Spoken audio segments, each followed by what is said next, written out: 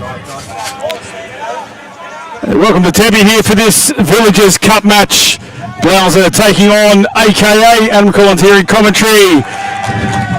Joined by Omar. Special guest commentary, mate. Thanks for joining us. You're welcome. Good to be here. So AKA with the ball now coming out from their 7 metres. Blouser in the white strip. It's 0-0 at the moment. As we see roll ball right on the sideline, keeping close to the touchline, just trying to get momentum up over the halfway line. AKA roll on. I'm glad they call themselves AKA. The pronunciation of the village was quite tough for this white fella.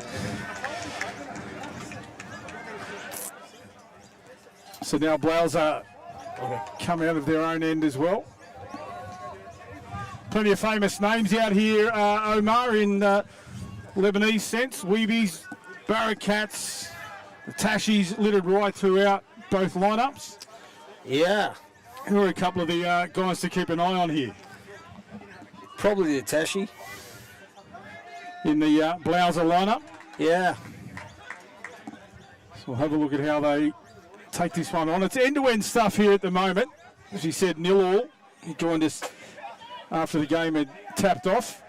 15-minute halves to this one. And I believe the winner of this one goes through to the final of the Villagers Cup, where they'll take on Kadam. So that to look forward to. We've got plenty of action coming your way from Tempe. Internationals between Lebanon and the Cook Islanders. As we see AK onto the attack, 7 metres out, little split ball, nice pass to the link, who's hit the line hard. And all clear, signalled by the on-field referee. And that's the opening try to AKA. So how do we see that one, Omar? We'll pick it up. Yeah, that was great work. The Barakat boys involved in that. Yeah, just great support. Great try. The little split through the roll ball, and then that nice shift to the link, who was hitting the hole, doing exactly what a link should do. The straight line run, the opening try there to AKA. So it's Blouser now on the attack from the tap off. That's Luke Tashi there. Ball in the hand now of Jonathan Weeby. Keep an eye on him.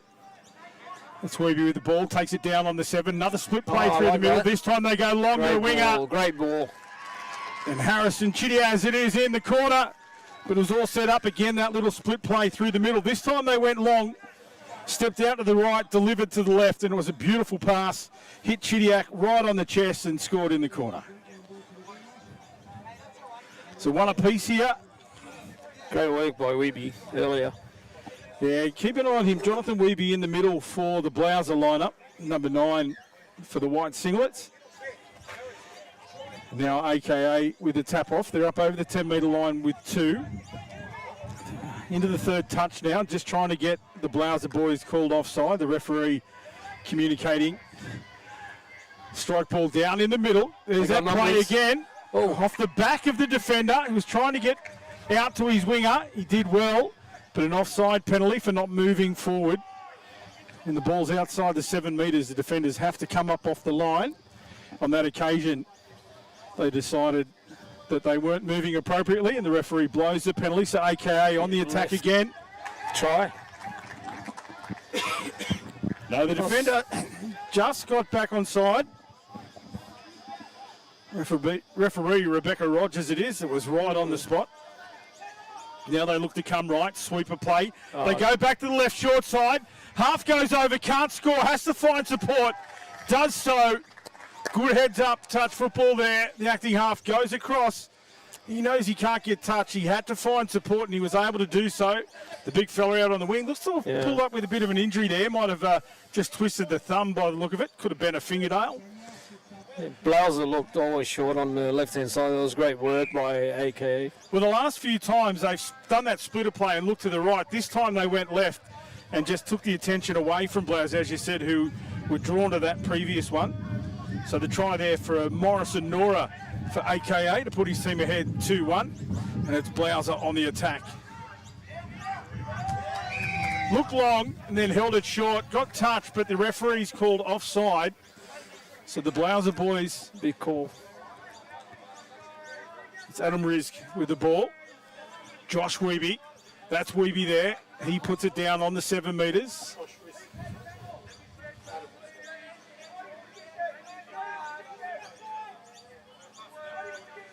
Weeby. Sweeper play. Oh. That was Jonathan Weeby coming around. He gets it down after a little Good juggle. ball.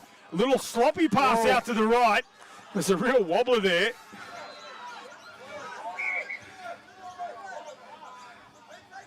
They're claiming a forward pass here. You can see the Blouser boys there on their feet.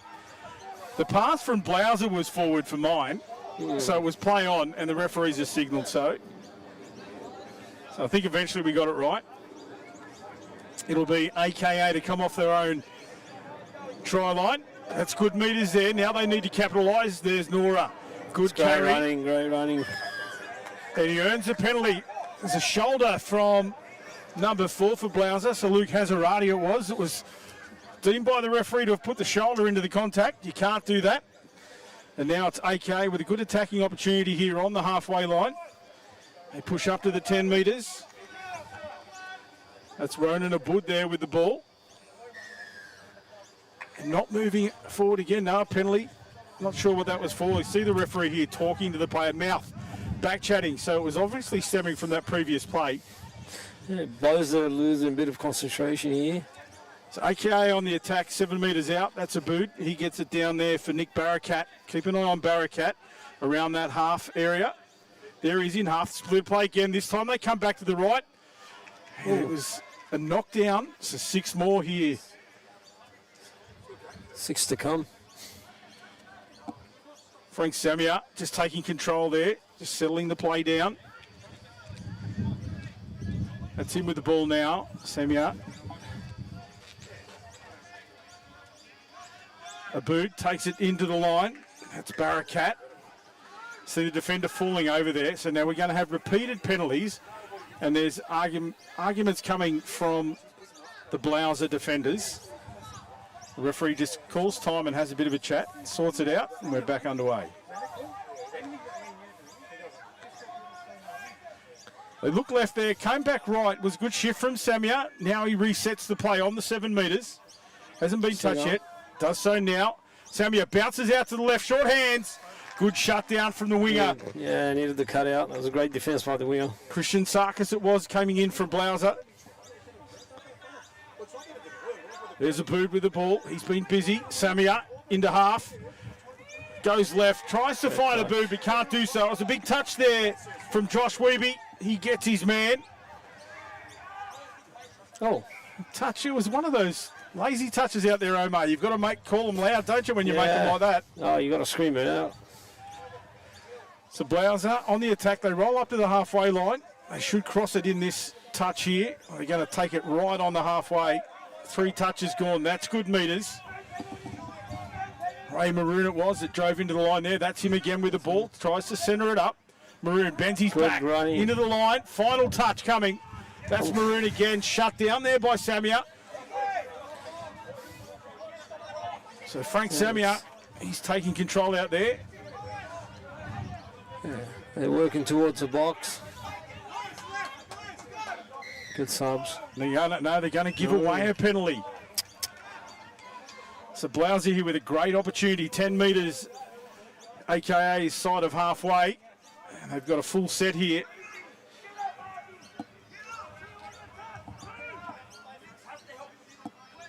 Daniel Weeby there centres it back inside now for Martin Weeby.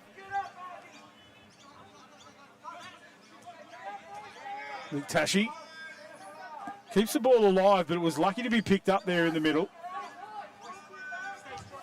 7 metres out, strike dump, split play. They go, look left, come to the right, dive over. Little heads up, touch football there. Raymond Job Weeby it was. He looked like he was going to go left and then just propped off that left foot, got down low and under the despairing touch of the defender. And just like that, we're all tied up for 2 apiece here, Omar. Yeah, that was a great try. Reminds me of some of the plays of the past, some of your best moves, mate. I was going to say Stanton. Yeah, that was his specialty. So now it's AKA back on the attack, 10 metres out from the Blouser line. As we said, 2 apiece. 15 minutes a half, and the winner of this game goes on to the final. Oh, yes. It's a long ball. Did he get it down? No. Oh, Morrison, Nora, referee was right there. He said it was juggled. Nora claiming the try, but can't get the call that time. Wow, it's tight, this game. It's exactly what we expected. This Villagers Cup contest here. Blouser and AKA. Blouser on the attack, trying to find space, but they can't. The AKA defenders are up to the task. He just lost his footing there. No impact by the defenders. Now the AKA boys need to bend their back as well and drive into the defence. Try to get some metres. They're isolated out there. There's not too many bodies. This is better. That's great work. Yeah, big carry that time. Barricade. They got him. Long ball. They look for the winger. Tap ball back inside was on. Can't control it. Great defence collapsing out there from the Blouser boys. Christian Sarkis it was. He's been tough in defence a couple of times. Yeah, did absolutely great just to get there. So now Blouser roll up off their own line. They're going to their sub box. They shift the ball into the centre. Sweeper goes around. A little bit slow here, a little bit clunky. Here's Josh Weeby. A little bit unorganised at the moment. Now he takes it into the line. Not square was the call by the referee. Our three referees for this one: Pierre Abu Wahab, Rebecca Rogers and Sam Piper. On that occasion, the ball wasn't played square. You have to be facing your opponent's scoreline to correctly roll the ball. The referee said that one wasn't. We see good defence that time from the Blouser boys. And that pressure forces a turnover from AKA. This is a great chance for Blouser. On the halfway line, just the one touch gone. So they'll centre the ball up once again. Ray Maroon takes it into the line. That's Raymond Weeby there. Raymond John. In half, he's already scored one. Long ball out to the left, it was on the money. I think it was down. Yeah. Harrison Chiniaz puts his team in front. Great work by Blouser. But what a money ball there. That pass from the right to left. We can see it here on replay. Raymond John Weeby it is. As I said, he'd scored one early. That was right on the money, mate. You can't get him any better than that. It's great work by the wing to get it down. And right on the stroke of half-time, Blouser take the lead over AKA 3-2. As we said, the winner of this one goes through to the final of the Villagers Cup. All that action coming your way. We've got internationals coming up next. But stand by for the second half. We'll take a quick break and bring you all the action here from Tempe Velodrome for this Villagers Cup semi-final.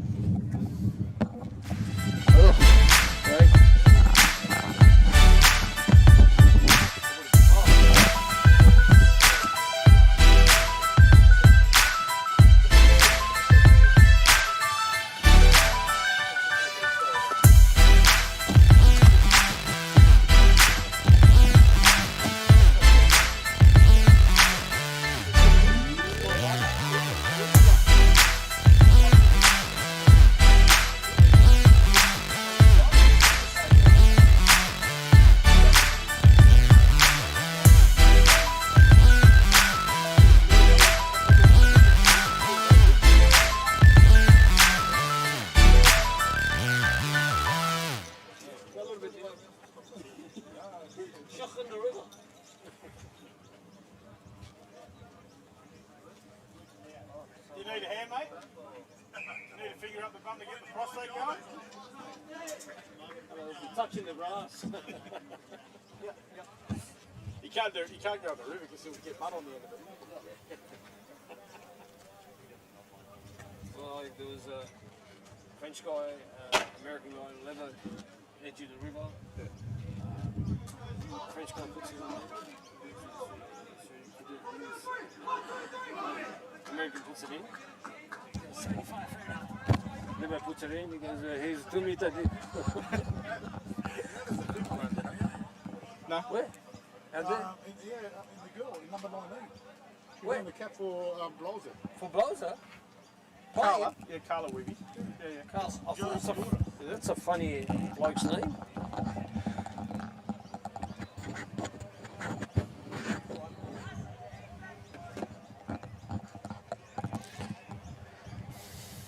We're back with thanks to El John and NRMA.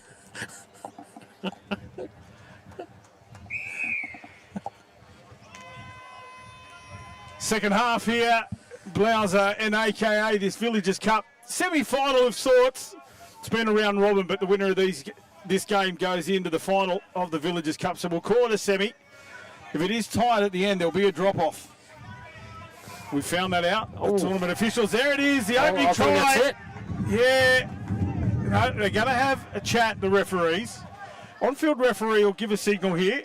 No, calls the touch. Wow. It was tight. Very awesome. We'll get a replay here, Omar. Let's have a look at it. So, didn't seem to be anything doing there. They were lucky to get away with that one. It was a forward pass, but now that ball off the ground. Yeah, good to touch. Good touch. Came from an onside position to make it. Referee was on the spot, but needed consultation. Oh, we see a defender slip over. Little slip ball out to the left-hand side. Go left, back right. Samia gets it away. And that's 6 to come. They look for 6 more, and I think they got the call. It was play on. No. So that'll be the final touch. Referee Pierre Awahab was on the spot once again. Didn't see the ball touched in flight. Called play on. Ball on the ground for too long here. Half court. It's great work. Good defence from AKA. They saw the ball was on the ground.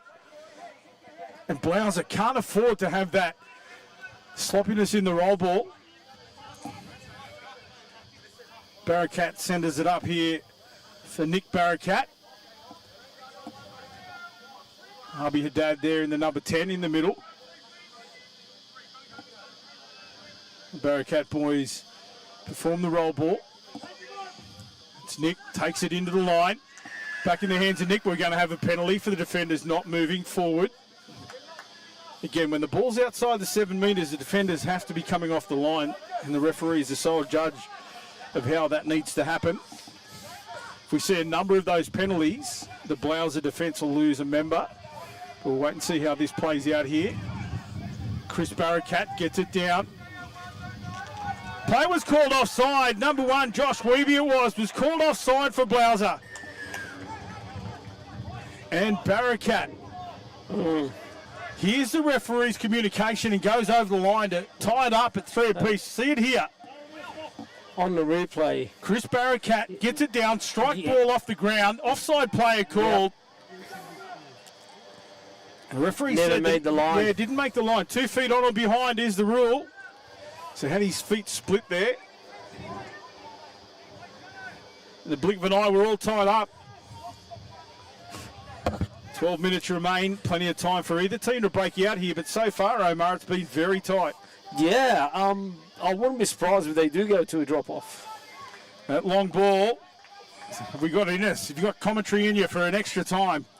As we see that long ball, it looked like it was going to hit the defender on the back again as he slid out, but it went to ground, and AKA bring it out off their own try line, tried to get away from the defender.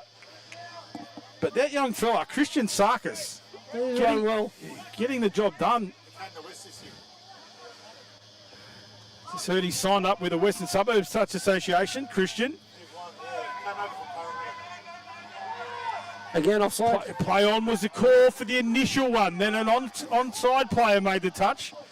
So the final touch affected by Joshua Weeby, which is the player that was called offside in that previous play. Here he is, into the line. Finds some space, takes it forward, cuts it up over halfway through a pass that didn't need to be thrown. Taken by Raymond Tony Weeby. Couple of Raymond Weebies in this one, so that's Raymond Tony. We've already seen Ray John. This is Blouser keeping the ball alive here. Nice carry into the line. Quick ball off the half. There's Raymond John Weeby. He's been dangerous always. Oh, he's hurt himself. Yeah, at the back goes Ray Maroon. Looked like he might have twinged a hammy there. He's back on his feet in back play. We'll keep an eye on him for all the Maroon fans at home. Sure, there's plenty of you out there.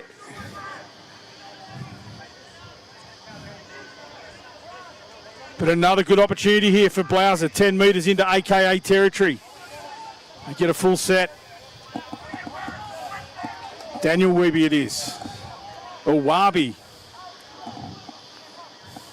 Weebies and the Wabies. I get them mixed up. There's Raymond John. Nice ball. Flick pass out the back. Play on to the call from Rebecca Rogers. And that looked beautiful. Great ball. What a ball to go ahead. Let's have a look at this one in replay again. Benji Marshall. Here it is. It's that pass. There's the money ball. Great ball. And scoring in the corner. I think that's Harrison Chidiaz out there. Well done. Great work by Blouser. 4-3 the score. Less than 10 minutes remain here in this decider to see who goes through to the final for the Villagers Cup. AKA on the attack, drawing. They'll have to dig deep. Nice ball. Link hits a hole, gets it down quickly. Wow. That's a good transition. He had to reach up high to take that one. Was able to get it to the ground in one motion. Let's have a look at it. I think it's Luke Hazarati. Keep an eye on it. Yep. No, sorry. Xavier Naban. Nice ball from Samia. And then it was Xavier Naban who got that one. Ties us up again for all. What a battle between the Villagers here. Blouser, and I believe, is it Fashkhab? Is that how we pronounce that one? They're called AKA here on the sheet. Yeah.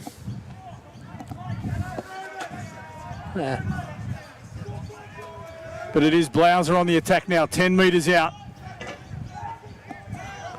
Nice long ball, but in there to take it was the AKA winger. Now he takes his team forward. The new West recruit. Yeah, the Western Suburbs, the Western Suburbs Scouts will be out here today for sure. As we see these two teams fight it out for their village pride. Off the left foot goes John Boutros. And they go ahead. It was Boutros that found the line. And then he picked up a support runner. I took my eye off the game for a split second there. Let's see it here in replay. Splits left, dummies. That's Boutros. Numbers. Yeah, just hits that link. Can you pick his number up? I couldn't quite see who it was.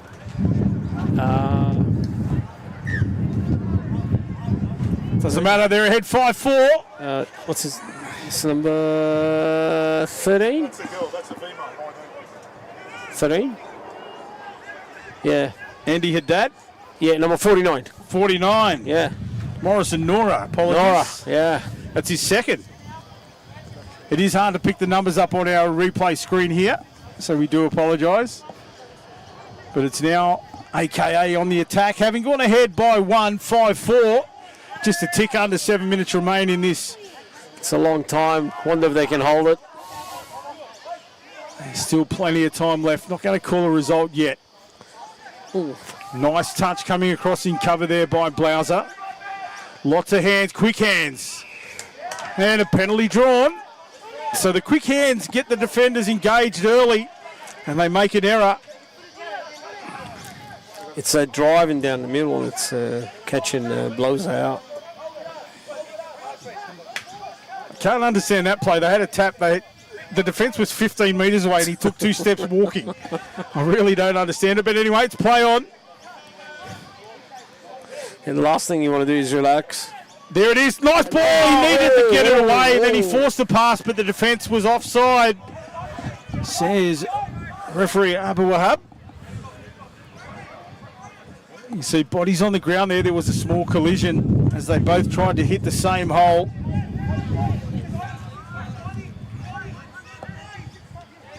And Samia takes his time.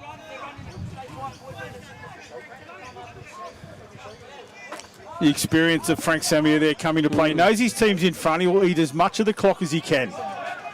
Back to Samia. Again, he just centers it up. Back in the hands of Ronan Aboud. That's Boutros. Boutros with a little dance step, but the touch was made. Jonathan Weeby. Great recovery from Weeby. It's a boot. Samia looks long, then tried to get the ball around the back of the defender, and it was knocked to the ground. Pass didn't quite find the mark, so a changeover off their own line. Blauser up to the halfway, or close enough to the halfway. Jonathan Weeby. Touch made there, a metre short. 3 touches gone. They need to get deeper into the half here. They have to push. That's better meters. Now they get a strike play. Nice ball out to the left, but numbers there from AKA. They switch it to the right. Needs to let it go. He was caught in no man's land there. Didn't know what to do with it. Finally got it away, but it was too late. Oh, my apologies. Apologies. I didn't quite see the number. That's our young lady, Carla Weeby, out there. Just got caught a little bit off balance and wasn't quite sure how to release it. She got it away eventually, but it was a late pass there. She is jamming up. Great defence. Great defence, great defence. Good meters here for AKA. They push up through the centre. That's a good release. Cover defence. Cover defence from Raymond John Weeby. Omar, he's been exceptional, Raymond John Weeby. He's been in everything. Yeah, they're lucky to have him. He's a class player. So they come off their own line. That's a good little release as well. Extra metres. Now they get in behind the defence. Defence had to scramble there, but they need to make the most of it. That's Josh Weeby up over the halfway line. Fresh legs on now for Blauser. Takes it down 10 metres into AKA territory. 2 touches coming. Luke Tashi centres it up. Here. Nice ball into the link. There'll be 6 more there. It was a little juggle. There wasn't too much you could do about the defender. He came up into the passing line. Andy Haddad, the ball popped up to him and he, just a reflex action there, tried to take it, put the ball down. So 6 more here for Blauser. Yeah, if he didn't play it, that would have been a try. It's Daniel Wabi there with the ball. He gets it out to the right. That's a nice release off the ground. Link takes it forward. Had a winger unmarked, couldn't get it away. Morrison Nora, the winger, had engaged there to take the link out. But Blauser couldn't get the ball away. So that's Quabi. Okay, under pressure. Nice line. Try going begging there. Morris Tashi it was. He did a beautiful hitting of the hole, but it looks like he's pulled up a bit short as well. Hamstrings engaging. As we see the Lebanese women make their way around to this sub-box for the next game here. It'll be the international. Lebanon taking on the Cook Islands. Looking forward to that. But so far, we've still got 2 minutes remaining here in this Villages Cup match.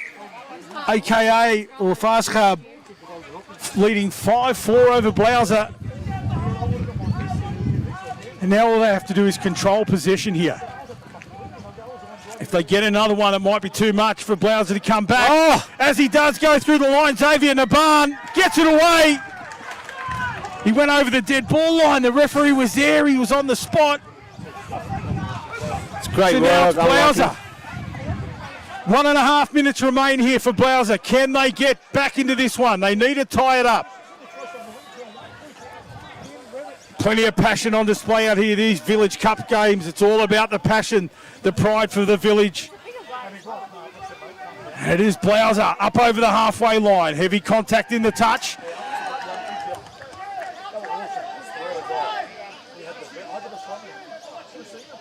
Referee Rebecca Rogers calls the penalty against the AKA defender. That eats up some time. So a minute on the clock here for Blauser. Can they convert? Jonathan Weeby, Nelly put that one down. We can see Raymond John there. He's about to engage in this play. Sweep from Raymond John. They cut him out. Now he's got the ball in hand, but nothing doing there. 7 metres out. Last 40 seconds. Raymond John Weeby gets it down. And a little roll ball error from Adam Rizk. And that could be all she wrote for Blauser. AKA, all they need to do is keep possession here. Hold it for 6. Soak up the clock. They'll probably run in towards the box. Get some fresh legs on. 15 seconds to go. They're slowing the play down. You can hear the Blouser boys. They want the ball back in play. I don't think they're going to have time here. AKA will see it out. 5 seconds. Oh, from half. Bearcat. Straight through. Bearcat, little sneak play. Will they have the final say here? They do. Oh, they do. Great finish. Mitchell Moses gets to try a little sneak play down the sideline from Bearcat. Great work. 6-4, AKA take out the Village Cup match. They'll make their way into the final. Well, they'll take on Carradom, and we'll bring you that action. But we've got 2 test matches before that. The Lebanese girls take on the Cook Islanders, but a great game there from AKA, Omar. We said it was tight, and it really was right till the end. That's the first time the result was 2 tries ahead. Yeah, they finished really well. They stayed in the game. There's a lot of pressure there. But wow, what a game. Well done to AKA. They make their way through to the final of the Villagers Cup. We're going to take a break and bring you all the action of the internationals here between Lebanon and the Cook Islands. Collins in fine form. Yeah. Yep, there we go. Very enough. Yep. Okay, Lebanon women's. Bang. Tony Tabulu.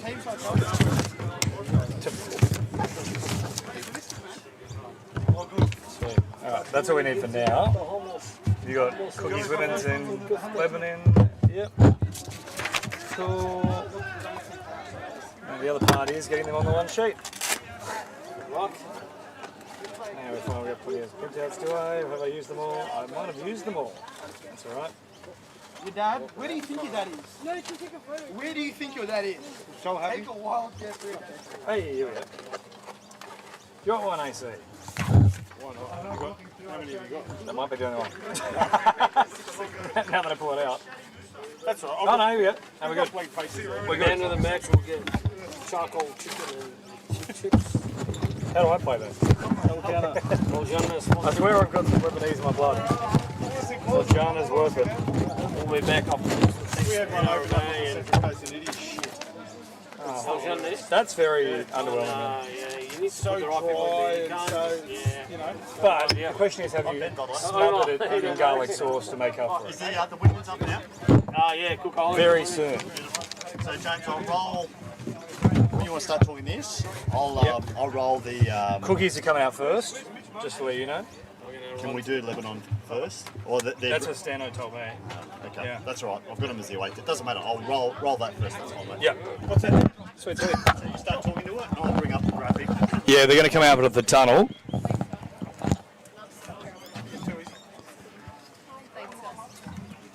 Okay, so cookies. If you want, I've got green and pink highlighters as well, mate, for identification. This is my, see, hey, do you remember that? Perfect, I use it all the time. Keeps all my stuff in it. Okay, so they're just 1 through 14, that's useful. 3, 4, 5, 6, 7, 8, 9, 10, 11, 12. Well, yeah, that's the big thing, right? I mean, look, Stanto does enough commentary that he'd be ripping into him about getting the right team list.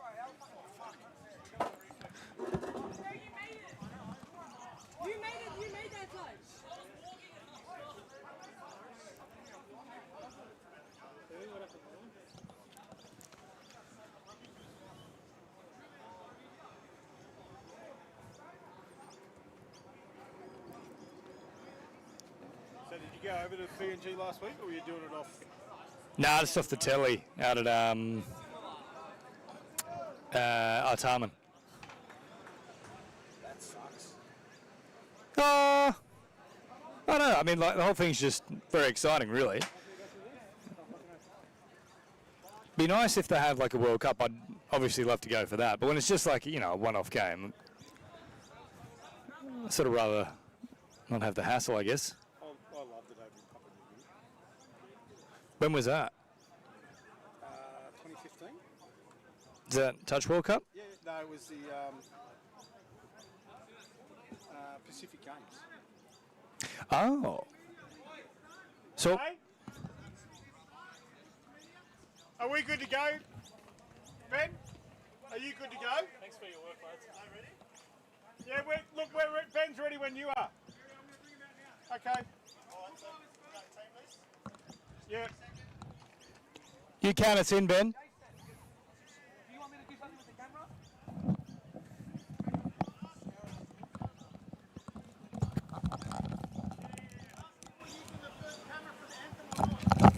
Benny, are we using the third camera for the anthem or not?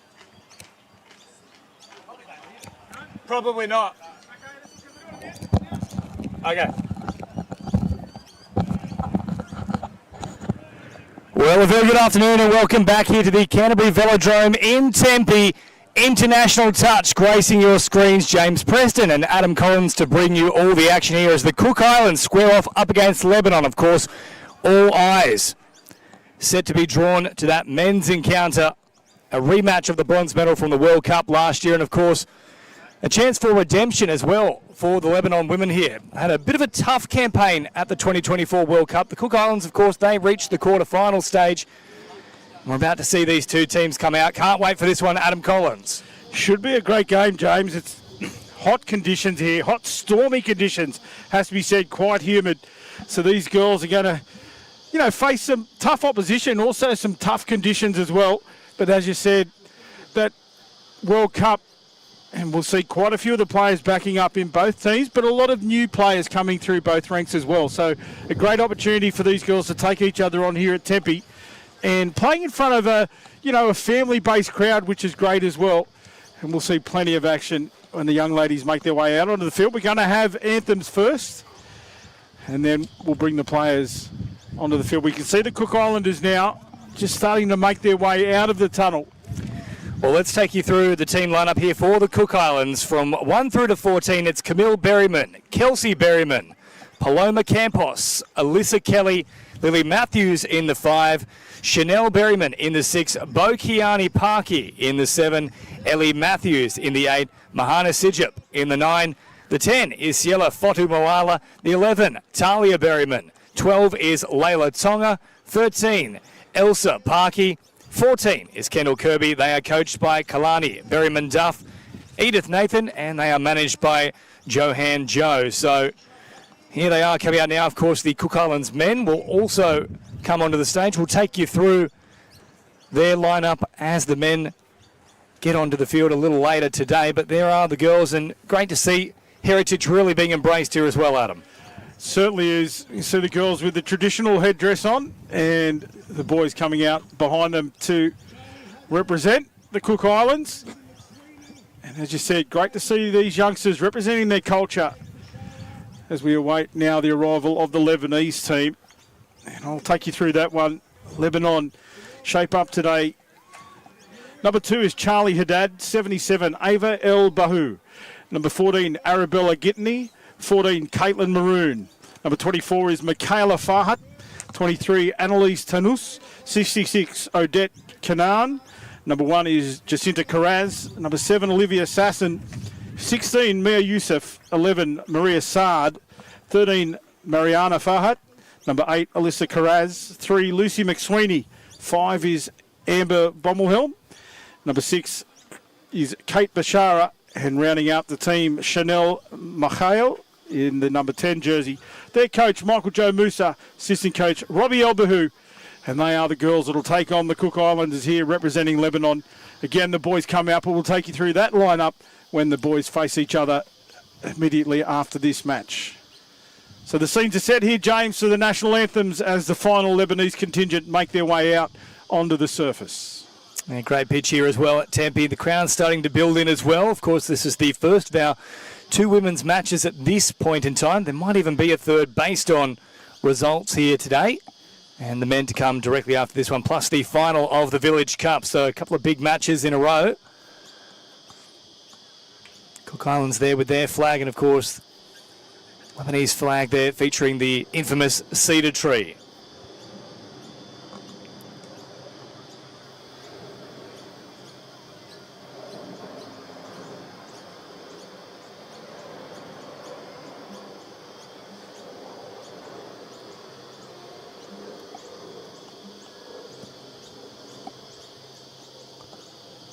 Both lines standing tall as we hear the anthem sound in the background.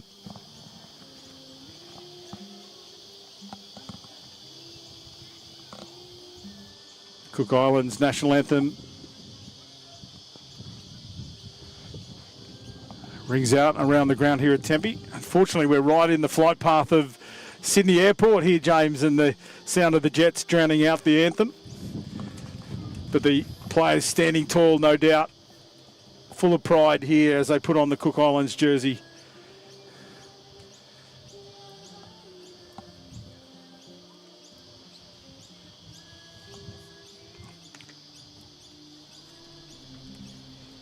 Cook Islands flag held high by the flag bearer in the centre of the field.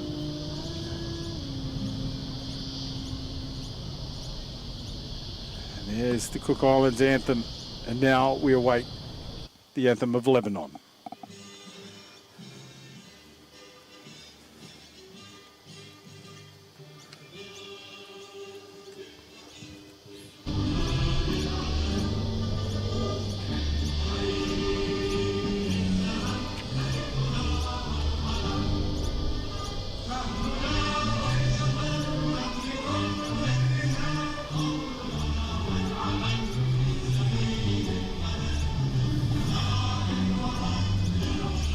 Lebanon players stand arm in arm as the anthem sounds in the background.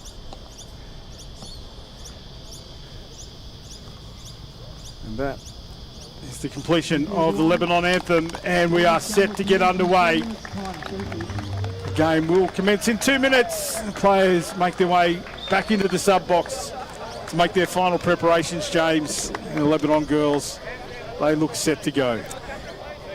I think there's quite a few Lebanese players as well who are in that mixed opens team that caused a few issues at the 2024 Touch World Cup. So we know that the women's side had some difficulties with just the 2 wins from their 9 matches, but there were some promising results with the mixed team with those players dropping back in. I think they have a red-hot chance here to really test the Cook Islands side. Nice little mix, as you said, players dropping out of that mixed division, but coming back down to play with women.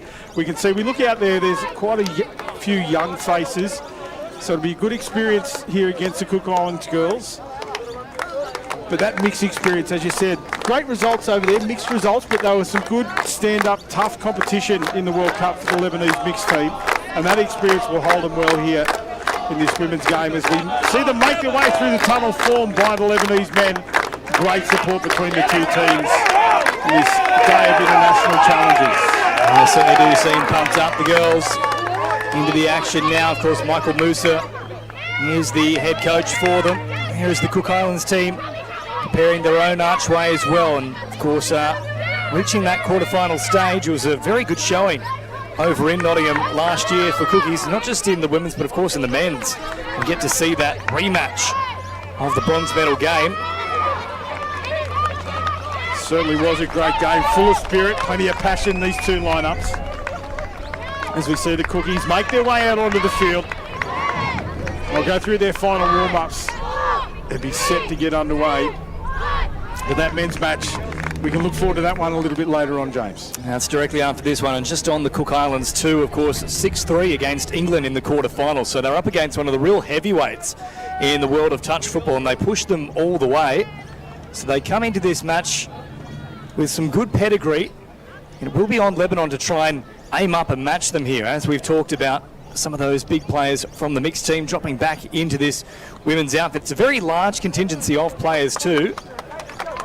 So as to whether they use the entirety of that big squad, that's the big question here for Michael Joe Musa, their coach. But I think it's imperative that they start well here, Lebanon.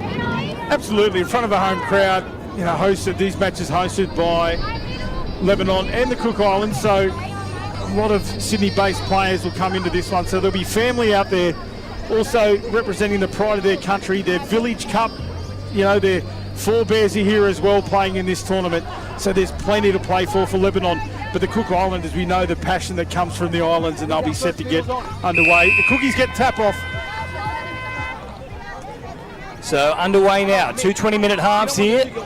Great to have international touch back on the calendar as the Cook Islands get first use of the ball here. Berryman will bring it forward and straight away an early error there. So easy for the referees to spot, especially with that bright pink ball at them. Yeah, certainly standing out there. Little fumble in the roll ball. Again, errors made, early errors. So this is just the nerves coming into play.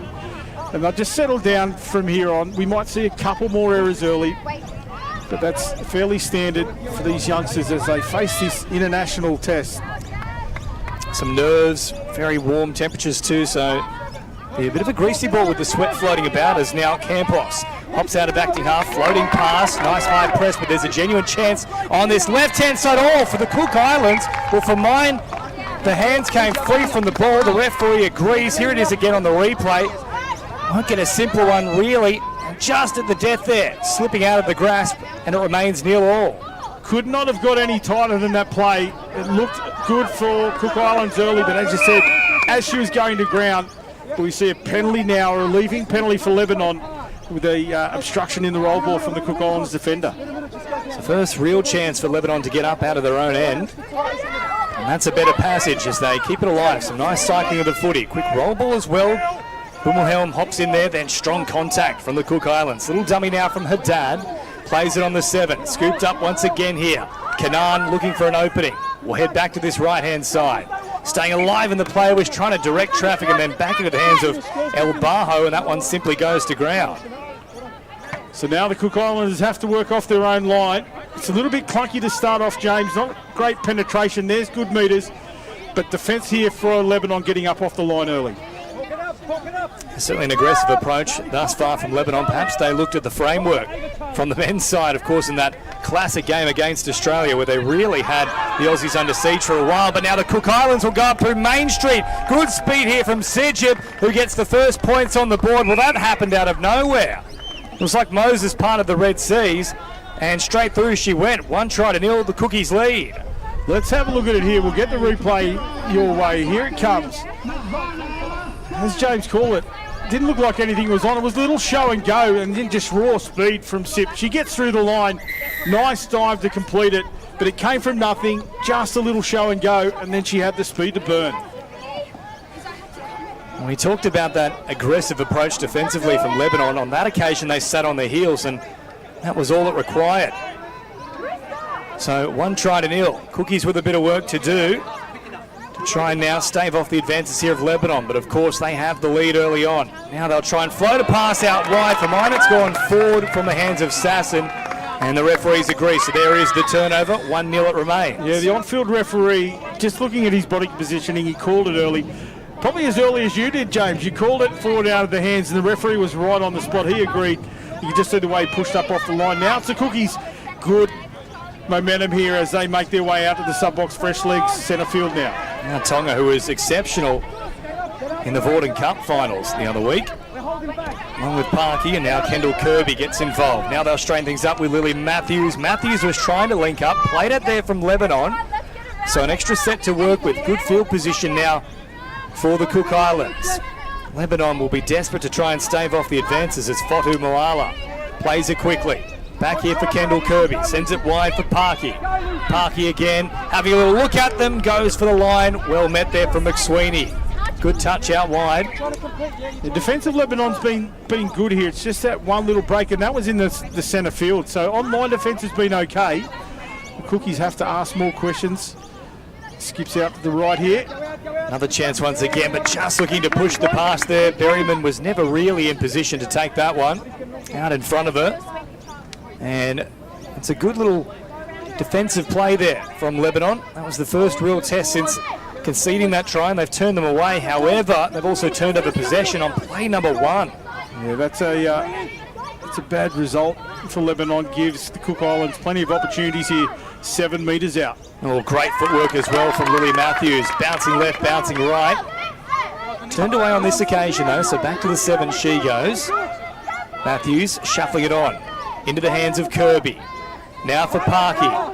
Kirby, Matthews under siege. Great read from Lebanon. Good pressure there coming up off the line, shutting it down. They need to do that. It's Kiraz who made the read. Now short play once again. Kirby floating over the top, found a great pass. It's backwards. They hit the line beautifully. It looks like Parky who's gone in. What a beautiful ball though from Kirby. Certainly was. We'll see it again. The replay coming to you on your screens. Let's take a look at it. It was on the 7 metres. They took a couple of steps back just to draw the defence up off the line. And then that long ball over the top, and just beautiful hole running from Pucky. Finds the space. They're out to a 2-0 lead. Early doors here, 14 and a half minutes remain in the half, but it's a good start for the Cook Islanders. Excellent start here.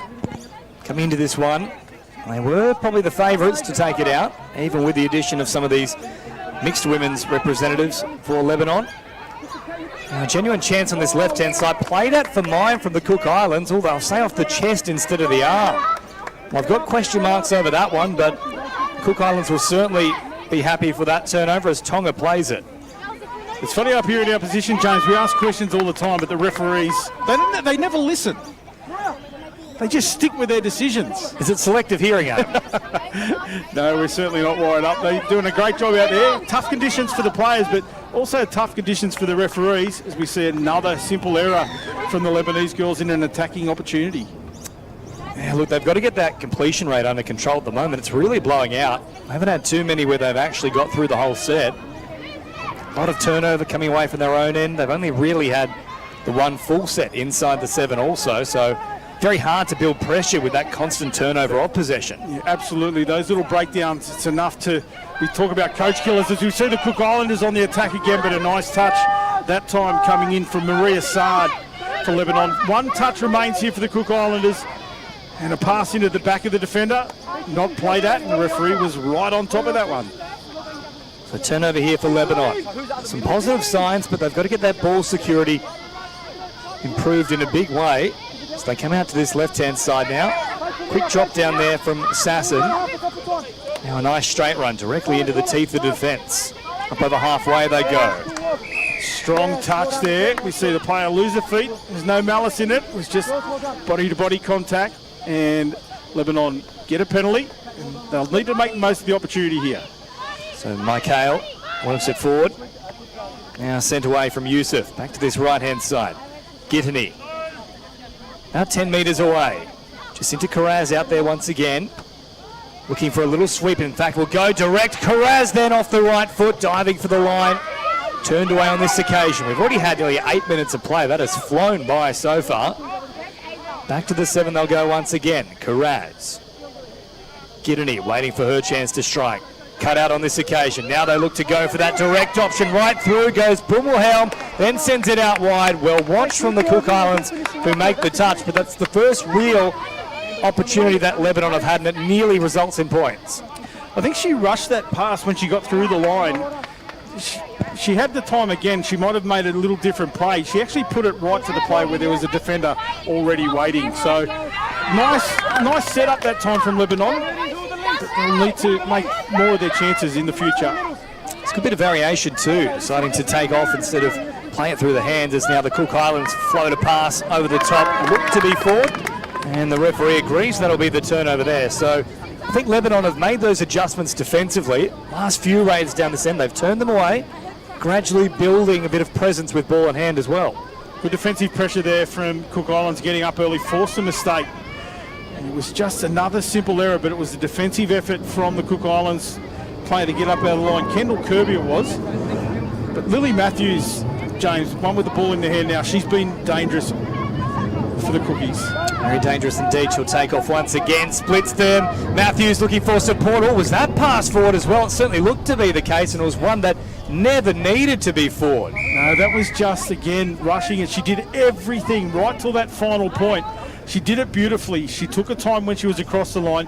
She found the player that released from the defender, but then unfortunately threw the ball forward. Fortunately though for Lebanon, once again, turning it away to the opposition coming out of their own end. I think that's probably the 5th time they've done so. Yeah, they haven't really made the most of those opportunities, that is for sure and certain. Putting the pressure on themselves, you talked about how tough their defence has become, but they've been made to be that tough. They've done plenty of it so far, as we see Matthews again on the attack. Back to Kirby now, backpedaling outside the 7. Matthews Scoops it up. Short pass. Oh, beautifully orchestrated there from the Cook Islands. Left foot step and nearly squeezed through, but a clutch touch right on the line from Lebanon. So midway through the count. Final mile it was. It got through the line, but a beautiful touch from the Lebanese defender. Final touch coming. Not going to call that. I thought he was thinking about a penalty. Nice little short pass, but the defence on song again. Charlie Haddad it was. It got up off the line that time and shut down the Cook Islanders. And another turnover here. Let's see here if they can get this set completed. So Lebanon working away from their own end. As you mentioned, desperate to get that completion. Played down the other end of the field. Still looking quite expansive though. Up along the sideline, they go into enemy territory. So first 3 plays are good here from Lebanon. Good metres earned. Now they're up over the halfway line, but she just runs into the back of the player in front. Half can't get caught, so now final touch coming, no 2 to go. Now Kanan takes off. She was out of acting half and then caught there from Matthews. So overall, an excellent beginning to the set, but they're just losing their way a touch here in the 7. That has been a recurring theme. It was when they got the fresh legs onto the field, the players coming onto the ground, didn't actually get into an attacking position, so I was a little bit stunned. They had to reset, and they weren't able to make that conversion. But much better on the platform, and they've set themselves up for success if they can keep doing that, as we see the Cook Islanders on the attack over the halfway line, and they've always looked dangerous from here. Little hop and a skip there from Berryman. Now taking off once again. Right through the middle they go. This is Campos in behind them. Finds Berryman in support once again. Well, she started it with the previous run. Was there in support. And as a result, the Cook Islands have a 3rd try here. They are well and truly in control. It's almost exactly the same field position as we saw earlier on, this midfield. And it was the same thing. Pick up from acting half this time. A little show and go. That split the defenders, and then she made the space right on the precipice of the dead ball line. But as you said, found the support player and try number 3 to the Cook Islands. So great work there from Berryman. Of course, we got quite used to saying that over in Nottingham. Berryman tearing them to shreds. Certainly did. And what a great name in our sport it is. The Berryman family had plenty of impact, not only in touch football, but rugby as well. And representing proudly the Cook Islands here today. A couple of the Berryman family, and we'll see some in the boys as well. But at the moment, the Cook Islands are in front, but Lebanon have a good opportunity here with a tap on the halfway line. So finally a bit of field position here for Lebanon. Must try and launch away though. For mine, that could have easily been a touch pass. They'll say play on for now. Picked up there is Sasson, who plays it and now receives it back once again. High line though from the Cook Islands. Plenty of aggression in their defence. Parky was the woman stepping up, and now Kiraz will drop it down on the 7. Flat pass here for Sasson over the top. That's better from Lebanon into the arms of McSweeney, who goes in, and Lebanon are on the board. Beautifully orchestrated. McSweeney played the perfect role of a winger there. She just held the rail out wide. The wing defender had turned her body in, so she knew she had space. All had to be done here was deliver the ball on spot, and we're able to see that. That's a beautiful long ball. There she is, hands up high, got it down to the ground quick, beautifully executed. They're back in this one, 3-1 the score. Well, how good is it to see international touch football right here in New South Wales? 2 proud nations teeing off against one another. Lebanon finally on the board, 3 tries to 1. McSweeney breaking the duck as now forward comes Matthews. Plays it very quickly here for Kelsey Berryman. Back to this left-hand side. Berryman once again searching for an opening, finds it all. Popped a pass into the arms of McSweeney. Had she taken it, it would have been a 0 touch, but instead a whole set to try and defend now for Lebanon. There was a massive bodies all within a 2-metre radius there. There were so many people in that one hole. And unfortunately for the Cook Islands, it found the Lebanese defender. They shut it down, Lebanon. Tough call coming up here. This defence from Lebanon has to be on song. Danger signs. Played here from Kirby, now back to Matthews once again. Nice. Lovely delay on the pass from Matthews. Links up with Layla Tonga. She's got the ball on a string at the moment. 4 tries to 1. The Cook Islands, they look so threatening every time they come inside the 7. And it's Lily Matthews again. We see it here. It'll be this dump on the 7 metres. Good release. Matthews has the ball in hand early. The link play going out. She had to turn her body in. Matthews with just a little bit of hand movement that engaged that link defender. And then it was all that was needed. Nice hole running and great try to the Cook Islanders. And it doesn't seem to matter whether it's women's, men's, mixed, or even in rugby league or rugby union. You hold that ball in 2 hands, you're asking questions of the defence. You're making them make that choice. And Matthews has that art really, really well rehearsed. It's on display here for everybody. Matthews, as you said, holding it out in front, but it's that little subtle movement she was doing as well. Wrist flick just to see that she's engaged, ready to go if needed. On that occasion, that was enough to turn the defender in. Great try, Cook Islanders. Lebanon on the attack here with the final touch made. And the score remains 4-1. So inside the final 5 minutes of this first half, they'll have a short break in between.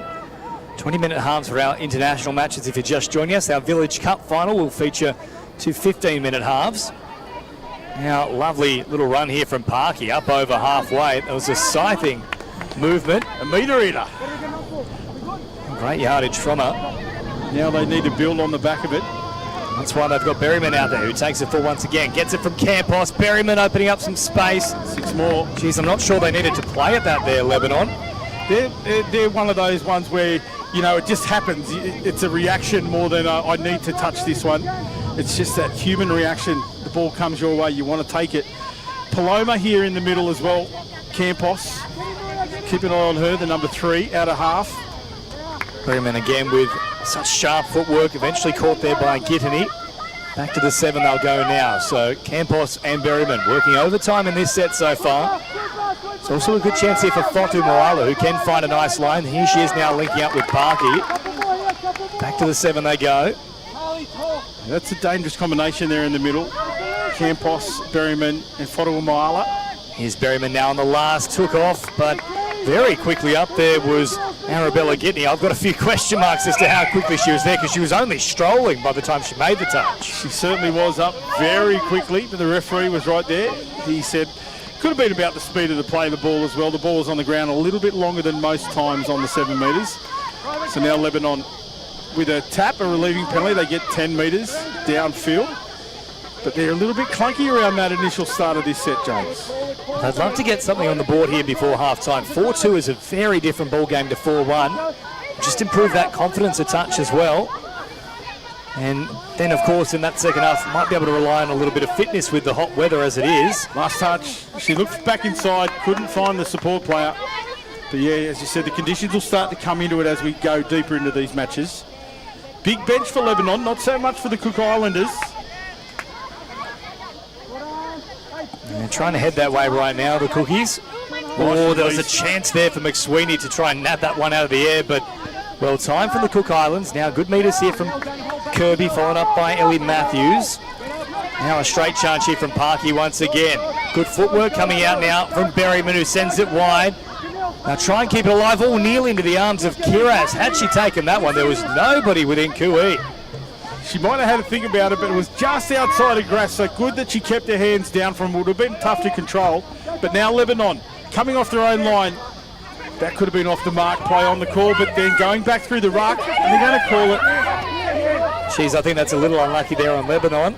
They're all claiming a 6 again. It did seem to be there was a foot in the ruck, but they won't get the rub of the green on that occasion. The pass was actually touched by the Cook Islands player, or it touched the Cook Islands player coming back through that ruck passing channel as she made her way back on side, but the referee deemed that she didn't make any play at it. So, you know, ref's call, and it's Cook Islands on the attack. Oh, Berryman back to Tonga once again. There was a chance on this right-hand side, but well jammed in from Lebanon. Ball hits the deck.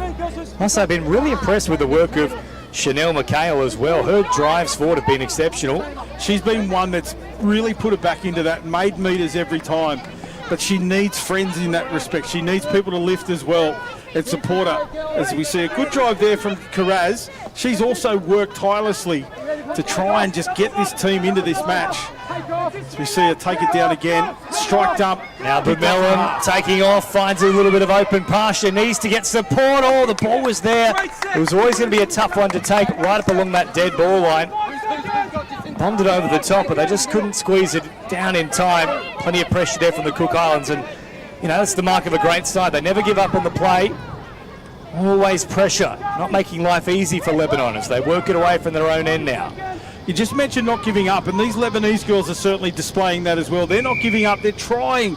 They've just got to find that rhythm where they all combine. At the moment, it looks a little bit individual, one-on-one, but if they can just come together as a unit, they'll really test this Cook Islands outfit. It's a quick roll ball here for Kirby. Now once again into the hands of Matthews, who's been the danger woman so far. This time decides to slow things up a touch. Waiting for that strike dump. Kirby will deliver now. Matthews back to Kirby, floats it over the top. Oh, it was there for the taking again into the arms of Kelly. Well, that would have been another nail into the coffin, potentially right on the break, but instead it will remain at 4 tries to 1. An entertaining and end-to-end first half. Certainly has. It's been riddled with a few errors from both sides, it has to be said. But as we talked about in the run of play, if Lebanon can just find that rhythm where they come together and combine, they're going to take it to the Cook Islanders here. But so far it is the Cook Islanders, and there's been a couple of individuals that have just been so strong. We talked about Lily Matthews, we've talked about Campos, and we've mentioned Fodu Moala in a lot of the run of play as well. So far the scoreline reflects, you know, the ascendancy of the Cook Islands, but this game's anybody's at the moment. Lebanon certainly not out of it at the break here. Cook Islands leading Lebanon 4 tries to 1. We'll take a very short break in all the second half action in just a moment.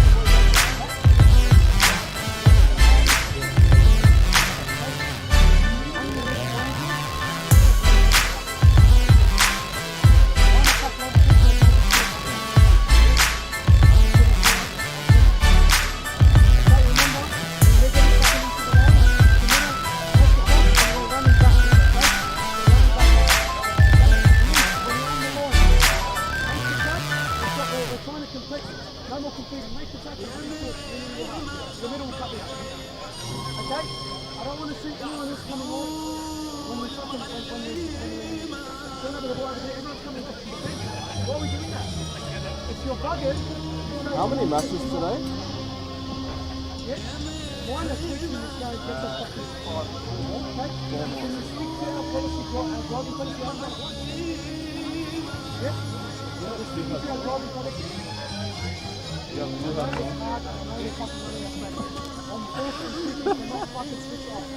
We fix those two things up, we're right back into this game.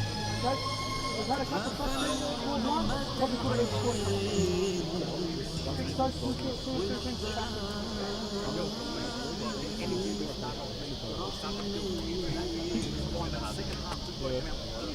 That's all I'm saying on the front.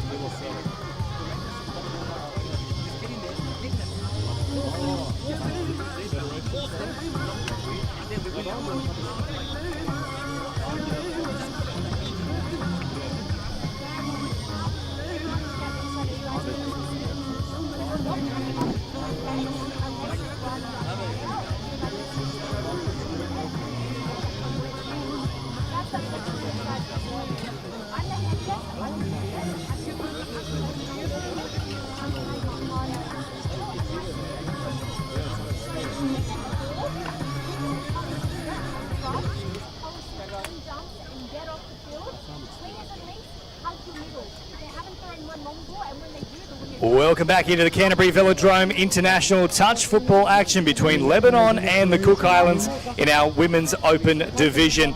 And the Cook Islands, off the back of some great work from the likes of Lily Matthews and, of course, the Berrymans, take your pick in that department. They have really found a home inside this Lebanese 7-metre mark, and they've come up with quite a few tries, Adam Collins. Certainly have, but as we said, there's been a couple of players that have stood tall for Lebanon as well. Shout out to Chanel Mikhail, who you called in the run, and we can see the replays now. Just some of the highlights from the first half. Lebanon here putting some pressure on. That's good meters, but then that little interference in the roll ball, and they're claiming a turnover. The referee finally agreed, and that was just a little bit clunky there from Lebanon. There's that long ball again. That was the end of the match, end of the half, sorry. It was right in front of that player, Kirby. She couldn't quite take it. went through the breadbasket, but that would have been a fitting end of the half there for the Cook Islanders. And of course, not the only try they've let go in this one. There could have been 2 extra runs on the board for the Cook Islands, but finally they got it right up through the middle. That was the one where she went through the line and did everything beautifully. Was right on the dead ball line as we're back with live play now. Lebanon with the tap-off. So great stuff there in that first half from the Cook Islands. 4 tries to 1, they lead Lebanon. Looking for an early response on this occasion. Short pass now. Provider once again. They'll hit the line hard in the form of her dad, who's turned away. Quick roll ball once again. Looking back through the middle. Karaz finding a good line. Was it a great line? No, just shut down in time. So Cook Islands. Nice little bit of jamming there. Karaz certainly found a gap. Back to the 7 she goes now. Last one brought up, and unfortunately a static start here for Lebanon to try and conjure up some sort of miracle. They can't do so on this occasion. It was a good start for Lebanon. Unfortunately not able to convert into points. The Cookies have to work off their line now. They're looking early to go to that sub box. So just after half time, they've done their defensive effort. Now they need to get fresh legs on for the attack. They centre it up. Good meters over the halfway line they go. So once again, Cook Islands, this nice cycling of the footy, really digging into the line before that late release. And on this occasion, Berryman was trying to do so as well. That was Talia on this particular chance. And now they come out to this right-hand side with Sip. And Sip is wrapped up. I think Sippy it is, in fact. Sipet. Sipet. We'll get that pronunciation sorted out for you. And apologies if we've mentioned it or dodgied it up throughout the run of play. But we'll get that right. So now Haddad playing it, and then once again, Ankle with excellent meterage. Bamella. Quick release there for Farhat. Last one brought up here for Lebanon. Better start to this second half from them. The completion rate so far 2 from 2, and of course they had some real struggles to begin that first half. I think it was probably the first 3 sets they had were easy turnovers. Certainly were, and now they have to work fairly hard here in defence. Try to keep the Cook Islands girls down in their own side of halfway. The Cook Islands girls go to the sub box for that subset. Now they get fresh legs on, and that's a good carry in behind the defensive line. Extra metres made, and then that little slip pass. They have numbers here. Matthews with a little dummy, and she's always dangerous, carrying the ball out in front. Once again, it was just that enough to show and go. Defence came up. I thought she had her, but then that little movement of the hands was enough just to turn her over and opened up for another try for the Cook Islands. Here it is, James. She's been the difference so far. She's been involved now in 4 of the 5 tries, and once again we're just seeing the wonderful guile that Matthews possesses, holding the ball in 2 hands. That little show is enough to just cast a bit of doubt in the mind of the defence and takes full advantage. 5 tries to 1. I know there's a long way to go, but I think Lebanon need to be next to score. Absolutely. I could not agree with you more, mate. They need to put some points on the boards here, and they have to be the next to score. And this is a good opportunity now. Penalty on the 7-metre line. So this is the best opportunity they've had for a long time in this match. So trying to set up a play here with Sard. Sard now, nice little bounce off the left foot, continuing to crab across to this right-hand side, but Kirby was all over her. Made the touch. Now quick release here for Gittany. Back to the middle for Sasson. Wrapping around here is Bashara. Bashara floating Nice pass. ball. What a ball from Bashara. That was a beauty. Into the arms it goes. That's called legal. And they are on the board as they needed to be, Lebanon. 5-2. Absolutely. We said they needed to be the next to score, and they delivered. It was a beautiful pass, but I think it was set up when just how well they controlled from the tap. Here we see the replay. No, we've lost the replay, but it was set up nicely. They controlled those initial roll balls, and then it was just that beautiful pass right on the spot, and the winger did everything she needed to do, hung out wide, hit the line hard. Try time, Lebanon 5-2. They're back in it. On a ball though from Kate Bashara. We haven't seen too much of that so far from Lebanon. Only 2 instances of the long pass. Both have resulted in tries. So if they can try and set up for that once again, I know there is some evidence there that they can certainly cause some havoc, but so too can Berryman up through the middle, who will bury that one into the turf. Another try, 6-2 the score. Beautifully executed. It was just that little draw out of half, and then the slip ball back on the inside. Dropped it beautifully. We'll see it here. Paloma Campos gets it down. Then the split from Kelsey Berryman back on the inside to Chanel. And that is try time, Cook Islands. Well done, young ladies. So just as Alyssa Carraz got the hit back for Lebanon. Berryman once again pops up. Right time, right location, and 6-2 the score. That pass certainly had a question mark about it. Let go on this occasion. Now Haddad once again works it forward. Kanan in an acting half. Lacking a little bit of direction in this set here, Lebanon. Now play it quickly now through Tanous. And then Kanan again, trying to use her footwork. Got away from the first defender. Played quickly. This is better now from Lebanon, but they'll turn away from where all that support was. Kanan had to go left on that occasion. She looked quick on her feet. She's got good footwork, but just not able to engage out with the support players around her. And you mentioned there they looked a bit clunky, a little bit broken down. I was going to say in that defensive effort up there as well, the lack of communication and the lack of that sort of engagement between players is what's really lacking for Lebanon at the moment. See, I'd like to get Kanan and Bashara out there at the same time. That quick footwork, the angle changes from Kanan, combining with that big long ball from Bashara. I think that's where they've got their best chance here, Lebanon. As last one is brought up now for the Cook Islands. Again, looking dangerous, holding in two hands there is Talia Berryman, who tried to squeeze through, but well turned away on this occasion from Lebanon. Yeah, Mariana Farhat stood tall there in defence and knocked that one down. There's some more good metres from that young lady we mentioned earlier, but unfortunately she was trying to get off quickly and didn't control the roll ball. Fortunate there for Makel. As now Parky sees it back once again here from Talia Berryman. Berkiana Parky there. They go away from her and take it out to the right hand side. There she's with the ball now. Great pressure there as well from Lebanon, rushing in and putting a stop to things was Bumelum. Parky up towards the 7, plays it quickly. Berryman takes off, big gap once again. Now Berryman looking direct, had a bit more time than perhaps she realised. Could have really dug deep into the in-goal and then looked for support. Yeah, we saw that earlier on too, just where they rush that final pass or they make those poor choices. That time she had plenty of space, could have gone in behind the line, and again, we'll keep an eye on that because I'm sure that opportunity will present again. So 6-2 it remains, 13 to go, not out of the contest as of yet, Lebanon, but once again the equation remains the same. Needs to be next to score. Quick roll ball here from Makel once again. Kanan taking off. The referee. Well, they'll at least get the penalty, will they? No, in fact, it will be the turnover. I thought they were at the very least going to get it. In fact, Kanan will get a talking to instead. Yeah, I'm not sure I agree with this call. I've agreed with most of the referee's calls in this one, but the referee there was called up in the ruck and she didn't really give enough of the 7 metres. The play was offside when she made the touch, so I'm going to call that one, hard done for the Lebanese girls. Just watching Kanan come to the sideline, big smirk on her face, followed by the hands being thrown up. I'm not sure, but off I go. So it remains 6-2. Cook Islands again on the attack, and once more looking dangerous is Lily Matthews, who, you'd be hard-pressed to go past her for player of the match thus far, as now Parky turns it over, but just every single time Matthews touches it, something looks likely. Likely is the right word there, James. 100% agree there. Every time she has the ball, I know the defence will be thinking what's going to happen here. We certainly are. So she just needs to, bide her time and make those plays count every time she gets an opportunity. That was a 3-on-2 option there, but she chooses to hold. Kirby once again with that great footwork. Takes off, a little change of speed, then diving from distance.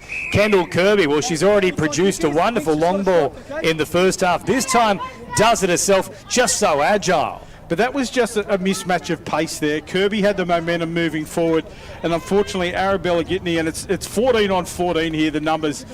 You can see here, that pass there, she had the momentum, and Gitney are not able to get across in cover. So the Cook Islands make the most of that opportunity.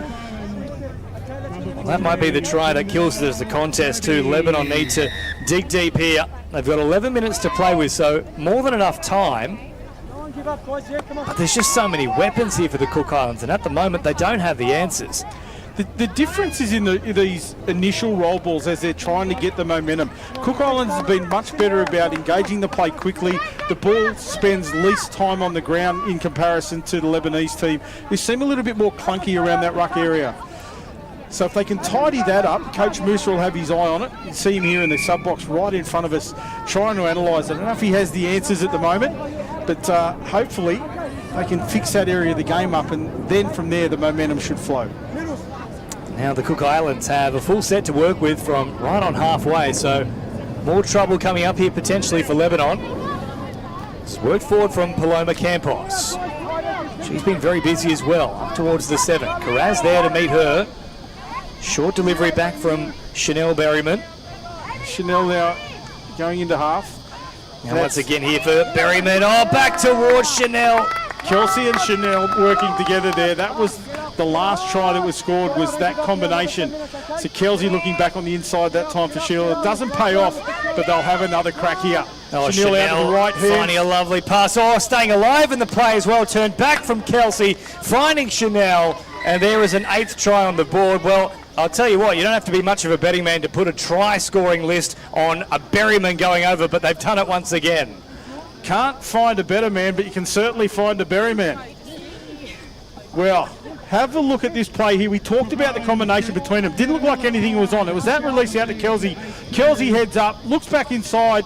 The defender had just switched off for a second, and that's all it took for Chanel Berryman to score again in the middle. Now the score blows out 8-2 in favour of the Cook Islands. It's great shots there, courtesy of Pro Studios. Taking us through all the different camera angles and the replays here today.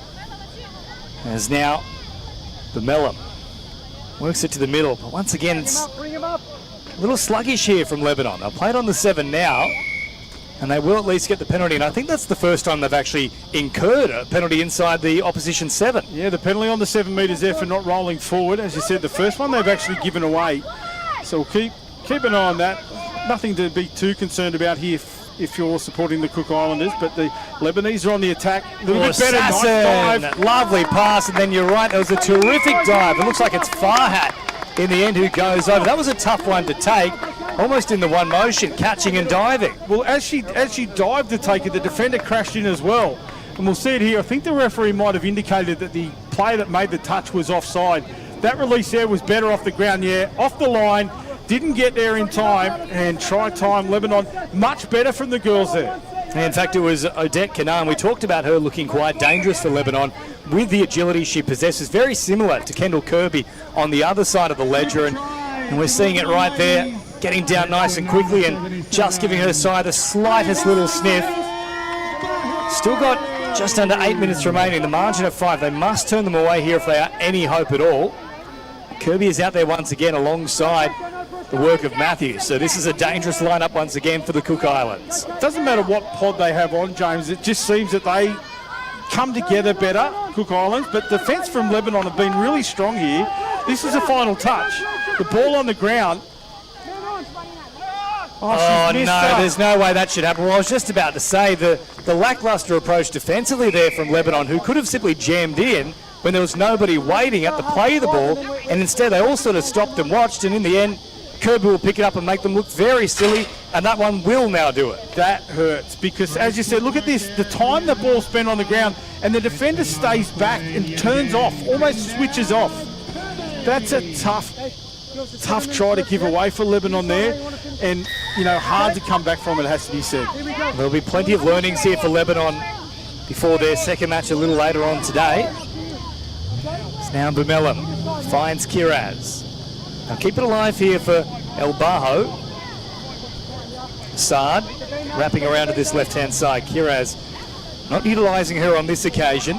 Quick play the ball. Now here is that sweep from Saad. Saad with a bit of speed. Oh, great speed, in fact. Stepped away from the work of Matthews. Well, she's going to claim the touch, but certainly from our vantage point. She called it early, so I'm sure she made the touch. It was down low on the feet. But as you said, that fast footwork. Now in behind the line, again, Lily Matthews called on to make the touch, but that was better signs for Lebanon. 6 minutes. What a match she's had, Matthews, not just with ball at hand, but you can see their back-to-back try-savers on her own line. Now, good meters here from Parky. Yeah, now fresh legs coming on too, but they need that. That's a good drive into the line, straighten up. Now they can reset this offensive line here. It's Campos in the middle. She turns it back inside. Meters for Chanel Berryman. She gets it down for Campos. A penalty against the Lebanese defender for interfering in the ruck. It's 10 metres out. The Cook Islanders on the attack once again. And it's the pod of Kelsey, Chanel Berryman and Campos Played down here from Berryman once again. Good footwork, still asking questions. Bouncing off the right, then the left. Collapsing quickly. Good touch here, though, from the Lebanese girls with just over 5 minutes to go. 7 away here. Static start for the Cook Islands to work with. I'll drop it down. Now looking to straighten. Campos staying alive through the middle. Even from these static roll balls, there seems to be more intent from the Cook Islanders. There's players ready to switch on, moving around the ball as we see here. Kelsey Berryman, that's all it took, that movement off the ball to set that up and just get that number advantage with the sweeper play. And it brings up double digits here, 10-3. The Cook Islands leading Lebanon in this opening international. You can see the replay here thanks to Inferno on the 7. Just backtracking out towards this right-hand side, quick release, and you know, it was a very simple play in the end, just timing the run well, change of pace, and just catching Lebanon flat-footed. The change of pace you called is the key. Her acceleration then was exceptional, Kelsey Berryman, and just executed it beautifully. Out to 10-3 now. The blowout doesn't represent the way or the effort that Lebanon have put in, but it certainly represents the effort of the Cook Islanders. What would you say is a pass mark for Lebanon coming into their second match? Is it we must get victory, or is it perhaps, you know, restricting the Cook Islands to say 6-7 tries and being within touching distance of that? I think it's to cut down the deficit the way they are at the moment. As we see Lebanon score again, and who is it? It's a young lady we've called quite often in the match. It's actually, I believe, Charlie Haddad there. So I know who you're thinking, which is Mikhail, who's just coming to the sideline there, but we've got the strapping on the legs. It looks like it is indeed Charlie Haddad, so she's gone over. But she's been dangerous as well. There are a couple of the players that we've talked about that have certainly brought speed and acceleration into the Lebanese lineup when they've had the opportunities, and she certainly had the opportunity there. So well done to young Charlie. But back to your question, mate, I think it's about keeping in touch with the Cook Islands the way it is at the moment.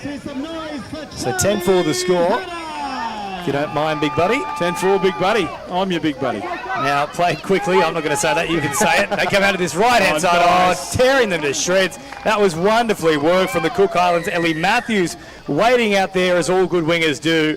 Simply had to catch and put it down, and brings up an 11th try for the Cook Islands. See it here. It's a simple game, touch football.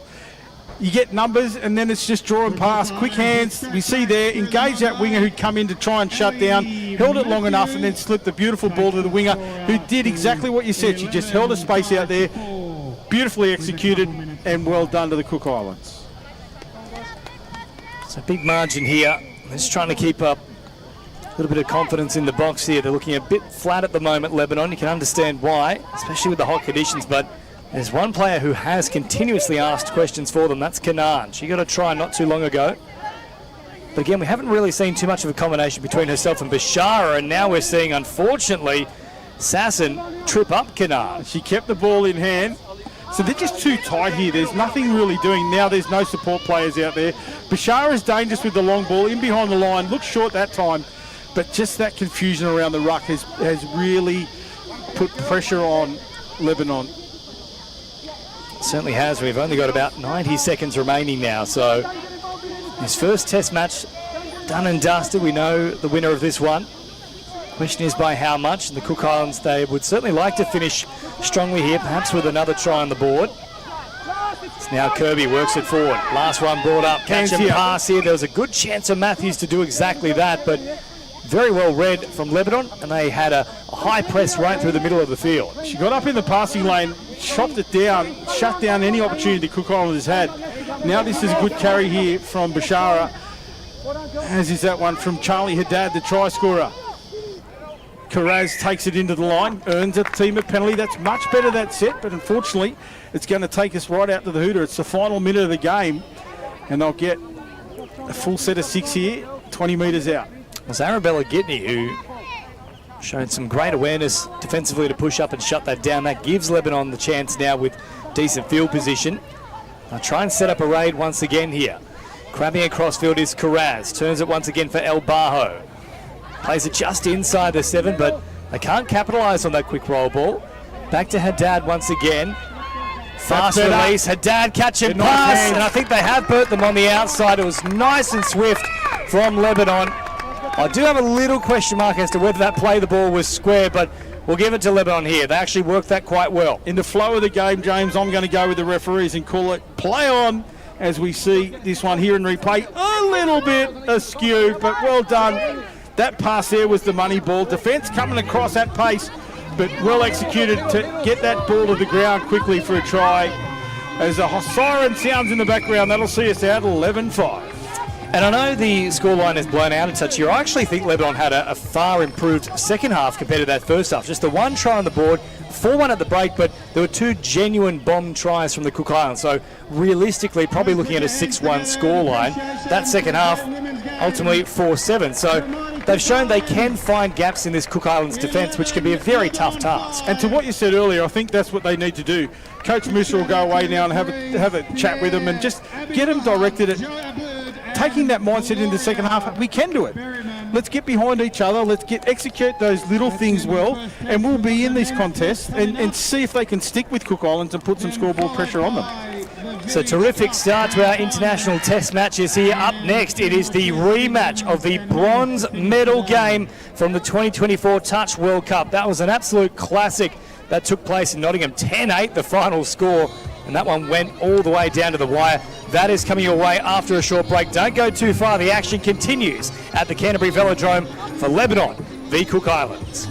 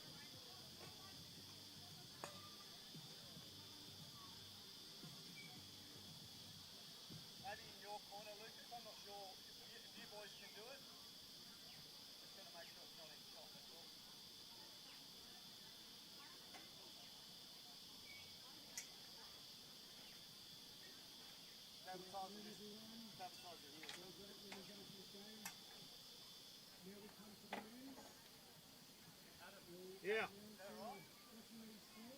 As expected. Yeah. Who was it? Tonga. Oh, there you go. Far out. That's what I was thinking. I was like, I don't think that's a Matthews if that's the case. Yeah. Bloody hell, that's annoying. That's very annoying. So we'll just correct it in there. And they said they made a late change this morning. Well, you got to bloody let people know.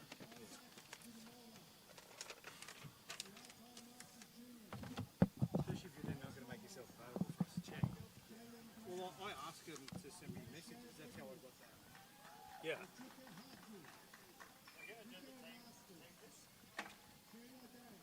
Sorry? Do you want me to flash the team list up? Yeah, in just a moment. Yep.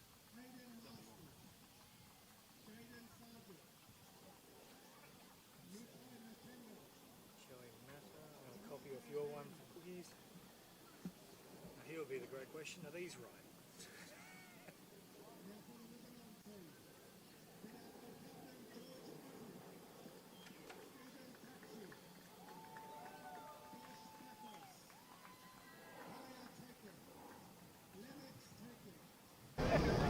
Andre Bakos, Junior Catalano, Nathan Bishara, Charbel Azzi, Luke Abuzia, Robert Knuckler, Ryan Goss, Luke Mansell, John Paul Catalano, Luke Maroon, and Joey Mata.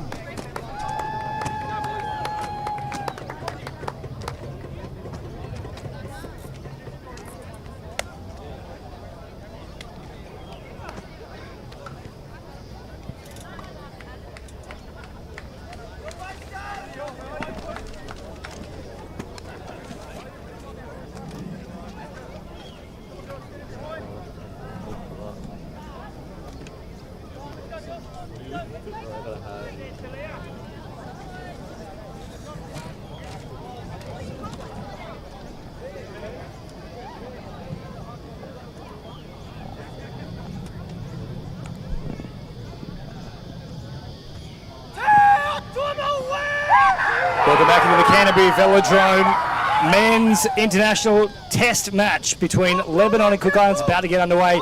This is the haka from the Cook Islands.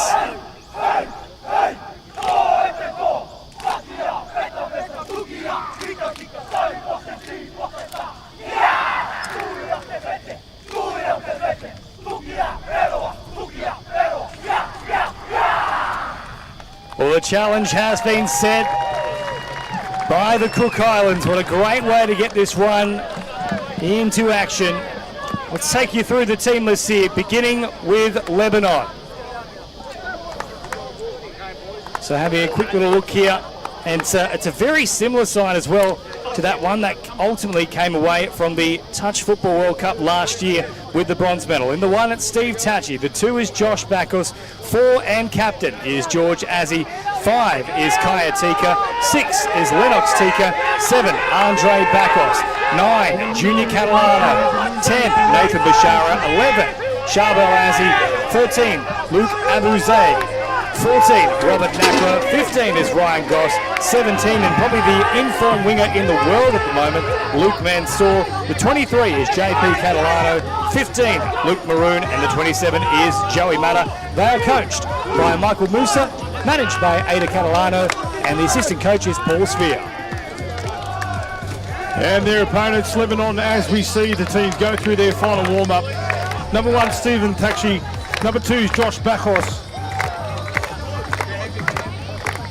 Oh, sorry, my apologies. Cook Islanders, James. We've got Tylan Berryman, number 1. Isaac Fodu-Mawala, number 2. Number 3 is Tuatai Masters. 4, Maxwell Masters. 5, Jaden Graham. 6, Horatio Edwards. 7, Whittaker Hatu. Number 9 is Rico Masters. Number 10 is Taina Day. 11, Jonte Brown. 12, Aiden Masters. 13, Jaden Sargent.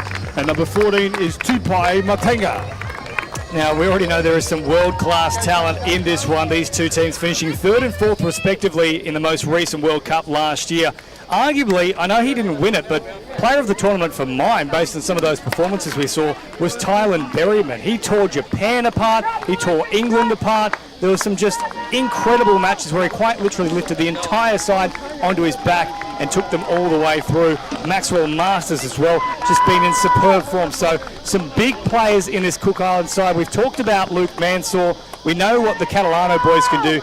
This one has all the makings of an absolute classic. It should be an absolutely sensational match, this one. Passion, as you said, they're going to bring it from the World Cup last year. Tylan Berryman, young fella, he's the captain of this outfit now. Played in the 24 World Cup, as you said, over there in Nottingham, and got to play again alongside his father, Harry, and that's an outstanding achievement for a young fella to now come out and captain his country. So we're underway here, the first men's test match between the Cook Islands and Lebanon for 2025. Great little carry here up towards 7. Look at the speed already. Slapped out there from Lebanon, so that will be a 6 again. And a good chance to once more set up a raid. So watch out here for the Masters and Berryman. This is Toitai Masters. Quick release here from Maxwell, and that one goes to ground. So they're looking to start with some frenetic pace, but perhaps a little bit too quick for their own good there. Yeah, they just switched off a little bit. That one didn't look like, it needed to be passed, but just out in front enough to go to ground. And Lebanon switch on here. This transition play fast feet onto the field. Now Catalano shifts it out to this left-hand side. JP Catalano, look at the footwork. Kept it alive on this occasion. Back in the arms of Lennox Tika. Two Tika boys on debut here, I believe, for Lebanon today. They weren't part of that World Cup squad. As that ball goes to ground, so Cook Islands stave off that first potential threat. Now look to get a little bit more expanses as they try and get fresh troops on the pitch. So they've both had an even upset there just to loosen up. Now we see a penalty in transition from the Cook Islanders. An error as they try to get fresh legs on the field. And this is a great opportunity for Lebanon on the attack, 10 metres inside Cook Islands territory. So here they go through Junior Catalano. Bouncing around. Releases quickly here for Lennox Tika. Catalano, Tika takes off. Just lost his footing. They'll keep it alive though. Sending it out wide. Here's a good chance now for Maroon, who tries to get to the corner. Cook Islands just shut him down in time. I think that was Rico Masters that got across there in cover to make that touch. Now Tika once again taking off. Turns it back on the inside. What a ball that was. Oh, somehow the Cook Islands stopped them. Well, that's sensational defence. Certainly was. And now pressure coming from Lebanese defence. They looked for a penalty there, the Cook Islands. It didn't go their way. Another collision. The referees are going to have to keep an eye on this one. As we see the Cook Islanders press forward up to the halfway line. Good penetration. Now come on the fresh legs. Good speed here from the Cookies. Lovely roll ball now looking to dig into the line once again. You mentioned the referees need to keep an eye on things. Well, one continual factor for every game that Lebanon played in that World Cup last year was playing with aggression, an up-tempo defensive style, not allowing any breathing room, whereas for the Cook Islands, they're probably a little bit more flamboyant the way they move the ball around. Yeah, we saw an advantage call there, referee on the field. Judge that the defender had got offside, got up too early, but they recovered enough to make a touch, so a penalty blown, and now Cook Islands is on the attack. It'll change over. And there you go, there is a bit of feeling here between Edwards and Tika.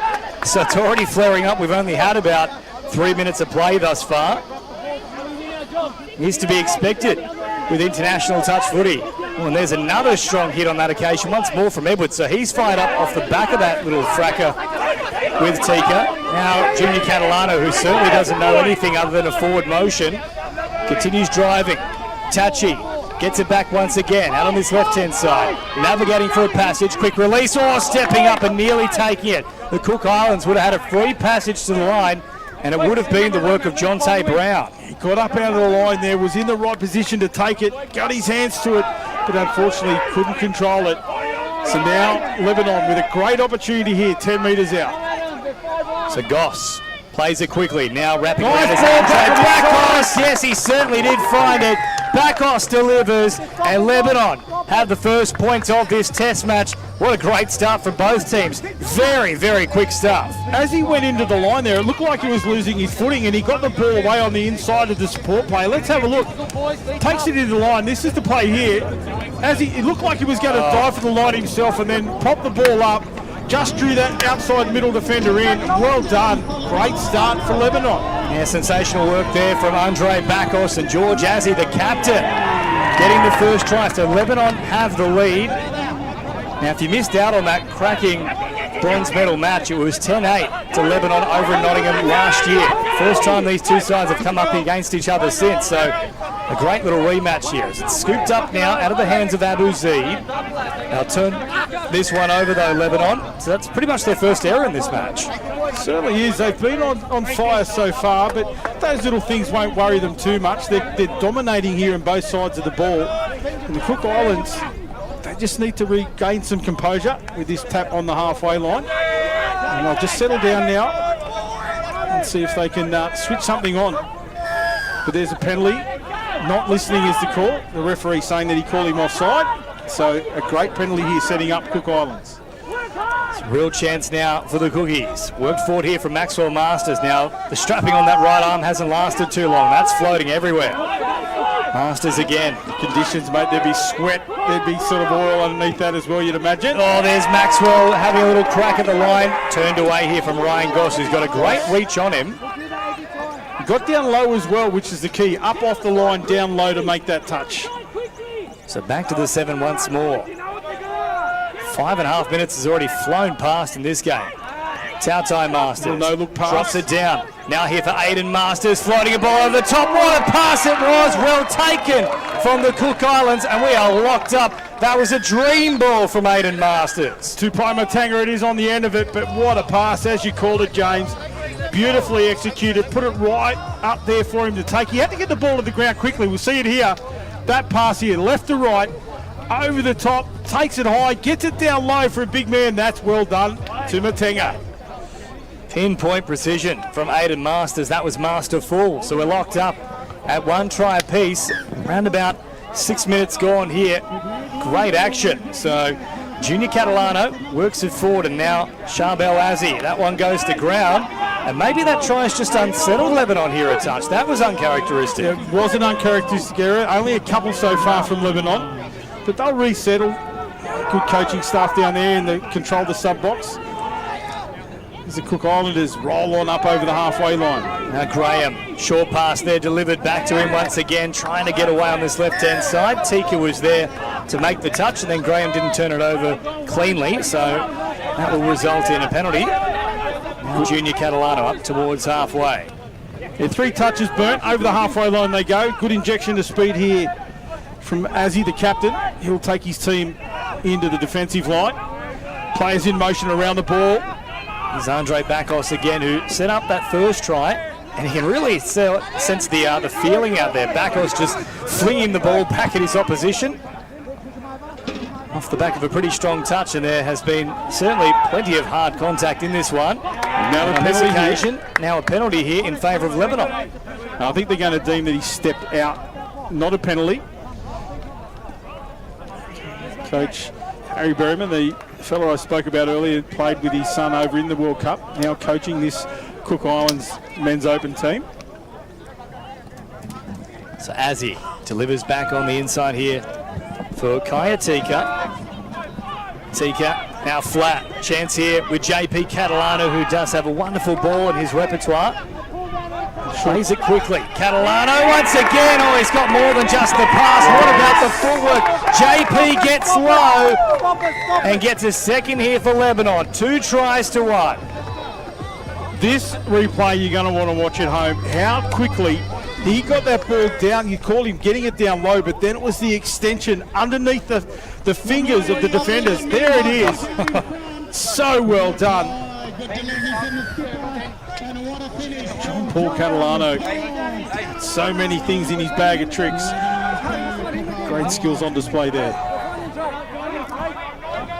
So now, 2 tries to 1, Lebanon leading. Cook Islands looking for a quick hit back with Tylen Berryman out there in the 1. Played fast here from Rico Masters. Nice now a chance on this left-hand side. Oh, for mine, they've got him. Well watched there from Joey Matter. Turned away, back to the 7 they go. Played quickly. Flung away here to Berryman, who simply rifles it out to this right-hand side. Easily shut down by Luke Abu-Zaid, and there's the turnover. Lebanon starting to get into their groove. Certainly are as they roll off their own try line now. Good meters here. Up to the halfway they roll. Tika once again, sharp movement, picks up 10 metres. Off the back of it goes Tachi, right up through Main Street. Goss, Tachi, quick roll ball, looking for Bakos, passive out the back, will they? No, instead they bomb long. Oh, there was the late man coming through. Well, that was who they had eyes on initially, but a nice bit of variation there for Lebanon, and Cook Islands forced to play it. Yeah, young Luke Maroon out here on the wing, he held his space and they just opened up inside him. Now they come out to the right once again, turn it back to the left, shut down in defence.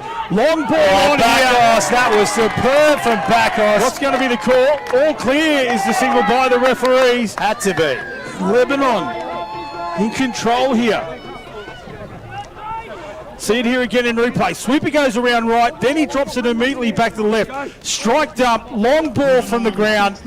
Beautifully executed, try time, Lebanon. I love that from Andre Bakos. That's his second try assist now, but as you mentioned there, playing it directly off the deck. Didn't have the time to pick and scoop. He had to go immediately, and he identified that straight away, and that's what great middles do. And that's the difference in those plays, those split seconds, passing off the ground as compared to getting up and trying to put all your body into it.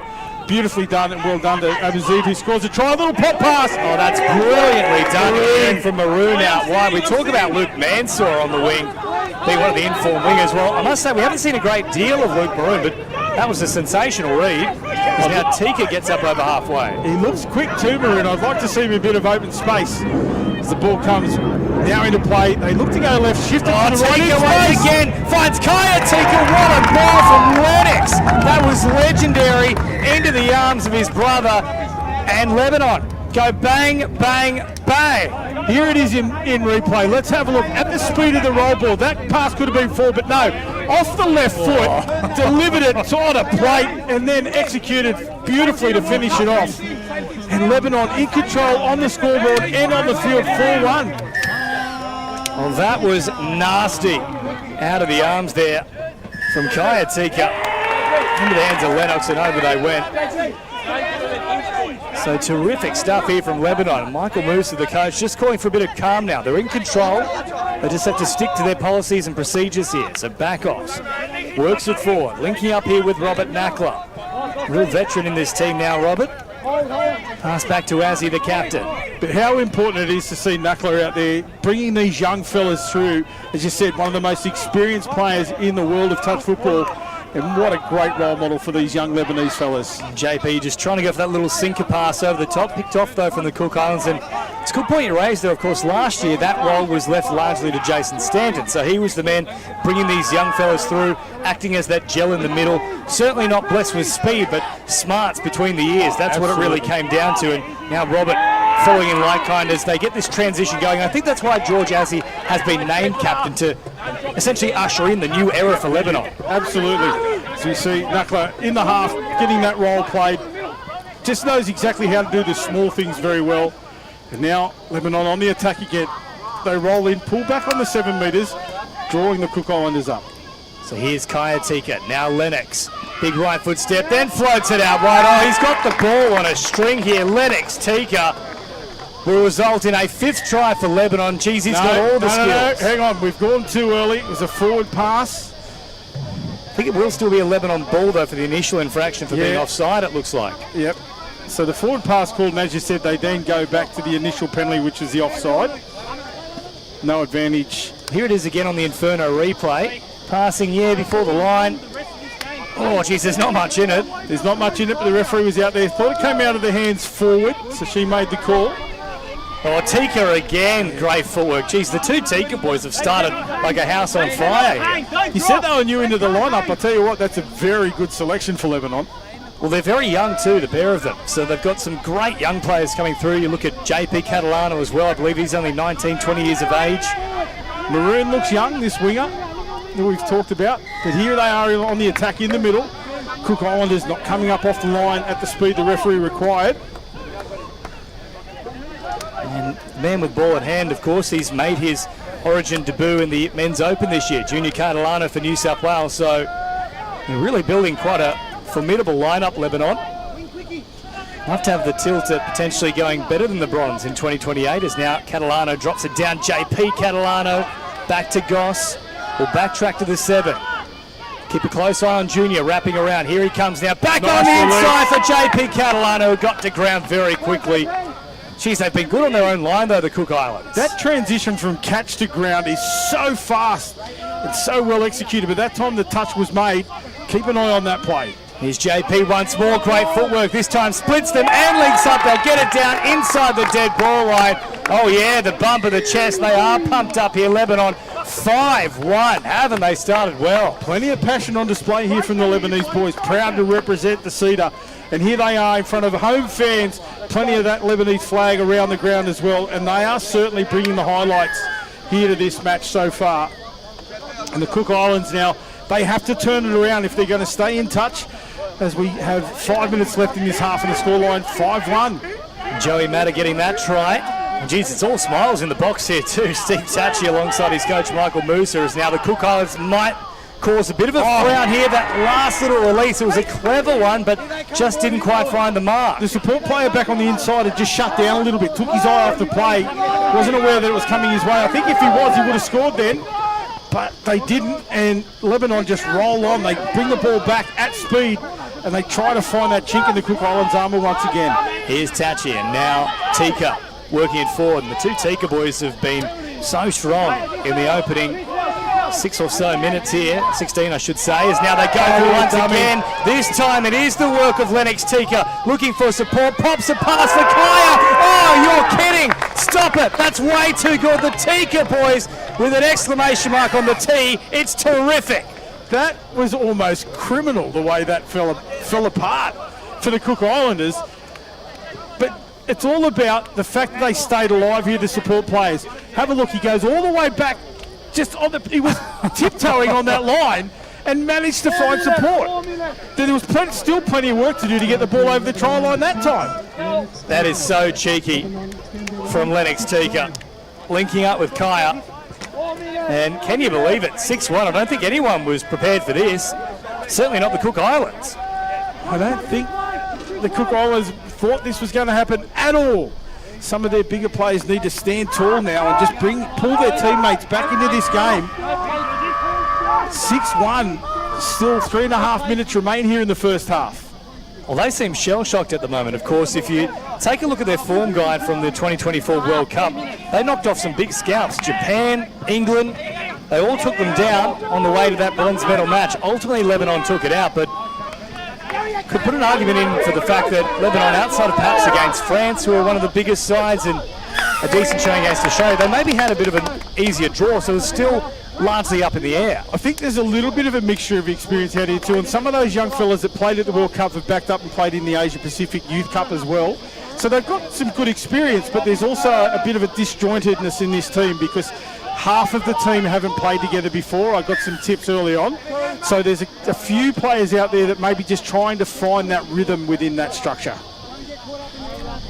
So 6-1 the score. They need something on the board very quickly. Lebanon, such a professional approach in this first half. Bakos now takes off, slapped down there from the Cook Islands early in the count, so that will result in another set.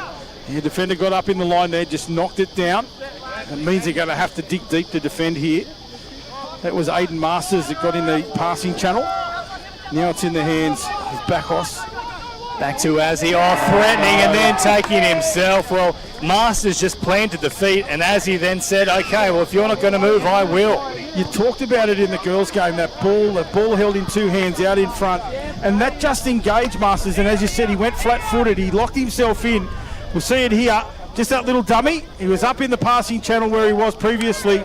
That time, show and go, try time Lebanon, and they are dominating. Well, this is a masterclass at the moment. Of course, New Zealand on the back of I4 Jones. They really pushed Australia in that final. At the moment, what we're seeing here from Lebanon, I think that would be well and truly enough to challenge either of those two teams. As the Cook Islands backtrack outside the 7, because they're certainly humbling the Cookies here. As you mentioned, a few changes, but take nothing away from Lebanon. They've been just about perfect in this first half. They certainly have, and they're just rolling on. Nothing seems to unfaze them at the moment. There've been some penalties, there've been some simple errors that they've made, but they've just stuck to it. Now here's a chance down the sideline. How about the speed from Abu Zaid? Oh, got away from them all.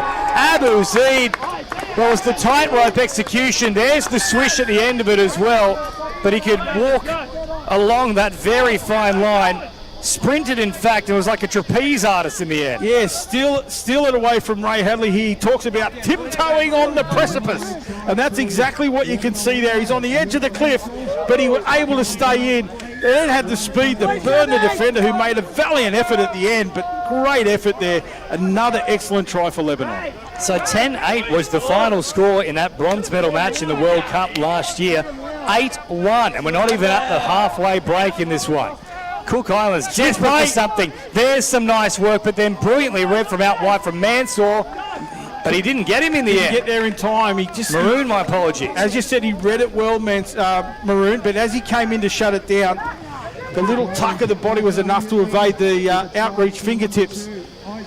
And Cook Islands stay in touch, but it really doesn't take anything away from the Lebanese effort. They have dominated that first half, as we hear the siren sound in the background. What an action-packed first half, a frenetic pace about things. Lebanon just about perfect. That's why you're seeing that 8-2 scoreline if you're just joining us. Well, they have really been on fire through the middle. The Tika brothers on debut have really announced their arrival onto the international scene in a big way. We'll take a short break here and then take you through all those highlights. There's plenty of them, but Lebanon have the lead at the break, 8-2 over the Cook Islands.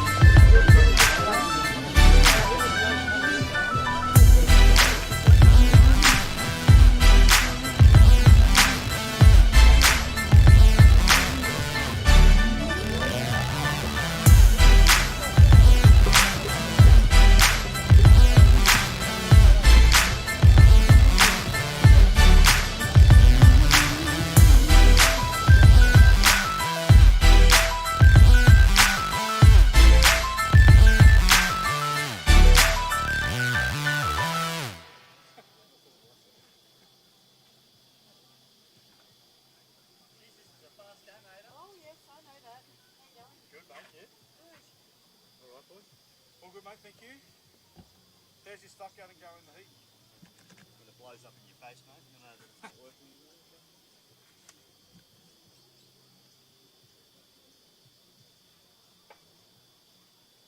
I don't know what Ricky's on about. He reckons some of the names aren't matching numbers. I don't think so at all. We can only go off what we're given.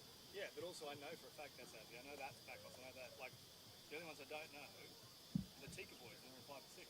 So, Atlana's fine. Shara we haven't even called. Charbel's done nothing. Robert's there, you can tell him. Yeah. But so, okay, so number 12. 12. Mid 7 8. No, we're looking at number 12. No, number 12. He's not playing. Yeah. Yeah, he's down a couple of sides. I've looked up a couple of sides. No, that, Yeah, as far as I'm aware, that's... I'll check anyway, but I'm 100% convinced they're the right numbers. Who? Him. Stand up. Atlas!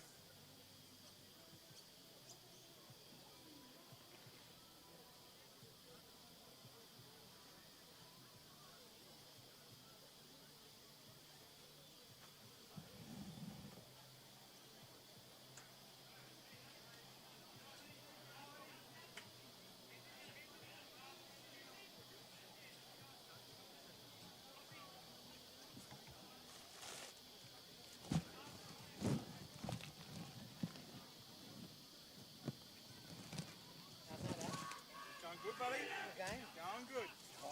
Yeah. Is it 7-2 or 8-2? 8.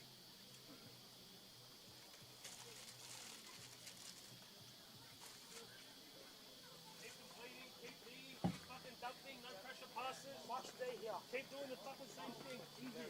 This is like Sundays.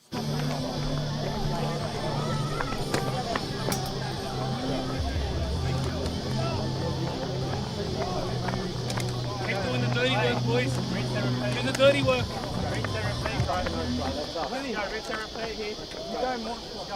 The work no one else wants to, boys. Be a dog. No one else wants to. Be a dog.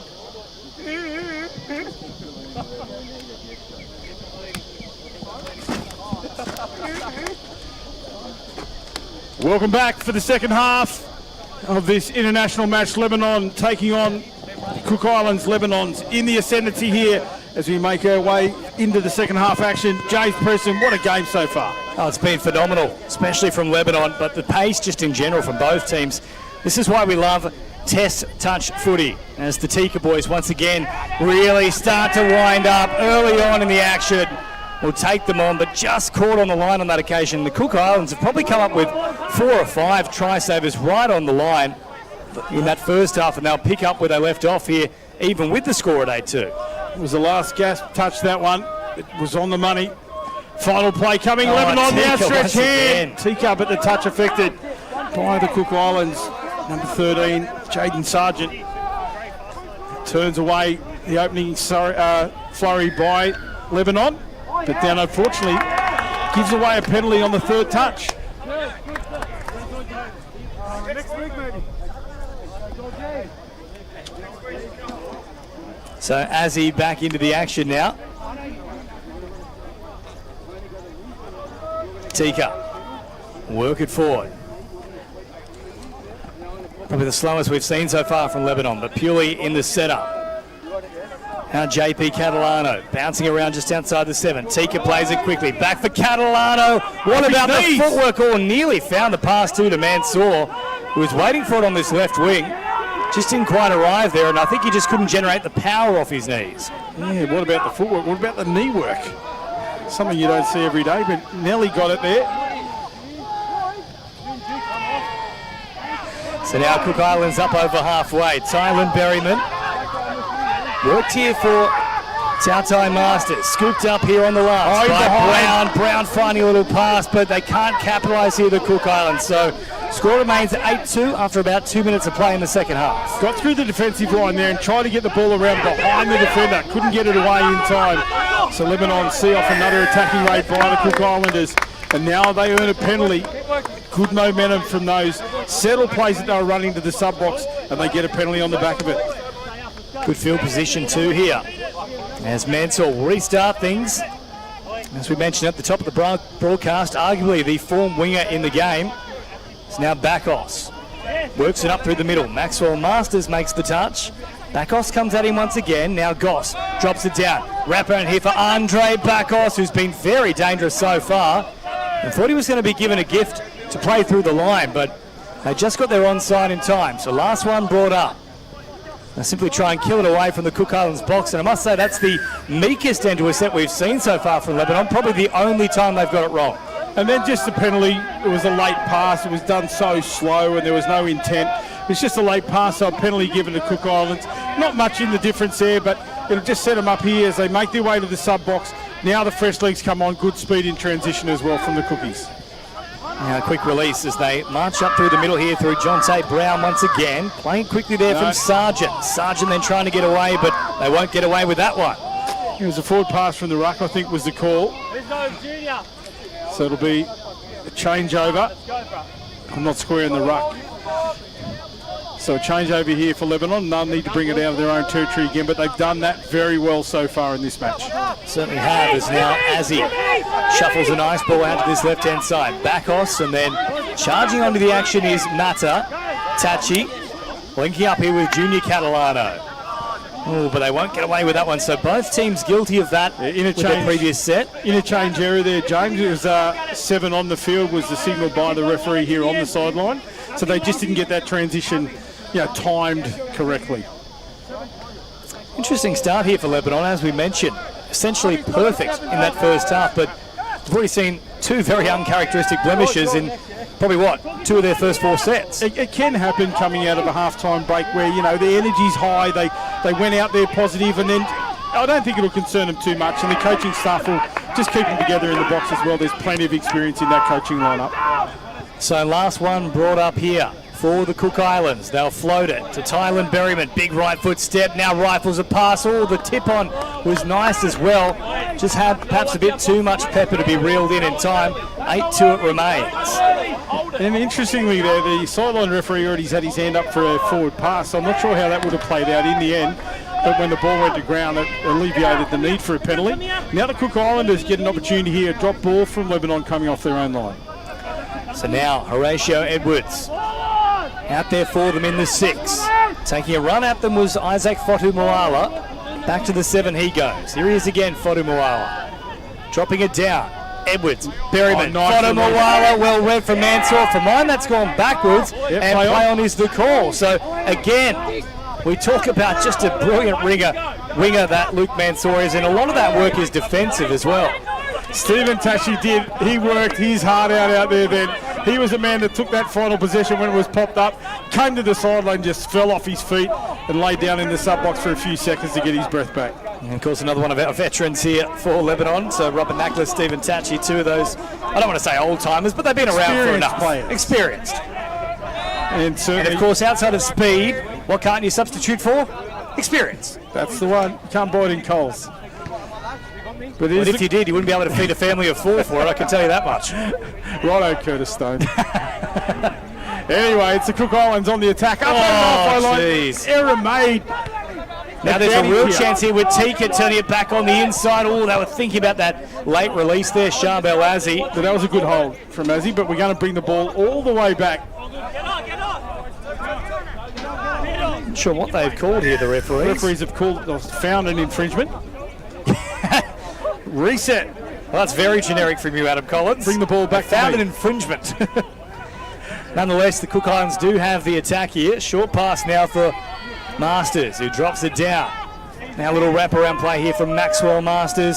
Tautai then shuffles it out to this left-hand side. Stays alive in the play. Quick roll ball there once again, but can see just this assertive defensive approach from Lebanon. Up very quickly, shutting down the space. Maxwell Masters floats it over the top. What a pass that was from Maxwell. Oh yeah, that's right on the money. Touched in flight. You see the referee signal that in the back play, but what a great reach it was from the try scorer. He makes his way off. That, we believe, is Whitaker Hatu. He got up there nice and high and had to get the ball down to the ground quickly. See it here, that split play through the middle, touched in flight, nothing deflected into his hands, and then he was able to score, hitting the line hard. So he gets his team back by 1, 8-3 now the score. Lebanon, a few uncharacteristic errors to start that half, but they'll regroup now and take it back to the Cookies. Here is Azzi dropping it down. And now another chance with Catalano linking up with JP. That was nice as well. Now come away with another set. So Tachi off to the sideline again. They'll get Tika out there, and that's always been a good option in this match so far. Tika's looked very likely every single time they've been down this end of the field. We have had the 1-2 punch of the two Tika boys, but just at the moment, Lennox out there. Now JP staying alive. So they've got the Catalano brothers there. Junior goes to JP again, so strong off that right foot, bouncing like a jackrabbit, gets to ground and burrows underneath the defence for another try. Again, we talk about the speed of the movement from the ball from hand to ground is so quick from these boys. We'll see it here, beautifully executed, that little step off the right foot. There's the engagement of both defenders. Once they had him turn to the outside, that right foot step is lethal, but it's the ball on the ground and getting underneath the defenders. Outstanding work there by the Lebanese boys. It's interesting too, I think we talk a lot about the sleight of hand and the beautiful passing that JP Catalano has, but sometimes we actually don't acknowledge just how sharp he is off his foot, especially inside the 7. 100%, mate. It's left and right as well, so he's got it all, and definitely a player to watch on the international stage. So Cook Islands now, good chance to get a little hit back here. 9-3 the score. It's one try apiece since the resumption of play. That's actually put Lebanon off a touch, that little juggle. They sat on their heels with the bobble. Middle defender came across in time. Now Berryman, Maxwell Masters, who set up the previous try. Great footwork as well. Cook Islands will say whatever JP can do, we can do just as well. Yeah, Jonte Brown it is. He's always dangerous as well, that footwork you speak of. He's bouncing around there, couldn't get through the line, penalty blown, so they'll get another opportunity here.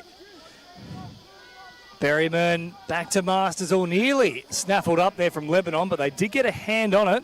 For sub as well. Yeah, it was Bakos who's now been told to head to the sidelines here. In fact, has he been sin-bid? It looks like it is a 4 sub. It's one of the repeated infringements on the line, so he's out of the set. Oh, now Jonte Brown bouncing around, still staying alive. You're right, indeed, that was the third. Happened in very quick succession. Now Masters up towards the 7 again. So a number advantage here for the Cookies. Masters, big dummy, goes through the line. In penalty. fact, the touch is made.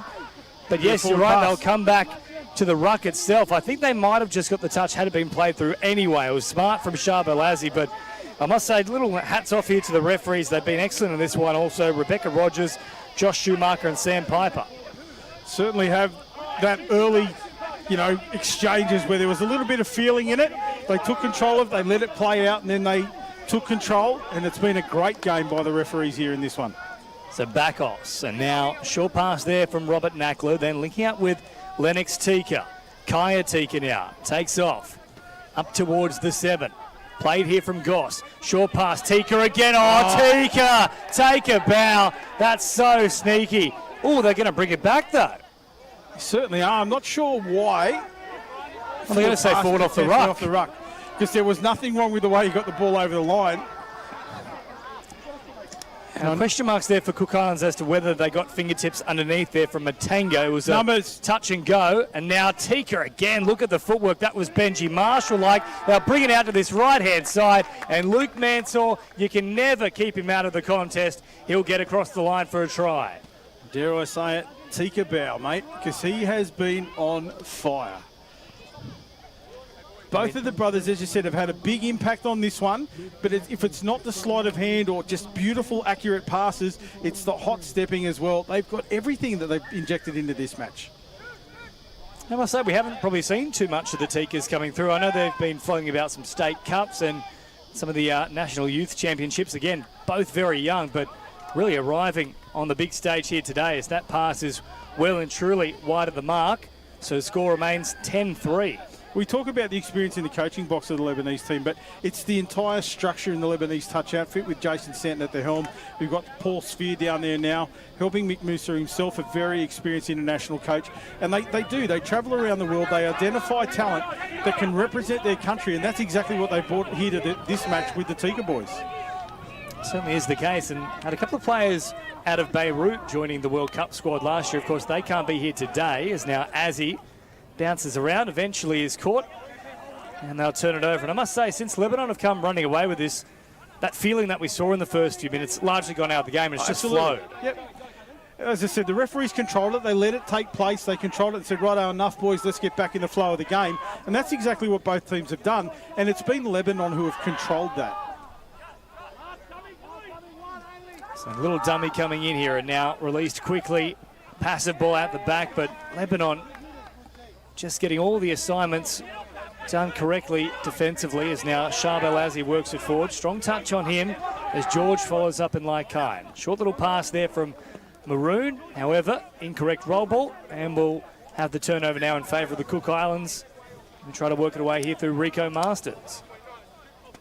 There's just a touch under 6.5 minutes or over 6.5 minutes remaining here. The conditions are so oppressive. The heat, the humidity, but both teams, they haven't stopped. They've just been taking it to each other as best as they can. But I'm not sure how much these conditions are going to play out in the final part of this match. And of course, still another match to come here in the Men's Open International Test Series between Cook Islands and Lebanon. Village Cup final up next. Long pass here. Now looking for a beautiful finish is Tainer Day. Well, that's a great start to his day. Hasn't seen too much of the ball. It'll come late in the piece. But an excellent finish there, and the Cook Islands have it. You know what the score is, 10-4, big buddy. So that's exactly what's happening out there. It's just been ebb and sway here in this second half. But Lebanon still control, get that ball down. The defence came across. I think that was our man Maroon, but he didn't get there in time. And Lebanon's still in control of this one. I think the Cookies have been pretty happy with this second half, though. Since the resumption of play, 2 tries apiece. Lebanon has still probably had the better of the play, but on the scoreboard since the resumption, it's all level. As now JP Catalano works it forward. Bacchus is out there once again. Here's Junior Catalano. Bouncing around on the 7. Baying for that penalty, not forthcoming. Patient build-up here from Lebanon. Now it arrives, there's the first. And so Lebanon pinged for the exact same infraction last time Cook Islands were down that end of the field. Resulted in a numerical advantage for Cook Islands. So what happens there after 3 penalties for that infringement on the 7 metres? The player gets sent to the sideline and they are out of the that set. So the numerical advantage goes to the non-offending team. Oh, Lebanon may JP not need it. Catalano, how swift was that? Bang off the right, bang off the right.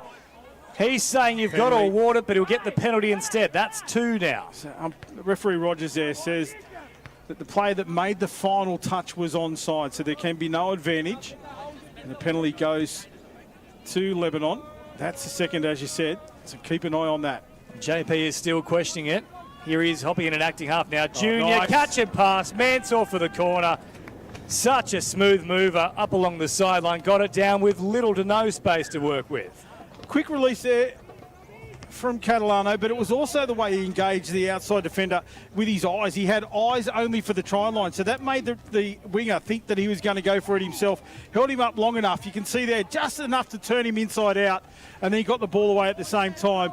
So beautiful heads-up touch football from Catalano Jr. there. And wow, what a game this has been for Lebanon. They've really taken it to this Cook Islands outfit. And that's the thing as well with Junior, is that we focus so much on his great driving ability and his aggressive approach to play, but he does have that little guile, a little bit of artistry in his game. So now the Cook Islands looking to go on the attack once again. Tautai Masters, Jonte Brown, who does have great footwork, Berryman will threaten to drop it inside the 7. In the end, pulled away from doing so. Back to the 7 he goes. 3.5 minutes remain here, James. Cook Islands have to score. Berryman over the top, lovely pass. Oh, what about the tracking there from Robert Knackler? And the old legs have no right to get there that quickly. Halfway up the Velodrome, he couldn't stop himself. He was going that hard. Well, maybe you watched Parramatta last week in their Vorden Cup Grand Final. Winning try scorer Finn Watkins nearly went up the Velodrome by the end of it. Well, ball down there as they come out off their own line. This is where the heat's starting to dig now. It's starting to take players out of the game. They're coming off. They're tired. Plenty of touch football here. We've got the Village Cup final coming your way after this one. Now Tika at full tilt, but they'll turn this one over. So we'll come back for an infraction here in the roll ball.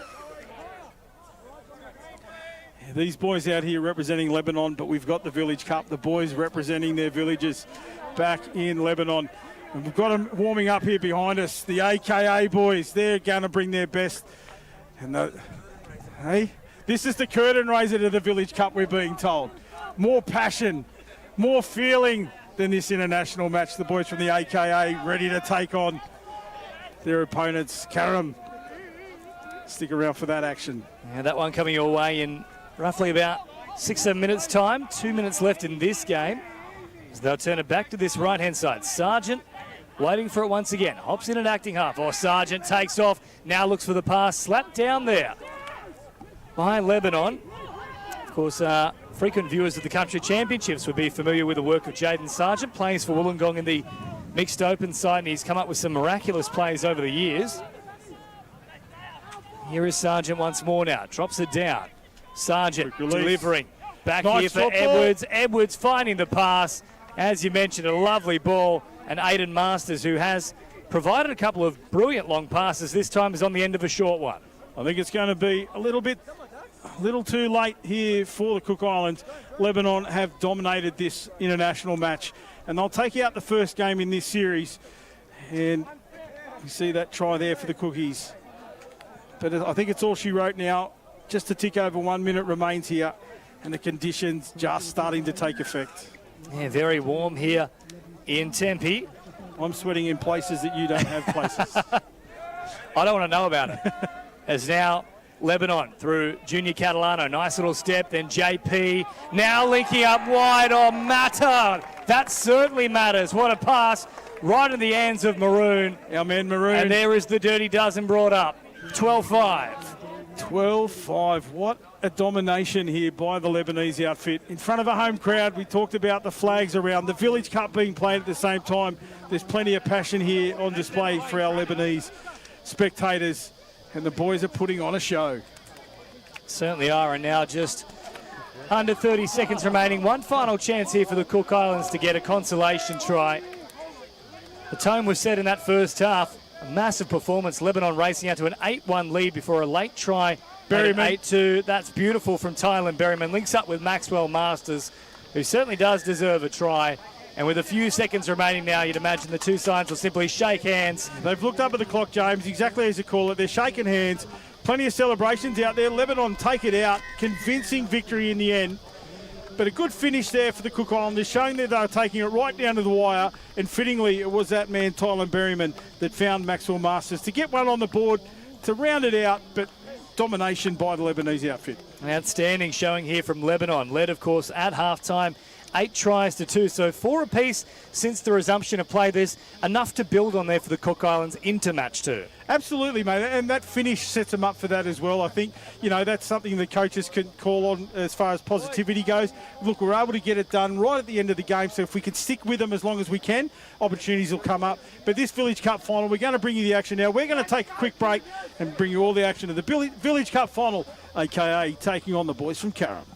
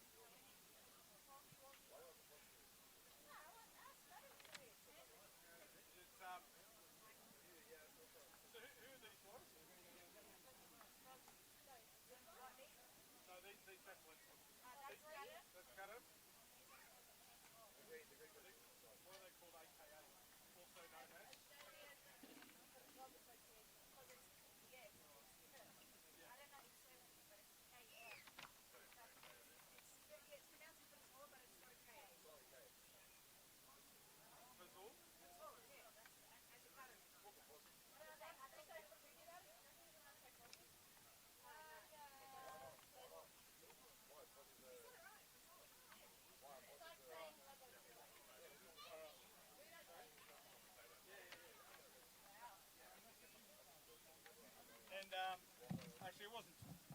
These boys weren't too bad, but when we did Blouser earlier on, it was Weebies, Warbies, and. Yeah. At one stage, I was nearly going to go Weebie, Warbie, yummy, yummy. Okay, form. There we go, baby. Moses Mooses, 1. What? Frezor? That's how we say it? Yeah, yeah. Not AKA. No. Frezor. Yeah. Frezor.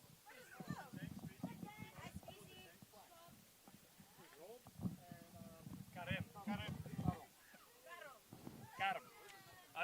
Don't take that as the spelling. That's just me saying. Oh!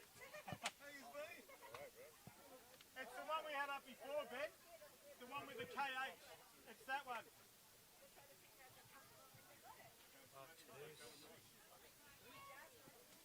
Charlie Musa. Doesn't take after her dad. Man, you know what it is? That's pure. Yeah. Mickey Yakub. It's only going to get hotter here, mate.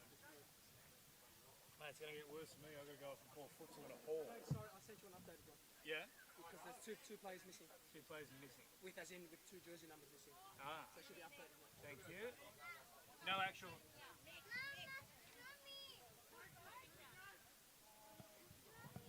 Where's he going? Hey Mick. No actual changes though, just those missing numbers. So no one swapped. Beautiful. Thank you, mate. Anthony Musa.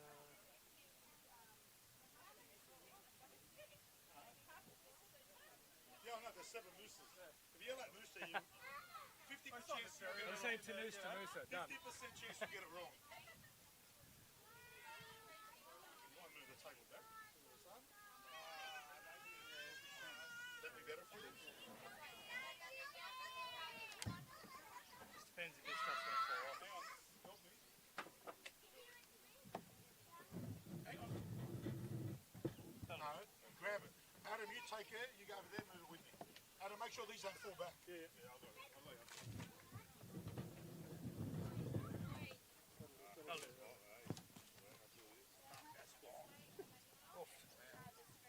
Want to move it more? I think you want to put it on the grass? No. I think we're good here, mate. Dash down on the ground, push this all the way to the concrete. Those cables are too tight. Yeah.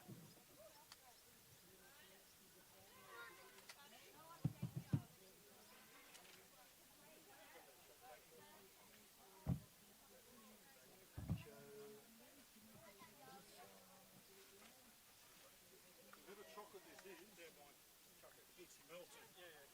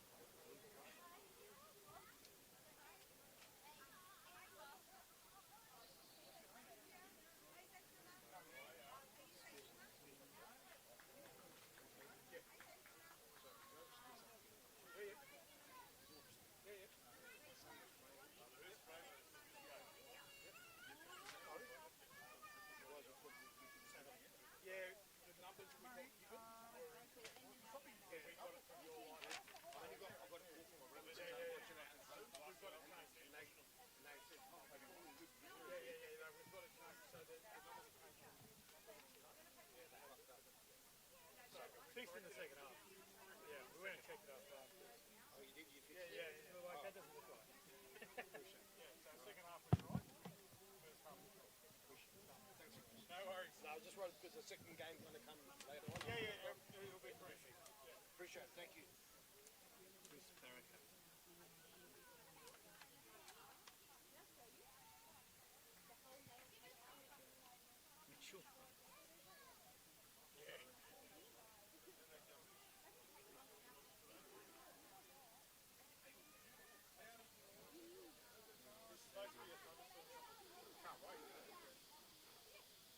You watch you take out the stream.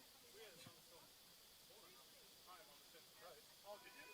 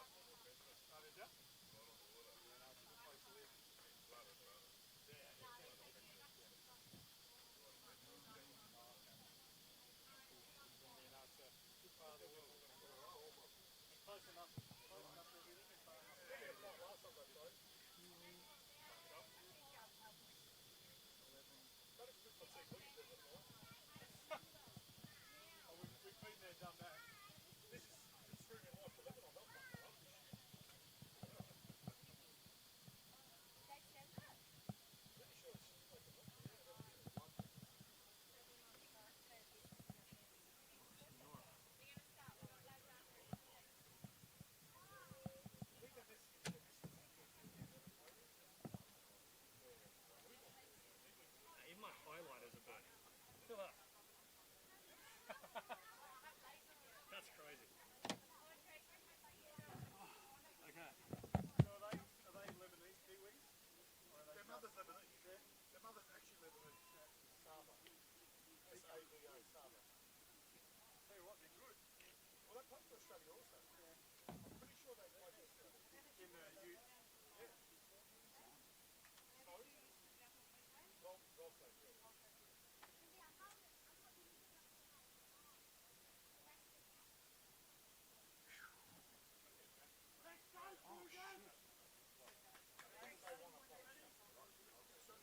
I have to leave something at the end of the game. Or you? My kickoff is 4 o'clock.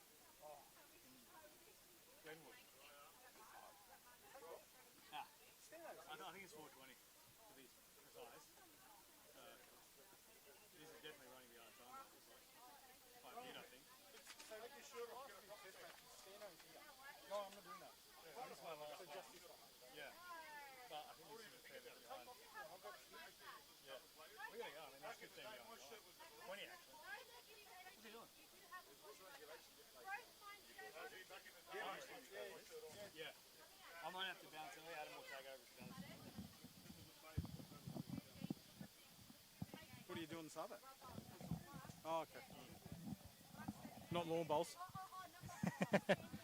No, I think I might actually be calling that though. Yeah. I did the event, but Whispering James Preston. nice curve.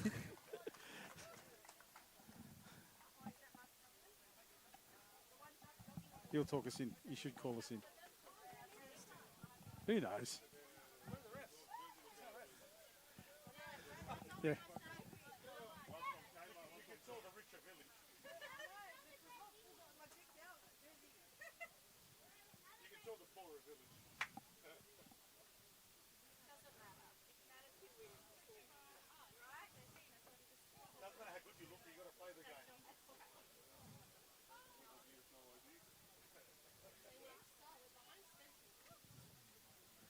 There's no referees yet, mate.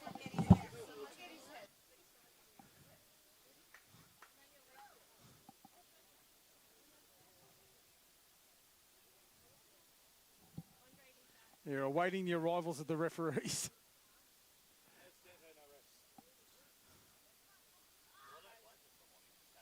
Oh, 100%.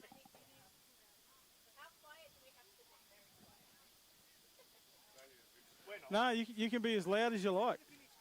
Bring some atmosphere. We'll give you a mention in the run.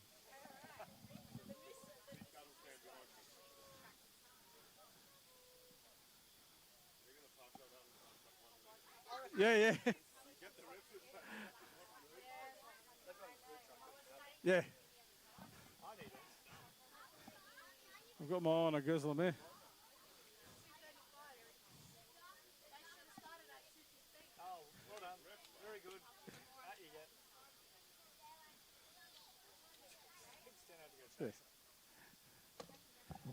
No. No. Yeah.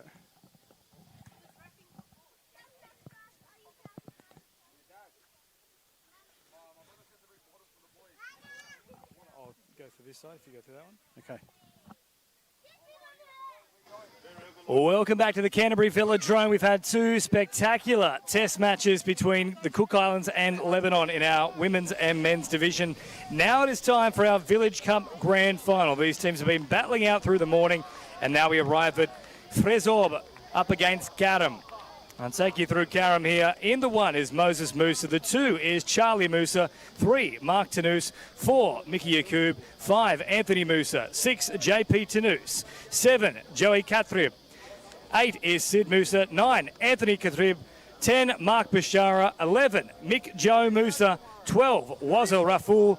13, JP Hawach. 14 is Luke Bishara. And the 17 is Andre Musa. My name is James Preston. I'm alongside Adam Collins, who will take you through Fresor. We see the referees out there in the middle just doing the toss for this Village Cup final. And Fresor, or AKA as we've got them here, Chris Barakat wears the number 1 jersey, Mitchell Moses, number 2. 3 is John Boutros. Number 4 is Xavier Naban. 6, Ronan Aboud. 7, Nick Barakat. Number 8 is Julian Naban. 9, Jacob Boutros. 10 is Avi Haddad.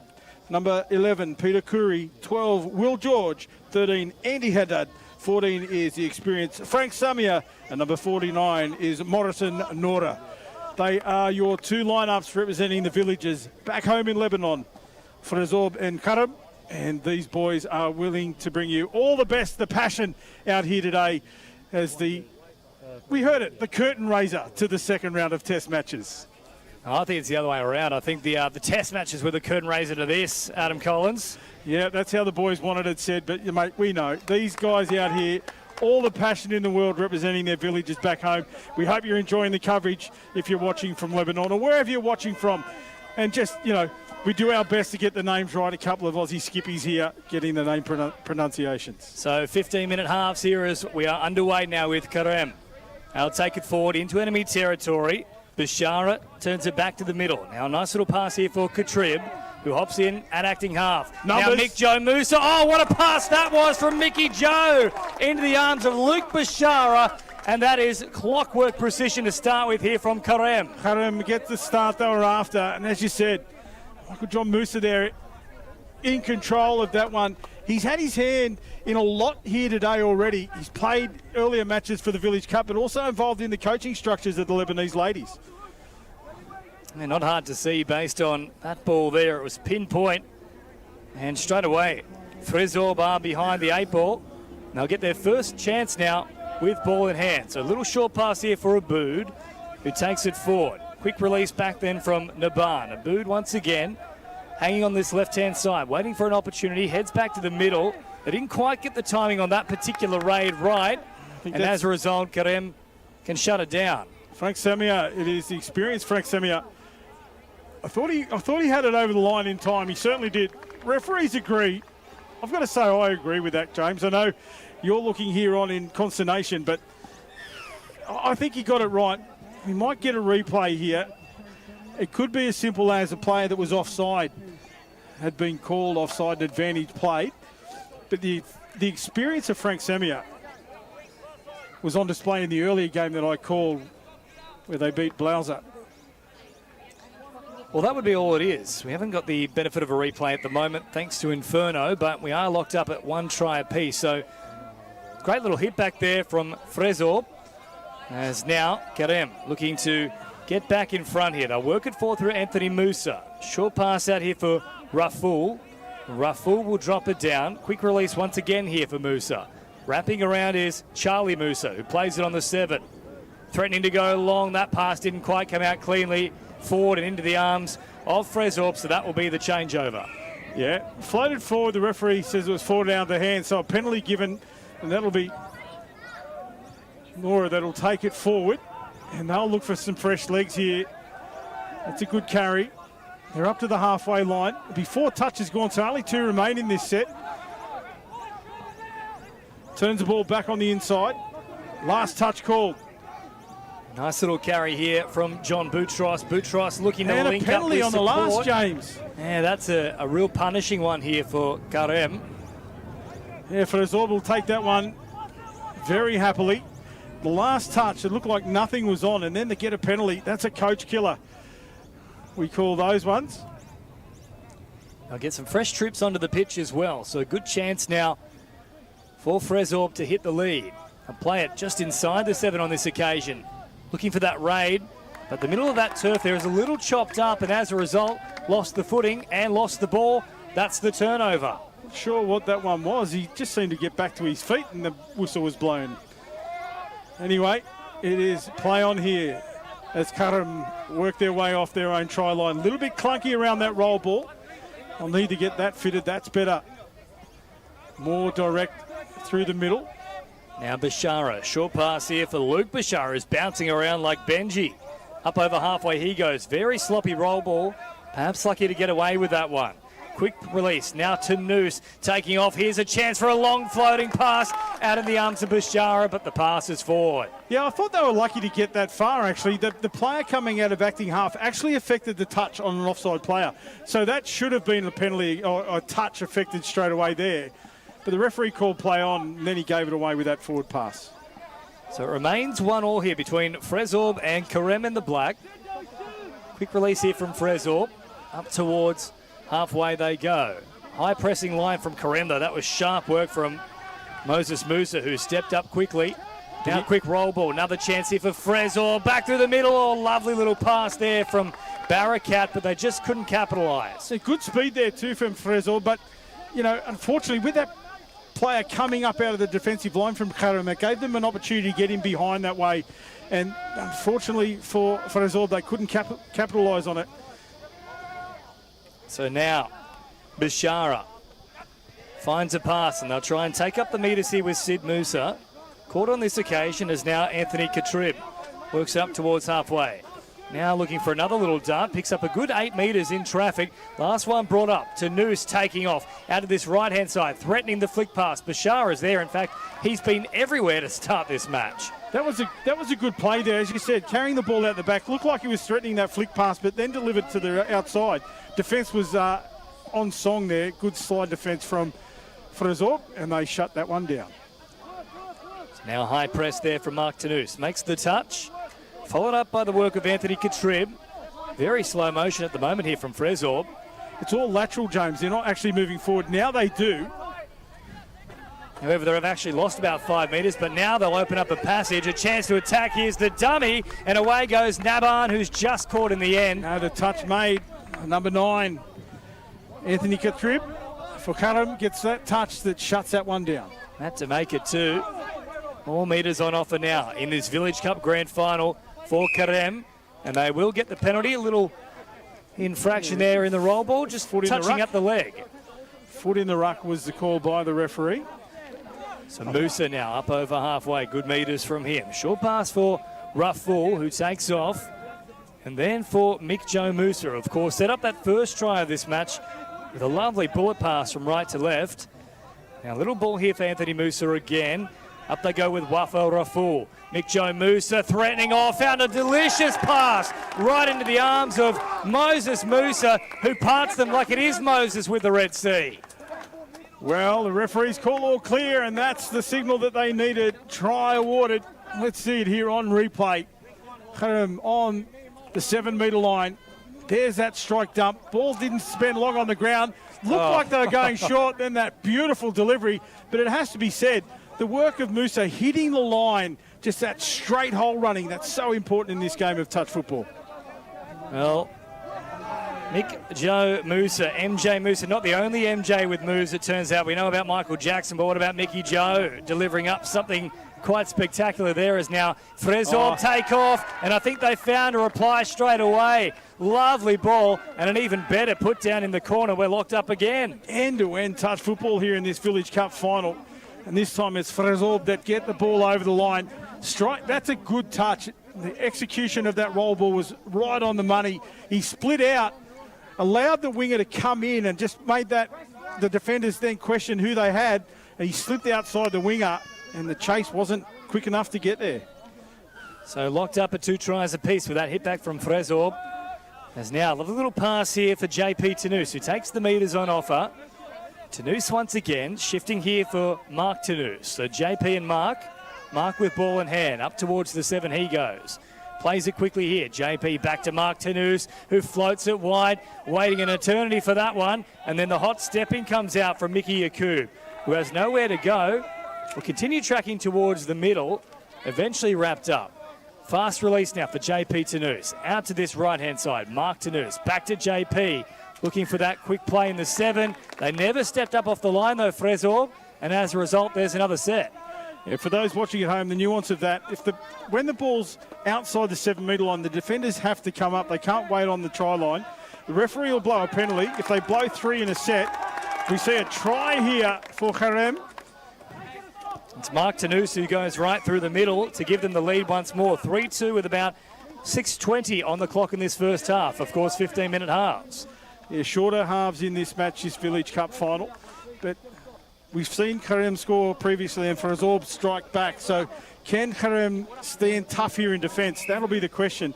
But as I was going through that, repeated infringements for that, or penalties for that infringement on the line, we'll see one of their players sent to the sideline for a numbers advantage.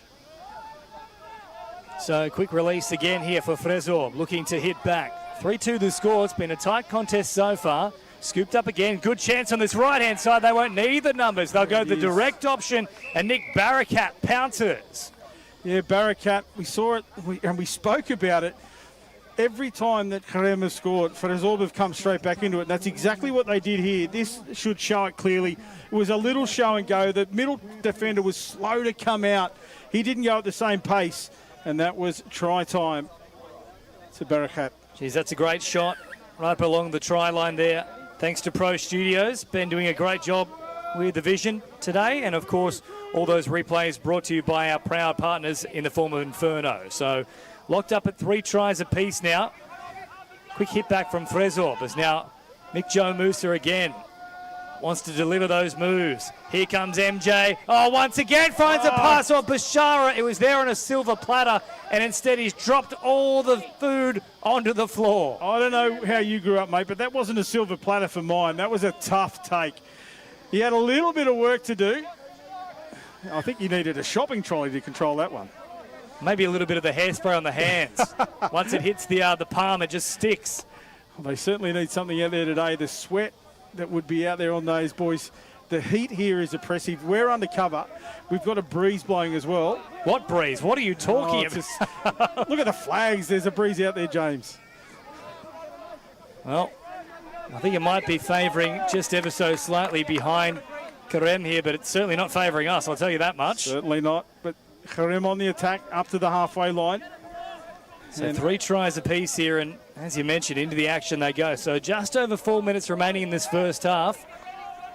They head out to this right-hand side now, Karem, who've had the lead in this entire match. They've never trailed, but Frezorb have had the response each and every time they've notched another one on the board. So now Katrib slumming things down, plays it just outside the 7. They'll take off again here with Joey Katrib, who's turned away. He brought himself undone there. He went for the big step and lost his footing. Went to ground, but a penalty affected. There's that penalty for not moving forward again. So that's the first one. We'll keep an eye on that here in this attacking rate. Yeah, late call from the sideline as well. That could have easily been a second penalty for forceful contact. Made a mess of the ruck. So back to the 7 once again. Katrib. This time Anthony. Joey waiting for it as well. Anthony eventually wrapped up. Now Joey Katrib back to Anthony. Threatening. Stops on the run. Keeps it alive. Back to Joey Katrib. Oh, a bit of magician work there from Anthony Katrib, who held it for an eternity. He earned a bit of interest on it, in fact, and then they put it over the try line. That was another one similar to the play we saw in the earlier game where it didn't look like anything was on, and I think it was more by error that actually happened. So we're just having some technical difficulties here. Our equipment is out in the sun. The heat here is so high. I think we're in the high 30s, so it's very oppressive and tough for our technology to keep up. We bring you the best action that we can here. And so 30 flat at the moment, but that is, of course, a measurement taken from the shade. So in that direct sunlight, you are looking at the high 30s. Now, long pass here from Frezorb right into the arms of Andy Haddad, and that is handy for Andy, 4-all. And dare we say it again, just as Harem take the advantage by scoring and putting themselves back in the lead, Frezorb strike back immediately in that next set of 6, and they've done it every time. What a pass it was from Frank Samia. You can see there on the Inferno replay. Final moments of this first half, so just 2 minutes left, and we really can't split the two teams. Second half, Adam Collins will take you through all the action. Yeah, you've got another appointment to make. So now, Harem out to this right-hand side. Moses Musa, who has got a try in this first half, works it forward. And now Anthony Musa, back to the middle here. Waza Raful plays it quickly. Musa back to this right-hand side. Good variation in this set so far. Now they look to bomb it long. Well, that one was spot on the money. A tough one to take from Mark Bashara. Does a great job. Now for mine, I think he's done enough. They'll say not quite the case, but they will still get the penalty for offside. Would have been a forward pass, so the first infringement was the offside, so they'll go back to that. Couldn't play the advantage. I'll tell you what, they've largely got it right. Often we see forward passes that are a good 2 or 3 metres forward. These ones have been by a few increments of centimetres. Yeah, absolutely, and they're right on top of it. Our referee's working beautifully as that third team on the field and getting it right. So still a chance to edge back in front. Right up along the halfway point in this match. Lovely catch and pass. That was well worked. Sid Musa pops it on, and once again, Harem go in front, 5-4. As the seconds tick down in this first half. Here it is on the Inferno replay. Is it Mickey Yahoub out there? Let's see that final pass. And there he is. Yahoub gets that ball down. Great try. Mickey out there on the sideline. So 20 seconds remaining. If the pattern continues, they've got about 3 plays to come up with a reply here. The clock might beat them. Well, you probably back them anyway, though. Here they come, Frezor. Short pass by Xavier Naban. They're taking off again. Now there's a golden opportunity on this right-hand side. They turned away. Naban was in oodles of space. They had numbers out here to the right, but they went left. Samir it was. This is the final play. Switches it back to the outside. Ball to ground. So that's the first time they haven't scored striking back. But it is Harem who go into the half-time with a lead 5-4. And we'll bring you all the second half action of the Village Cup. James, you're off. You've got to make your way out to another venue. Yeah, well, they just felt a little bit of pressure, I think, there from the clock with that final play. Little rush there from Frezov. Otherwise, I think you're right. We would have been looking at an all square up here. And that really has been the case in this first half.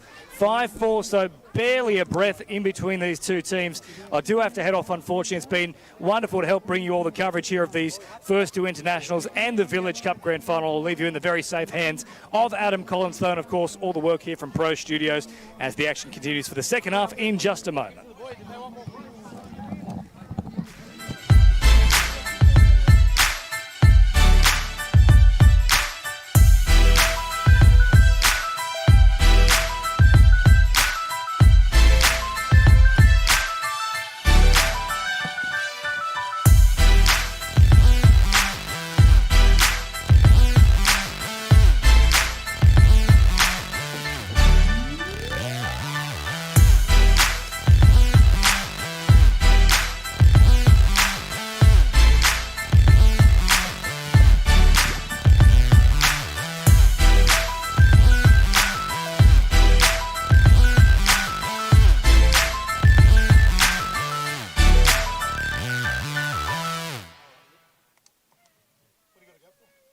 Oh, I've got futsal, and this is unfortunately running low time, so I'll miss the kickoff otherwise.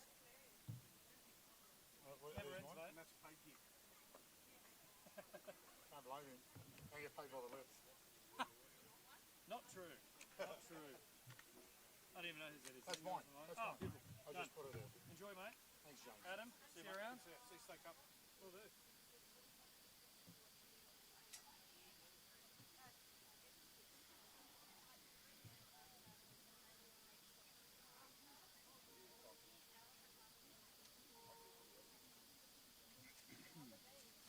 Say goodbye to Stan up for me.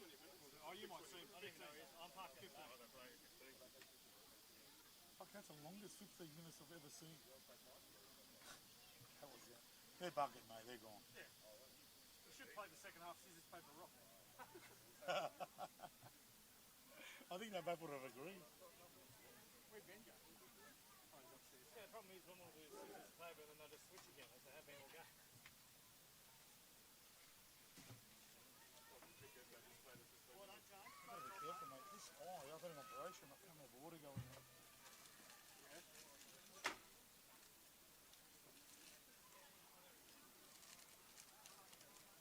Thank you. I'm going to say I hate for his hub. I love Carol. This one? Yep.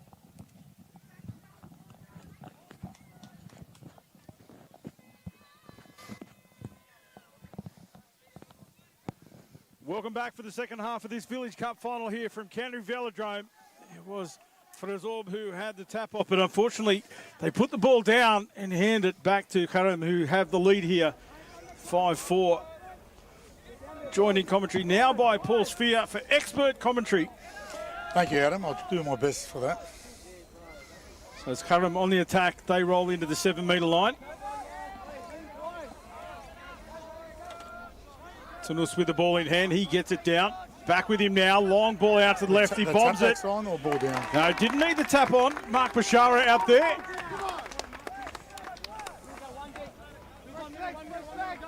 Mark Bashara it was. It was a long pass. We can see it here. Strike dump off the ground. 1 foot off his right.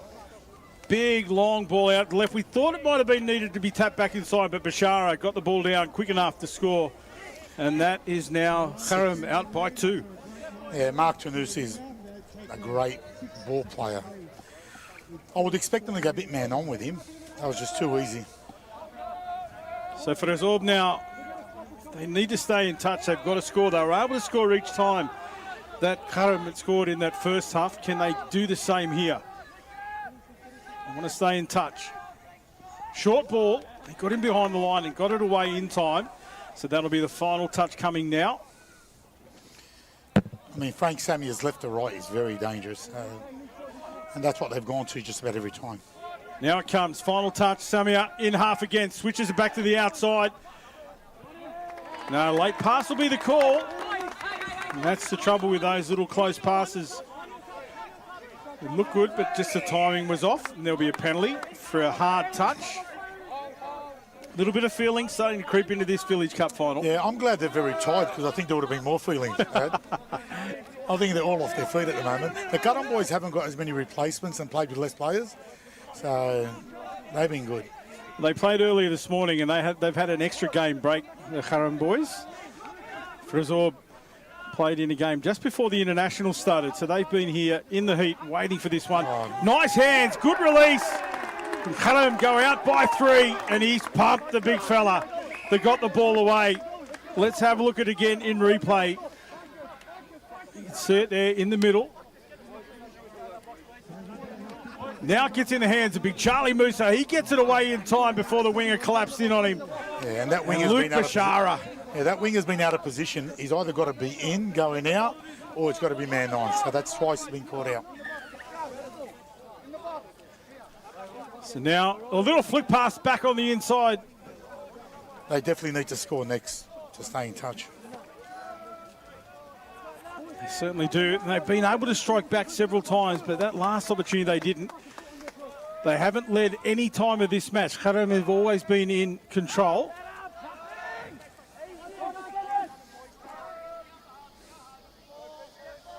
Out to the right. Yeah, bounce off to the left foot. Now he's got him behind the line. Has to find support. Gets it back in time. Great support. Yeah, good try. He went deep into the in-goal area. He was right on the end of the dead ball line, but kept the ball under control. We'll see it here. That play there where he got him behind the second defender. Then he picks up the trail in support. I think that might be, is it Ronan Abula? Just can't see the numbers out there. But it just, I mean, that link defence, fell for the old Statue of Liberty. The Statue of Liberty. Doesn't matter how you execute it, as long as you get him behind the line. So it's 7-5 now. They needed that. Kharam. They take it into the 10 metres. Keep an eye on Katrib. Anthony Katrib, the number 9. That's him with the ball in hand. Michael Joe Musa as well. He's always dangerous. There's Katrib. Michael Joe Musa into half. Off the left foot, goes out to the right, searching, can't find an opening. Now he gets a pass away to the left. Tap over the top. Mickey Yakuban is out there. He couldn't find his way to the line. Good shutdown there from Frezor. Yeah, and that was better defence by the winger who was in and forced him to go over. But Frezor make an error coming out off their own line. It was an incorrect roll ball. He bounced it. The referee said he lost control, so that's a turnover they could ill afford. As Yakub just goes about his work. Mickey Yakub out there. He scored a try earlier on. Michael Joe Musa into half. He falls over, loses his footing. Defence comes up, but not in time. He recovers.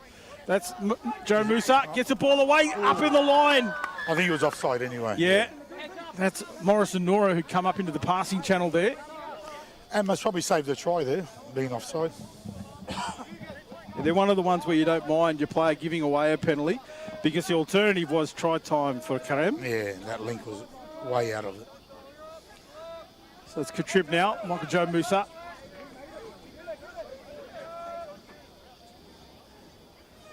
Slow around that roll ball. Musa and Katrib have something planned here.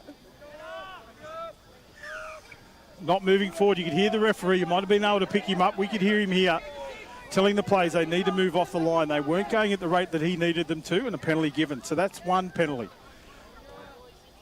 Katrib and Michael Joe Musa continue to work together. Katrib goes for the line off the left, steps around a bit. Nothing doing. That's Johnny Boutros there, that defender.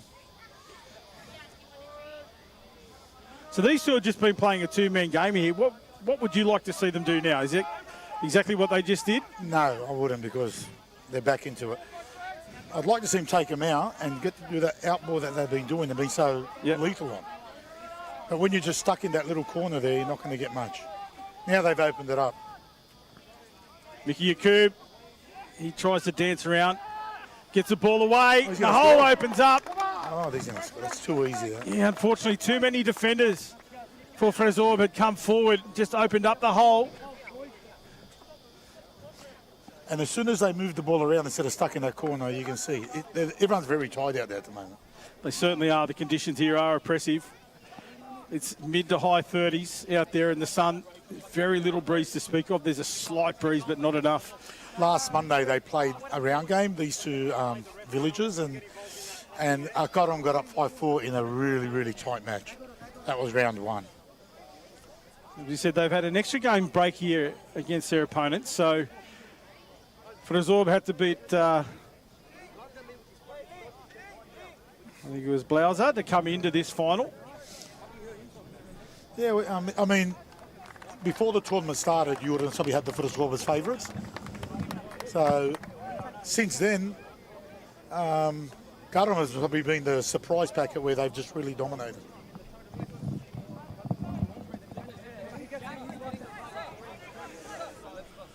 Hopefully that guy's okay. I think he's rolled his ankle by the looks of it. I think it was his ankle. He went down, trying to come and make that touch. That was what opened the hole up. And now it is Fresor with just under 8 minutes to go in this game. I think the score's 8-5. I think they've got it.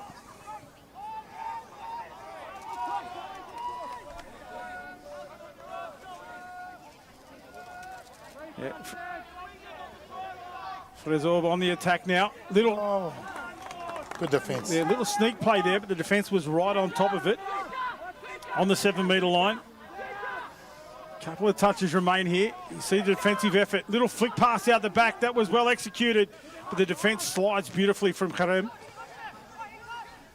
Claims of 6 more. 6 to go there. Yeah, No. referee's not buying it now. Yeah, He 6 does. to go. 6 to go. Talked him into it. I think it was good honesty. I think it was. I don't know. But they need to make the most of it now, Fresor. They can't give it away. Last time they had this opportunity, they turned it over. Quick hands needed. The cutout was on there, Paul. And that's Rowan. Oh, that's where he just has to look at the defensive wing and see what he's doing. Bood was dangerous in their preliminary match this morning. Certainly one of the better ball players in this Fresor They lineup. created a 3-on-2 there. They should have taken advantage.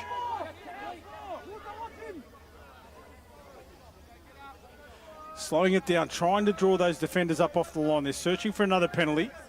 Long ball on.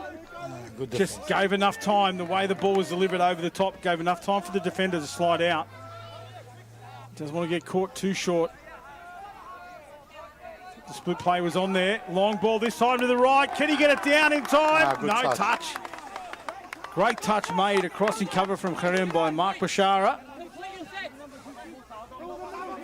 And that's the final touch. No, they must have found a penalty back in the middle. So they bring it back to centre field.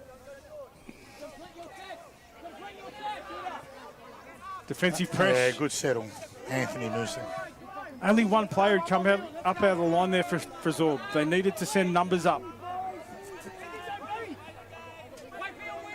JP Hawash not happy with the contact he had in the touch. Now Kharem take the ball forward into the line. Little late switch. Like the way they're moving the ball around here. Back on the inside.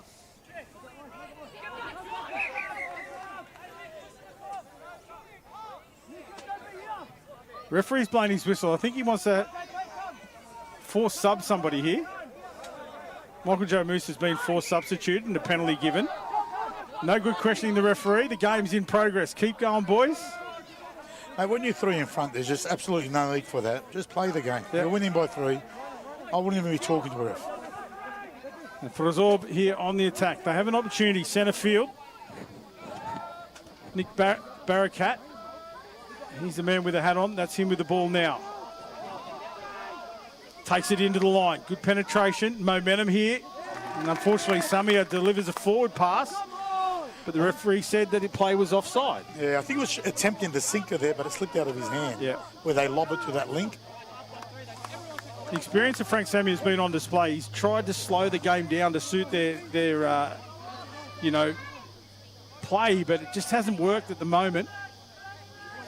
Yeah. Well, mate, he plays over 40, so he's been enormous out there. For He's been outstanding in that earlier game. He was the difference. I'll get around him here. There's a long pass. ball. Numbers here. Pat back inside. It went forward, unfortunately. It was beautifully done, but just that last pass was forward. Mark Bashara, a great choice over there, and he's a Premier League winger. He's played Premier League. But another penalty against the defensive team for not being onside. So that's 2 now, I believe. Another penalty for that. We'll see one of their players sent to the sideline for a numbers advantage to Fresor if they don't score here. Good touch. Yeah, John Boutros not able to find his way through the line there. 3.5 minutes remain in this Village Cup Grand Final, where the decider of who will be the Village champion here in Sydney, Australia, representing Frezorb and Harem. Old splitter. There we go. Short The ball was sinker. on. The problem is that's on Adam, but the problem is the link ran the wrong line. Yeah, yeah, absolutely. I mean, if he's charging in, that's a try there. And he attempted that a couple of sets before. So now Harem turn defence into attack. They come off their line. There's a boot getting up again, trying to put some defensive pressure on this Harem outfit, not allowing them to get to their fresh feet. No need for that. Yeah, just a little bit of contact, a little bit of feeling, the passion representing the villagers and the heat out there as well, the boys. The dying minutes of this game, 2.5 minutes. Replay coming. You see just a little touch and then that was enough to spark the fire, but the boys come in, you can see all the hands raised. The referees are in there controlling it as well. But again, when you're up by 3, Yeah, doesn't why matter even how play into it? Yeah, you exactly just right. Take the touch. I mean, there's no need for that. There's no need for that. Now you've got 2.5 minutes. If they score 2 tries the next 2 sets of 6, I mean, it's game on. There's absolutely no need for that. And the referees have given the penalty to Frezorb, and I think they've got that exactly right. I'm 100% they got it right, yeah. So the ball here in the hands of Abood. In the middle. For the Cat. Unfortunately, the ball put down. Xavier Naban. Just an unfortunate error there, mate. Yeah. You think if they just complete this set of 6, it's just game over.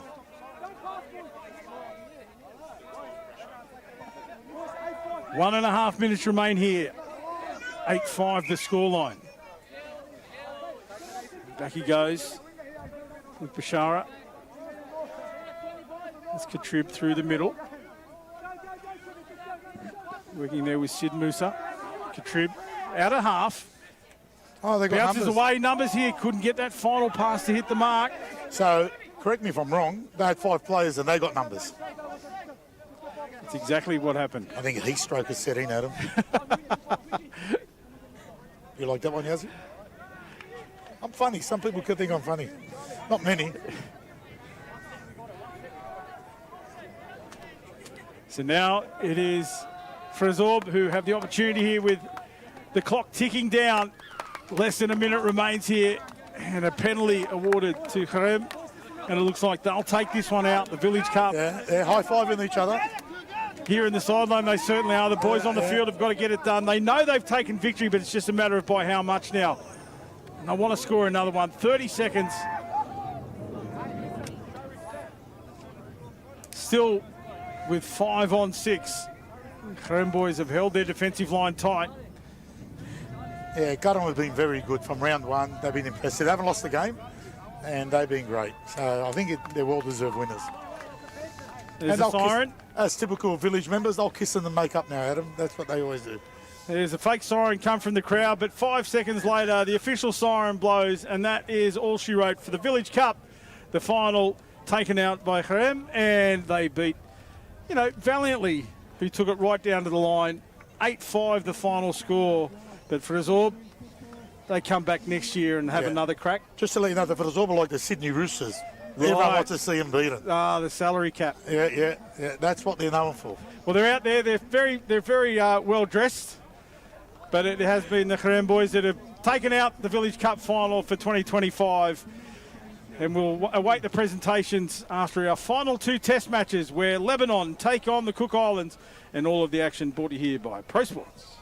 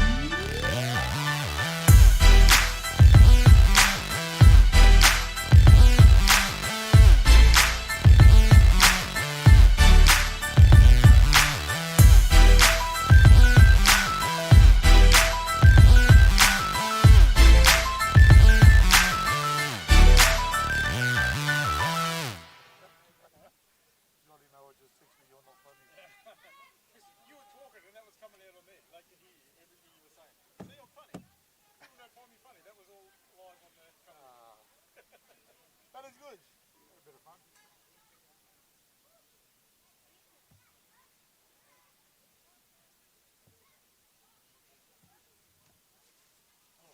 Now it's cooling down. Thank God.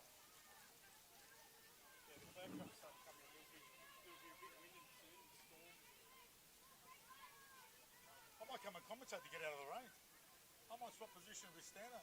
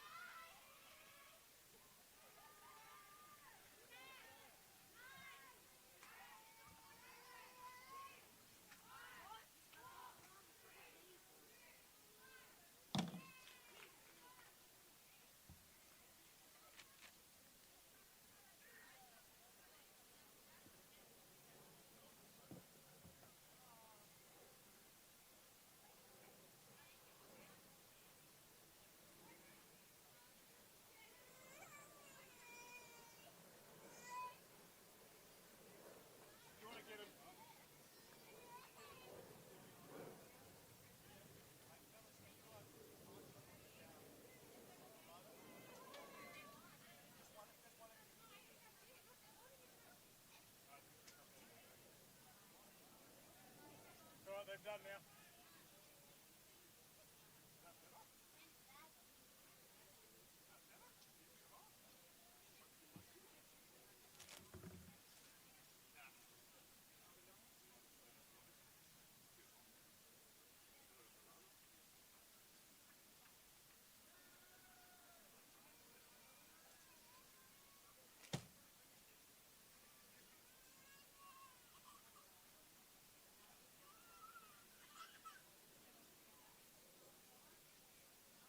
I don't know why Chris is holding the cup. All he was doing was drinking beer all day. I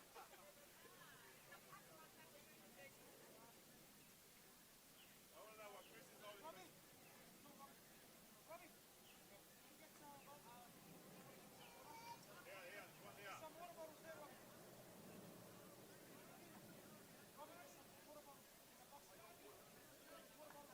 But the other, what are you holding it for?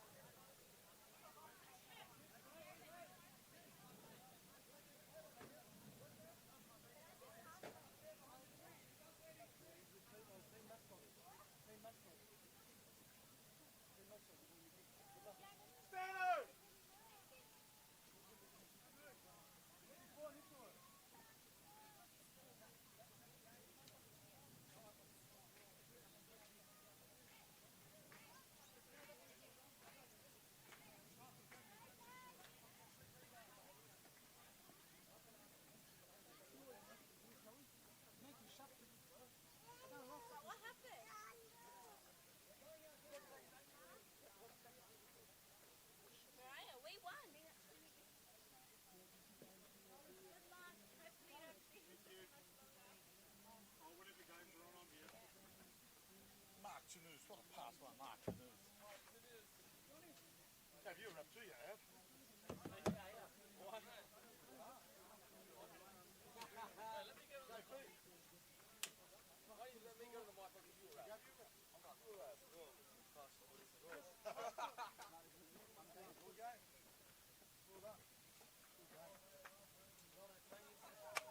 Where's Shutterbill?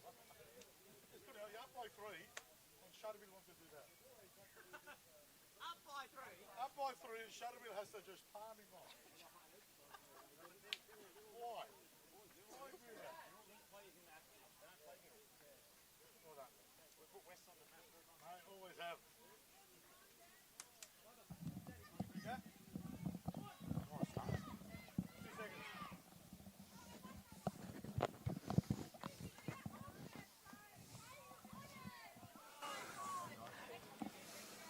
Welcome back for this second test here between Lebanon and the Cook Islands in the ladies. The Lebos are looking. Am I on speaker? Yep. Oh, they want to pay me. So if they pay me, mate, I'm all cash. I'll look after you. Cash. The Lebanese way. I'll give you a wrap. Here we are at Tempe Velodrome. This is the second test. And it is Lebanon and the Cook Islands. The Cook Islands girls were dominant in that opening test match here today. The first of two, and this one the second. So it's the Cook Islands on the attack. It's Adam Collins here in commentary, joined by the voice you heard earlier, Paul Sphere, who they want to pay. But it's early from Kelsey Berryman. She goes over. Can she find support? Back on the inside, she does. And Kelsey Berryman has started off. Gets it to Talia Berryman, who scores. You'll hear that name mentioned right throughout the Berryman family, synonymous with Cook Islands touch, and they're on display out here in numbers today. Yeah. I mean, that's right. She got beat shoreside, and I know for a fact that shouldn't happen with the way they're coached. They just got to stick to policy, the young Lebanese girls. So now Lebanon get their first attempt with the ball and taking it forward there. Somebody who had a really good game, AEDT Kanan, in that first match. She's in half now. Fast feet, AEDT. Certainly didn't get the opportunities that she thought she might, that she earned. And we see it's just a bad pass here. I did. The commentator's curse. Look, that's a Premier League player, plays for the West Women's Opens. You know, very enthusiastic and a really good player. So the Cook Islands girls now take it to their sub-box. They want some fresh legs on. They've defended hard there. Little juggle at half. Referee finally picked it up. And sloppy play the ball. They were claiming that there was interference in the ruck, but the referee didn't see it that way. And the ball back in the hands of the Lebanese girls. 10 metres their own side, the Cook Islands side of halfway. So this is a good opportunity. Yeah. I'd love to see them send out, this way I'd love to see them send out young Charlie Haddad, who is very good. She was awesome in that first game. Yeah. And this is where I'd love to see some coaching there where they just send her out after that penalty. Because I think she's the biggest threat. Good ball. Yeah, nice ball. I think that's away, yeah. Oh, no, forward pass. The referee calls it. Late pass was the call. I thought it was away, but the referee's call is the final judge. Doesn't matter what I think, Paul, or what you think up here. Never does. See our match officials here. We can see that. Sam Piper, Joe Abood, and Gloria Berryman. Yeah, Gloria got a gig. Yeah, she's refereed in that earlier test match as well. And these three doing an outstanding job. Our referees here for these internationals representing their home countries. And we thank them for the support in these international fixtures. Nice ball out there. Oh, she missed. Great to know. She got a great touch. Kate Bashara. Kate Bashara. Another Premier League player with the West Women's Open. So very capable. I'd love to see them stamp their authority a bit more on this match. So it is Lebanon working their way off their own lot. And that's a good shift. Just now straighten up now. Does so. Nice release there. Work. But good metres in after that initial, defensive pressure that came up out of the line for the Cook Islands. These are the touches that really need to count now. There's Charlie Haddad. There we go. She needs to get in behind the line. Oh, nice shutdown there from Chanel Berryman. These young girls with pace, they just need to pick up and just get through the defensive line before they start looking. A lot of them start looking straight away. And as soon as she stepped, she was giving that defender an extra chance. Absolutely. So it's that straight out of half and just get in behind the defensive line before you even think about changing direction. As we see counter-attack here from the Cook Islanders. The left foot steps out, nice touch. Comes from the defence of Charlie Haddad. The other thing that the Lebanese girls are doing, they're rolling back. So they're rolling from the halfway and eventually you'll get caught out. They actually have to stop and get up and stop that momentum. I mean, they've made a couple of really desperate try-saving touches, but that'll eventually... Exactly right. In these conditions, you've got to try and play as little touch as you can in those, clutch moments. And you see the Cook Island girls here, they'll stop and they'll move up. They don't roll until that final touch is about to be made. This is better from Lebanon. This has been end-to-end. Little short ball. There'll be 6 more there. Yeah, that was a great set. Excellent set from the Lebanese ladies. A couple of key players out there. Chanel Mikhail has been outstanding in that first test match as well. Here the referee calling move forward. Stay out was a call, play on, but then the touch was made by the onside player coming across, so no advantage can be played there. Yeah, good reffing by Gloria there. Played the advantage. Bokiani Pucky had to make the touch then, and unfortunately, the ball goes to ground for Lebanon, but there'll be another penalty for not moving forward. So Gloria punishing the Cook Islands for not moving off the defensive line. And that's the second one now, so they need to be careful here.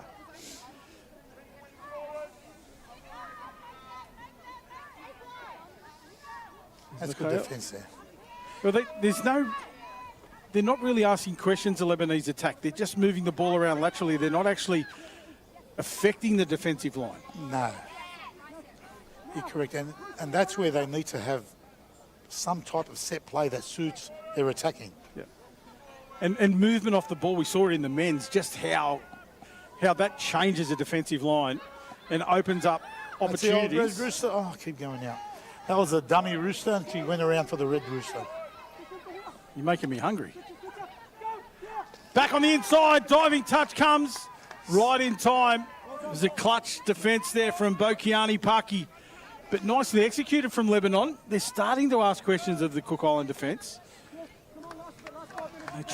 They have to stay with them defensively and stay upright. Not let them make easy yards. This is what you're talking about here. This part of the field's so important for them. Correct. Cook Islands get across to their sub-box. They bring fresh legs on.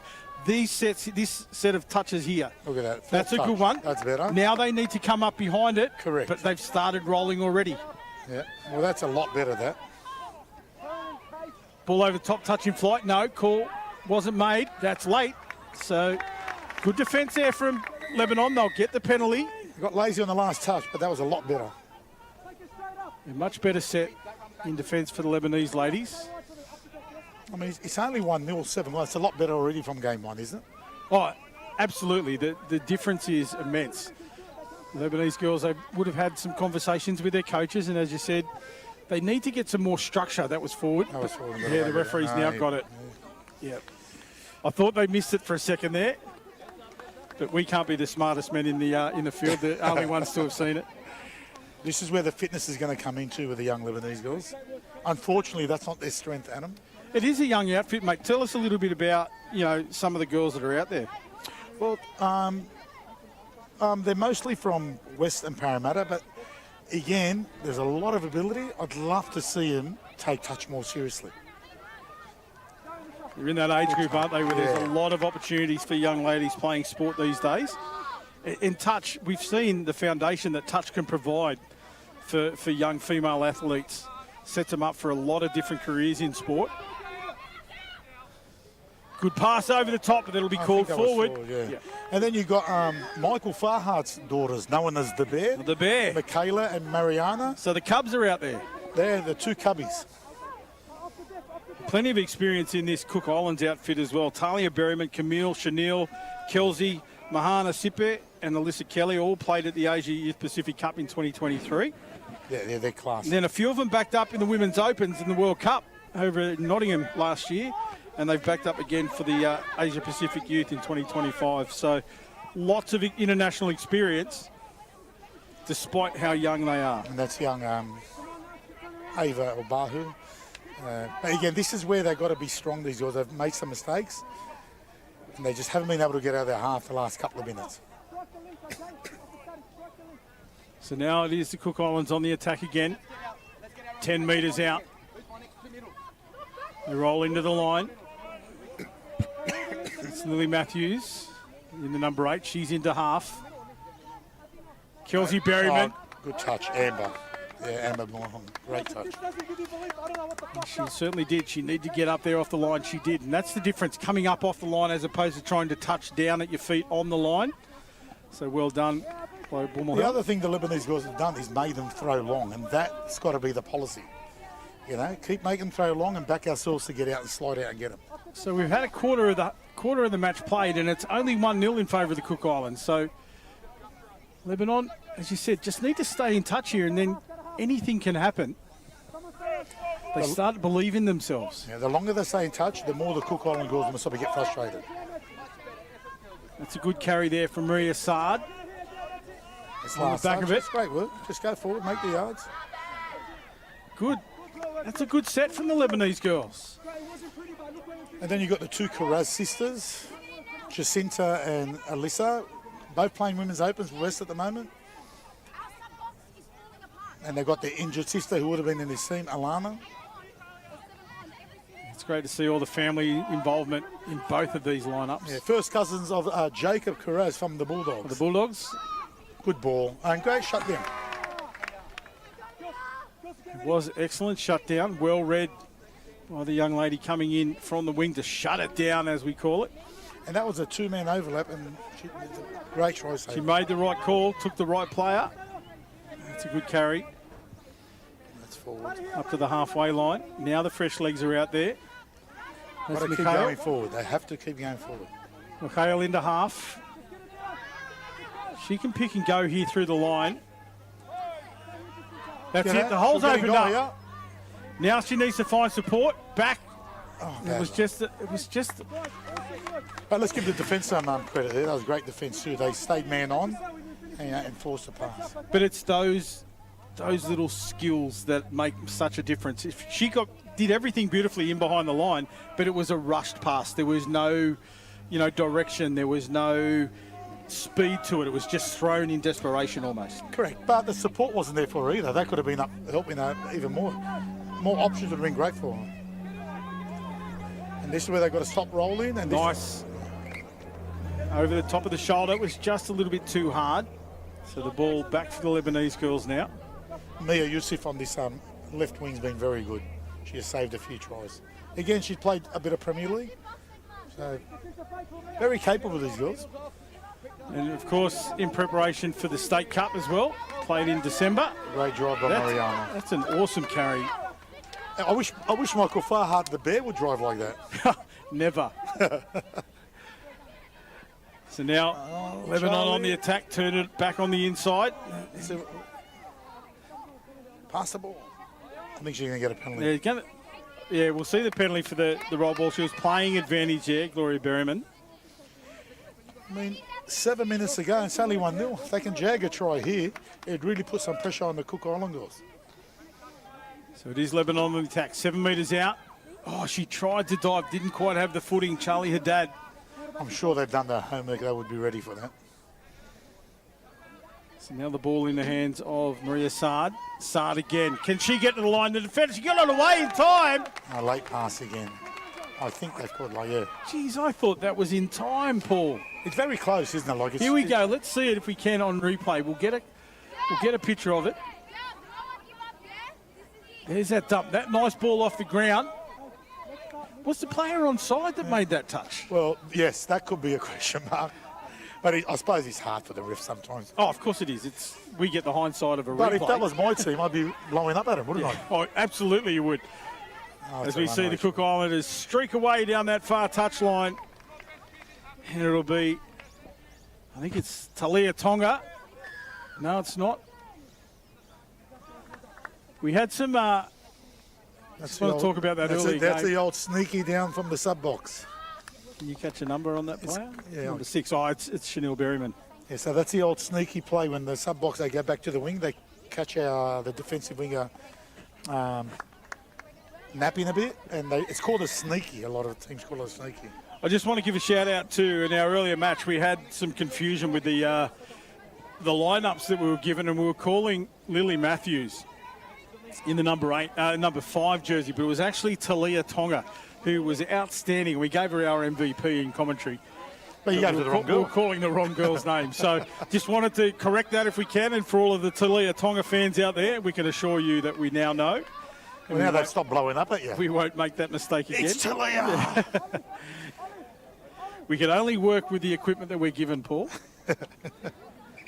And there were line-up changes made late this morning that weren't communicated. So we'll play on, and we're all good to go in this one. As Lebanon on the attack, the sweeper play. Looks to go back on the inside. The shutdown came there from Alicia Paki. So that's a good play. I'd love to see the girls, instead of being so focused on scoring, if she looked up, she might have been able to pop a pass. And that's where I'd love to see a bit more, play footy. Look up, eyes up footy. So this is Kanan. She gets it away. Good That's ball. a good release, No. but unfortunately the ball just gets out of the control of Mariana Farhat. Back in the hands of Cook Islands, Kelsey Berryman. That's a good release. And that's first touch. Look where they are. Yeah, They nice have to work stop- from Yeah, Cooks. good work. Adet, great work. That's unlucky. They'll earn a penalty on the back of that as well. A few strong carries in there from the Cook Islands girls. Wings and links on the other side. We can't fucking have a break, okay?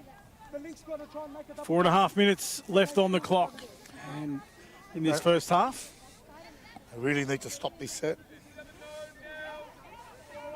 These are the clutch moments in a half where you just need to try and stop scoring in that final 5 minutes if you can. Oh, he's played on. Played on. Did she get her or was that a try? You see the referee communicating about the touch being made. I love the fact that the Lebanese girls, there's been 2 soft tries, but mostly they've made them pass to the wing. And as you can see, they've saved all of them. Absolutely. They're really putting it out there, representing Lebanon, and they're doing a great job. Plenty of character. And they've turned it away there. Cook Islands had a couple of opportunities in that set. As soon as they're forcing that long ball, it's very hard. And the Lebanese girls have done that really well. Just a little bit clunky around that roll ball area. That's what they need to fix up for mine. And good yards. Alyssa Carrez. And these players that come on now, they need to come into an effective position straight away, but they tend to hang back for a touch or two. Been very good, Chanel. Very good. She was probably their best player in game 1 as well. Oh, it's a shame she fell. Yeah, the play that was probably going to create the extra number was the one that fell over. Fatigue deep in the first half here, 3 minutes left. And the Cook Islands, little show and go back through the middle. And the yards are just too easy for my liking. And then a penalty, a relieving penalty for Cook Islands there. It was mid-set. Just sets up an opportunity here. That'll be Campos that'll go into half. She's dangerous from that position as well. Working this time with Kendall Kirby. Kirby gets it down. I'd love to see Jacinta get more up, and she's a pretty physical player. Paloma Campos into half. Quick Stay ball. out, stay There's out. the long one over the top.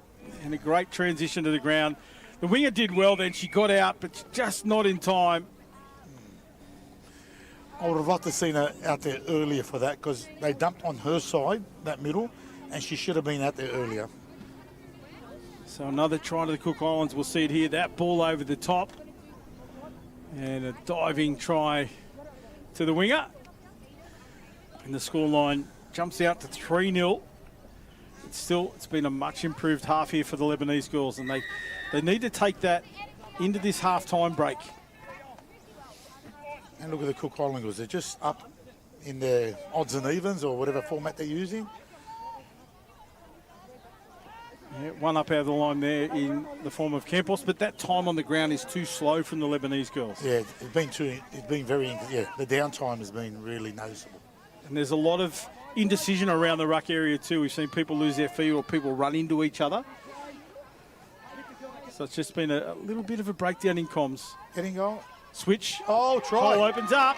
Yeah, the inside middle didn't trail. Wow. That was well done. Out of nothing. Bulmelhelm.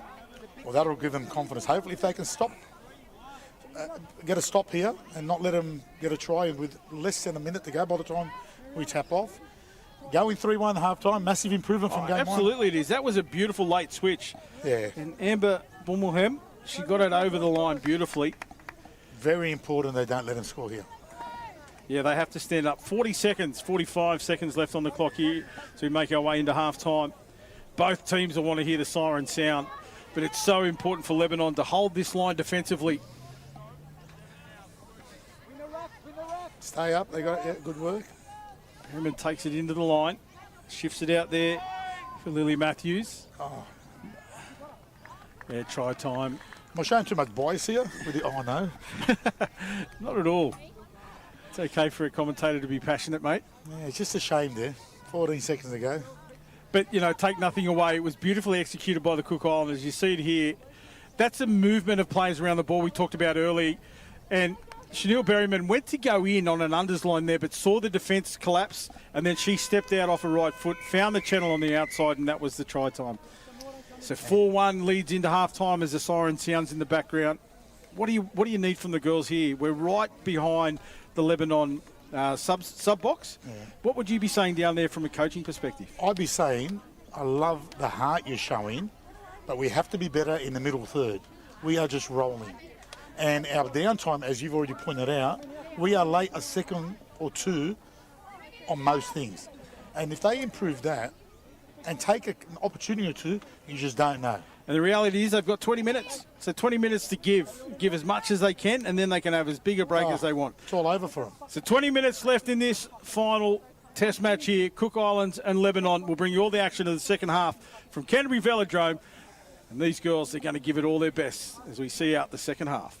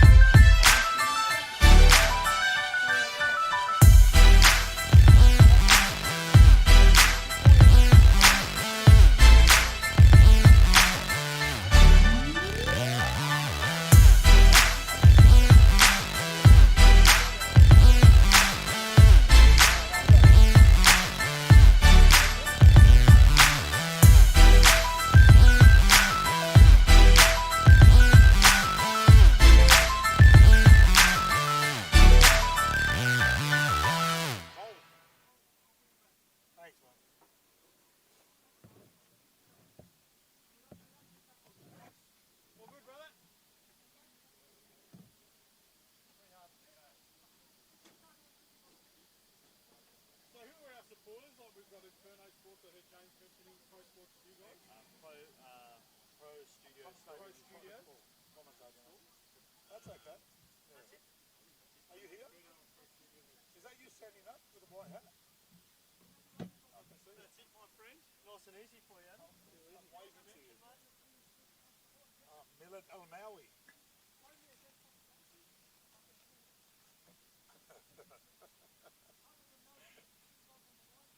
I'll come and talk to you later. All right, mate. All right. All right, mate. See you, buddy.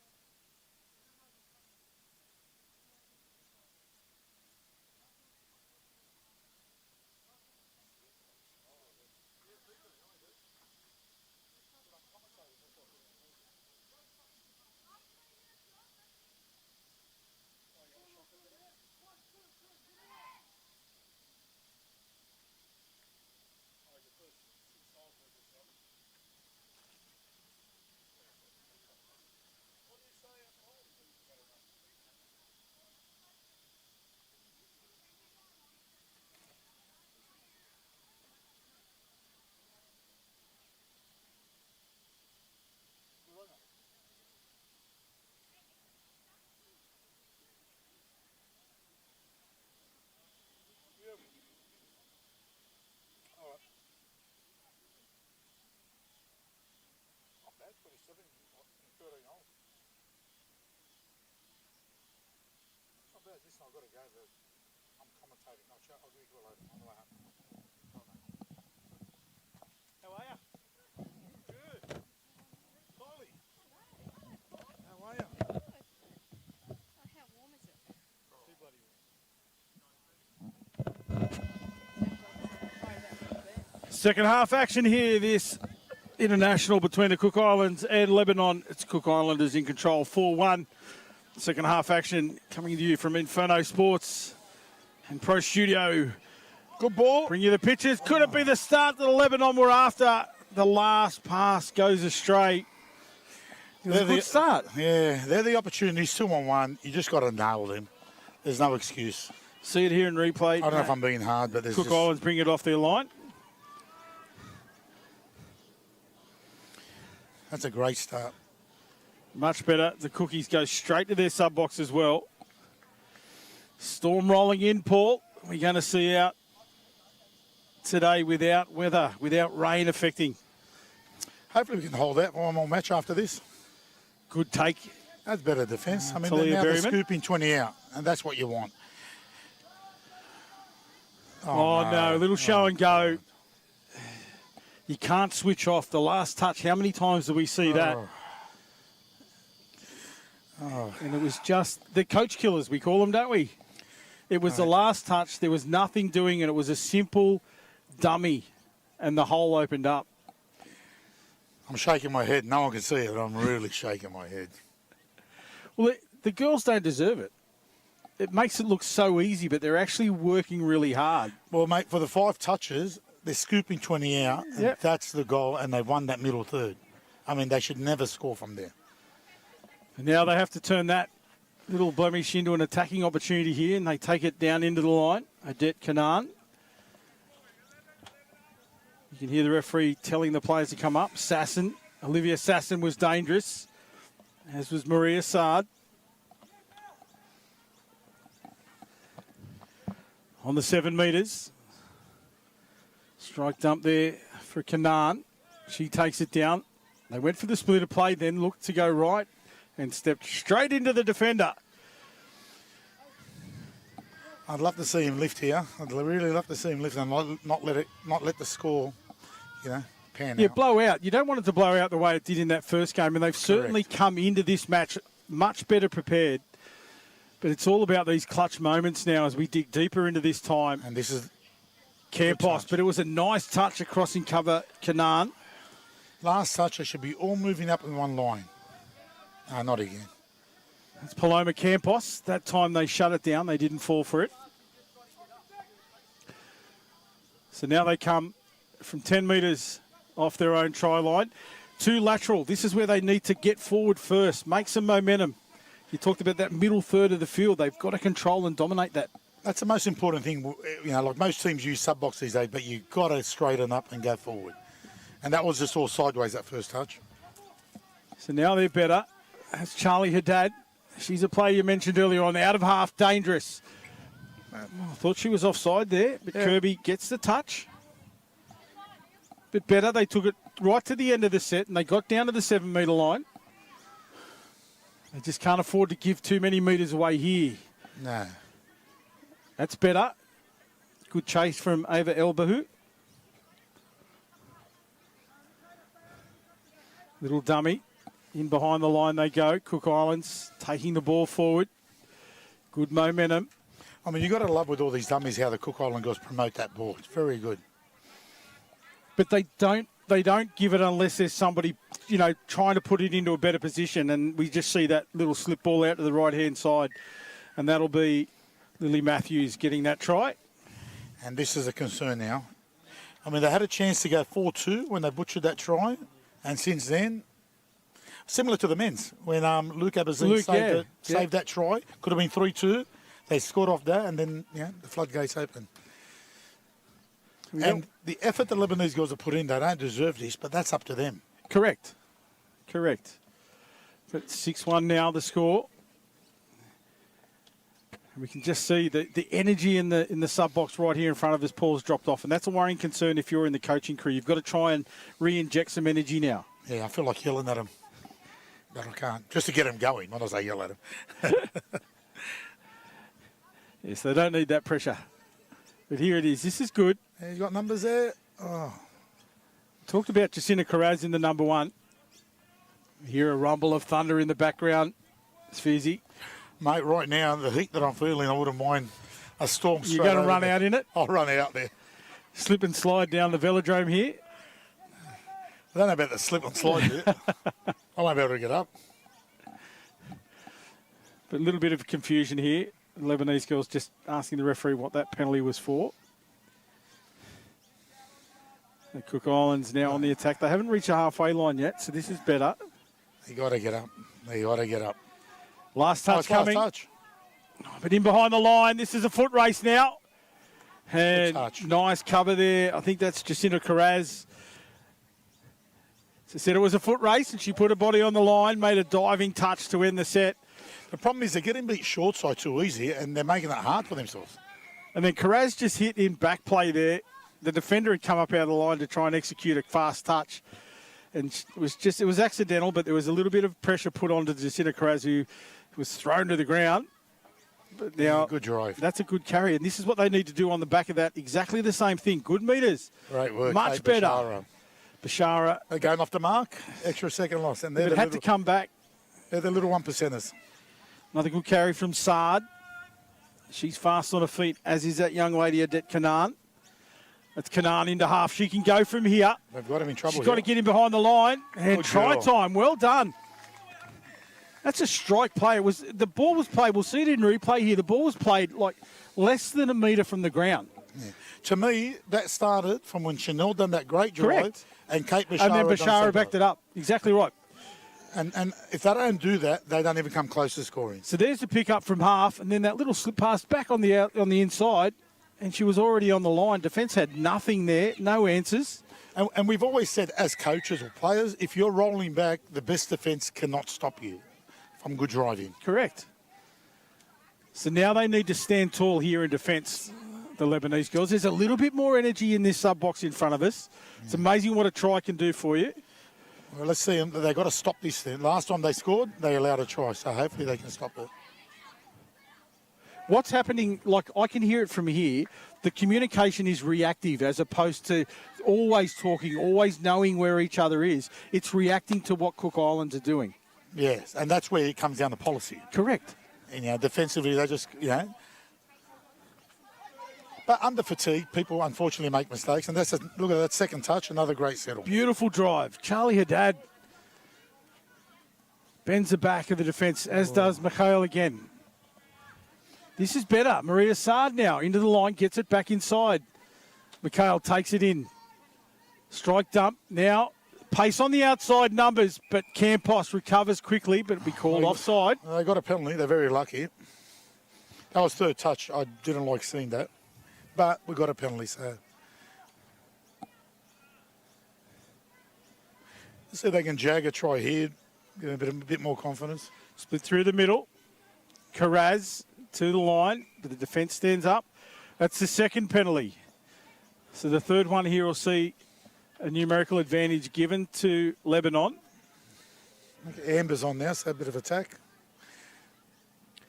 Don't put too much pressure on the one player, mate, but she has been outstanding. Yeah, she wants it the other way. Set one more up. The ball knocked out. I think that's on the sideline. Is that the third penalty? Yep, she's replaced her to the sideline. Mate, they might not let Glory go back to the Cook Islands. It's great to see Gloria out there refereeing this one. Let's see if the Lebanese guys can take advantage. Too predictable. Touch was onside. There's a nice touch there from Kendall Kirby. Cook Islands will want to try and defend this as much as they can with that numbers. Kirby up the line there, but unfortunately Lebanon couldn't get the ball back in play quickly. Oh, good hands, Emma.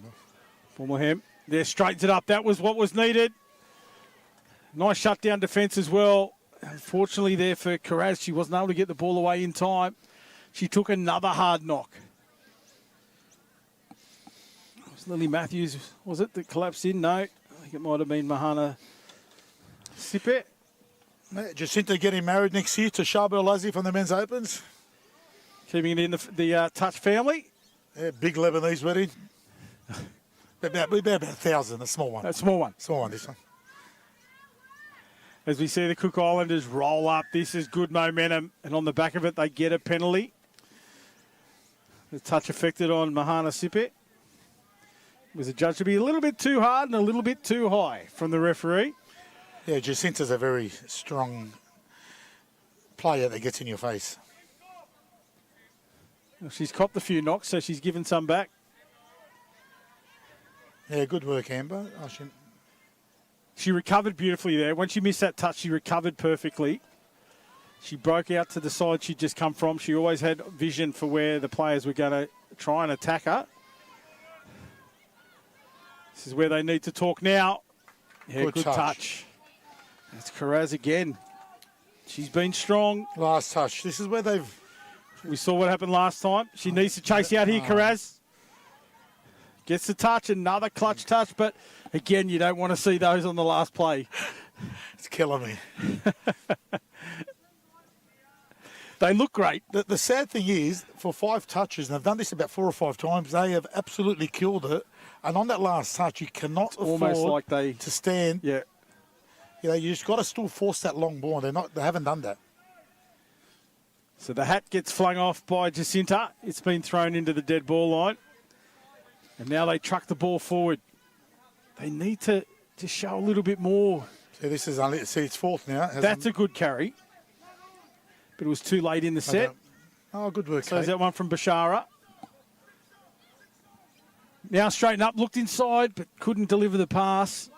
Referee was calling the players offside.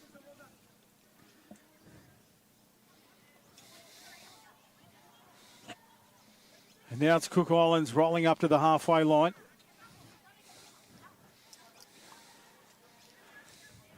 Taking it forward. Good meters. They get in behind the initial defender who come up out of the line quickly. And that's what they do well. It's Talia Berryman gets the ball away, knocked down by Bokiana Pucky. So now Lebanon with a chance to take the ball forward. And then a little mistake. There's too many bodies in that small space in the field because of that lack of communication and the lack of a pattern. With all the effort, and the Lebanese guys have had their second and third efforts have been amazing. If they can fix them little 1%ers and even them soft tries on the short side, I mean, this game could have been very close. But that's what these games are about, isn't it? It's about Correct. building those, the experience levels within the team. As you said, a lot of new young players coming in, bit of a mix of experience. So these games are opportunities to say, this is what happens, this is how we fix it. Yeah. As we see the Cook Islands go over for another one. On that short side again, they're getting tired. But, I mean, the score doesn't reflect to me what the young Lebanese Oh, the effort. girls- Absolutely not. Absolutely not. It has just been some of the individual brilliance or individual skill sets that the Cook Islands girls possess that's just made them that one step ahead of the Lebanese girls. It's definitely not effort. And even when they've dumped on that left middle there, that's as simple as that link and wing. They've got to go man on unless they get told to come in. And it's just a slight reaction with no communication or trust there. The Cook Islands have been exceptional. Oh, they've been great. And it's been a real team effort. There hasn't been any individual standouts in this game. We talked about Talia Tonga in that previous one, but this has been a real team effort. Berrymans, Parky, Lily Matthews. The one we haven't really spoken about much in this one is Siala Fotomawala. So we see a ball over the top. I actually don't know if I've called her in the runner play at all. Hopefully she's not injured because she was very dangerous in that opening game. But again, a set ended on the Cook Islands try line means they have to take it end to end, and they do it beautifully. What I like about them, they do go for the sub boxes. We see an error, but what I do like about them, they go to the sub box, but they initialise it with a couple of direct settles first to get that momentum before they look to go wide. Yeah, and then they'll stay close together and they'll do the little pop-up to make extra yards. Yep. So that time it didn't pay off, but it was certainly, that was what we were looking for. Chanel McHale takes it into the line. Outside there for Bashara. Bashara into half. Amber. Yeah, that's a fair call. Yeah, it was just... It's those little final plays. That was beautifully constructed then. And Amber Bommelhelm, she's been outstanding. You called her earlier. When she came onto the field, you got excited. And I can see why, because she's certainly been in everything that the Lebanese girls have put on. Now the Cook Islands there, they go once again up to the halfway line. That was a good carry from Kelsey Berryman. Now this is where we're just rolling, see? And now they'll get the attack on that 7, or they do the fly. Matthews gets it away out there for Alyssa Kelly. It's last, isn't it? I think they miscount. Oh, I could be wrong. You can't afford to give any opportunity to Berryman. There she is in half. Chanel Berryman, she breaks right. Numbers here now. And she dropped the ball there. Did everything right. You could hear the coach from Lebanon calling man on. They defended that much better. They did, but again, they let him get in goal. And it's not my... If you let him get in goal enough times, you're going to, unfortunately, leak a couple of tries. You've got to be positive, mate. Yeah, maybe I should. Yeah, maybe I should be. I've been very negative. It's the haven't I? bluebird of happiness, mate. Come on. The Cook Islands defending here. And this is the clunky Lebanon back in. Again, lateral movement as opposed to going forward. But from a development standpoint, a little juggle there from Karaz. From a development standpoint, you would have seen a lot to make you, think that there's a bright future for this team. Absolutely. Both teams, like the Cook Island girls, they're a real work in progress. There's a different starting point for Lebanon, but there's a lot of opportunity for these girls. Yeah, you can see the Cook Islands, the structure they've got. It's just they stick to the plan. They stick to and they've got number. Yeah, that's better defence. There's been a lot of development in that Cook Islands outfit. We know the impact of the Berrymans and the work that's being done by Joe and Terry Joe. There's a lot happening in that Cook Island space. And it's great to see, we've seen the passion and the pride in the Lebanese jerseys out here today as well. So two real nations on the rise in touch football. Sensational that we could bring it to you here from Canterbury. I mean, you would never think this would happen back in nowadays. So I know from the Lebanese perspective, Jason Stanton's done an amazing job by putting a lot of things together. And the people in Lebanon, they've got a lot of kids there playing in the university schools. So they've really picked it up and done well. And of course, watching back home, we saw the Village Cup here played in between the test matches, and just the passion and pride. We know that there were people watching back in Lebanon that were sending messages to us and talking about how great it was to see this action here from Sydney. Cook Islands on the attack. Good shutdown from the Bear Cub. That's the older Bear Cub, Mariana Farhat.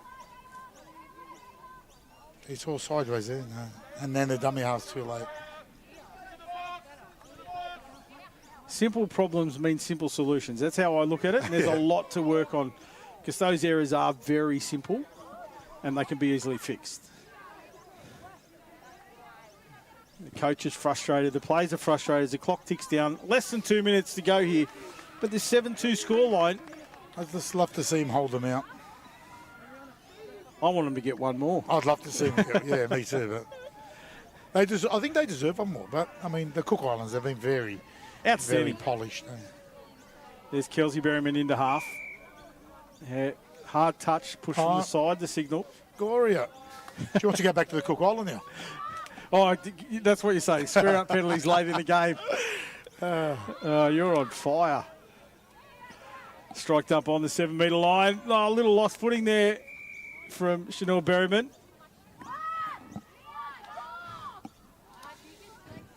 She just lost the footing. She's going to tap dance away to the line. As the clock ticks down to 1 minute to go. Out to the right. Good line from Lily Matthews, but great collapsing defence there. Is that Maria Sard? Certainly was. And now she gets the ball back in play quickly. Bends it back, takes it into the line. Another nice carry. Again from Bashara.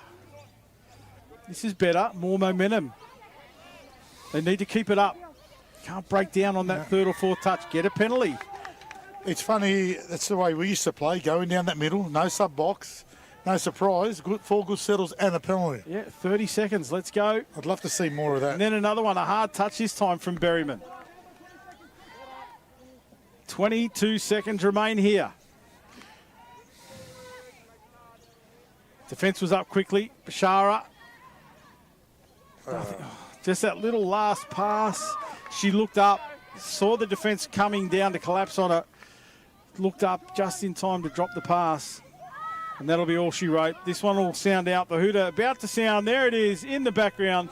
Cook Islands take out this international series. 2-0 over a gallant Lebanon, it has to be said. But outstanding performance by these young ladies from the islands in the green and yellow. Great combinations, great experience on the rise, as we said. And just a sensational effort to score. I think it was 8 tries in the first and 7 in the second. Yeah, that was a lot better effort from the Lebanese girls. But, you're right, the Cook Island girls were so well structured and polished. They were great. They were coached really well by Edith. Edith Lee's the coach. We've got, in the coaching structure there, Kalani Berriman Duff is the head coach. Edith Nathan is co-coach. And Joanne Joe, the manager. Mate, all So sisters great and relatives. experience. I like the Lebanese, all related, so great effort. So well done to the Cook Islands, taking out the series 2-0. And now it's the action of the men's, the final test. Lebanon were dominant in that first one, Paul. I know you're going to go and we're going to get Jason Stanton in, but I want to hear your thoughts on this men's game that's coming your way. Well, again, they were dominant, and we didn't want to take the foot off the pedal. Where we kept going because, as the Cook Islands, if you give them a sniff, they can score tries from anywhere, and they can score back-to-back tries. And that's where the Lebanese boys have just want to keep that enthusiasm up. So we expect a tough game. So all the action of this men's game, you can see them warming up now. We'll bring you all the action. We're going to take a quick break, but the action of this, the final test match from Tempe Velodrome, your way shortly. Thank you, Adam.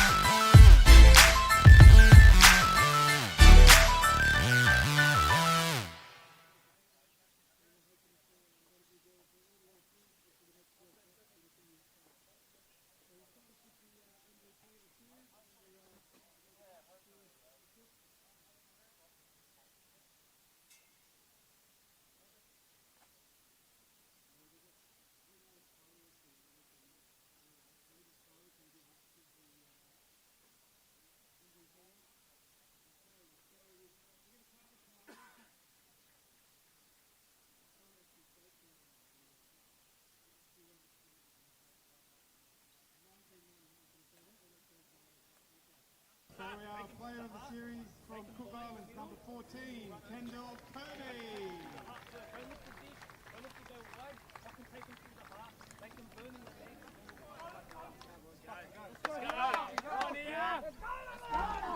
We do have Lebanon streamers on it. Maybe we'll concentrate. It's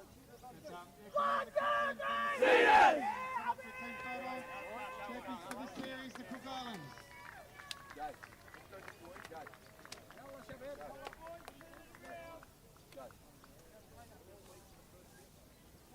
Quick photo with the Cooks if you can. We do want to get a photo of everyone. And the Cooks together once they get to the team shot, please.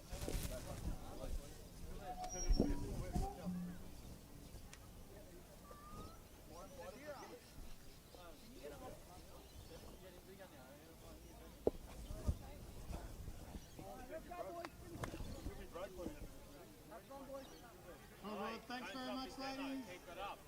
All the best. We'll sit across now for the second test in the men's open. Lebanon versus Cook Island. All right, yeah.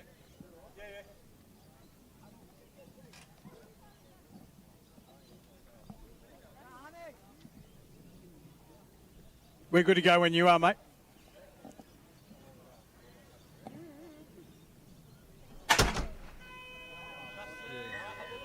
Second test action here. Cook Islands taking on the boys from Lebanon. Lebanon dominant in the first match. Adam Collins here in commentary. Soon to be joined by Jason Stanton as Lebanon go on the attack. They got it to the ground quickly, but the referee was right on the spot. Calls the touch. It was a fast start from the Lebanese boys, trying to bring that energy they had to round out the opening test here earlier this afternoon. The conditions have changed considerably. That one was played in 35, 36 degree temperatures. That temperature's dropped by about 10 to 15 degrees, I would imagine, as a cloud cover rolls in. We've heard thunderstorm action in the background, so hopefully that holds out and we can see this match out. And Cook Islands turn it over early. And it'll be Lebanon with another chance. So both teams making errors in their first set. And it's now Lebanon back on the attack. And now I'm joined by Jason Santon, the architect of this series. Jace, you'd be happy with the way these teams have taken to the field so far. Yeah, it's been a really, really good day, Adam. Pleasure to be joining you. Hopefully you've had a good day. It's my first little stint in the commentary box, so it's exciting to see just so much talent, hey, from Lebanon and the Cooks. A lot of young players that weren't even in the World Cup playing today, Adam. I think it's the youth coming through that excites me, mate. And I've got to say, you've unmasked a couple of absolute superstars in this Lebanese boys outfit. In the two brothers that have joined you, the Tikar brothers. They've been outstanding in that first game, but both of these teams, it's all about the youth and development coming forward. And even for the Lebanese girls, we just called that game, and they got beaten, reasonably soundly in both games, but there's so much potential in that lineup.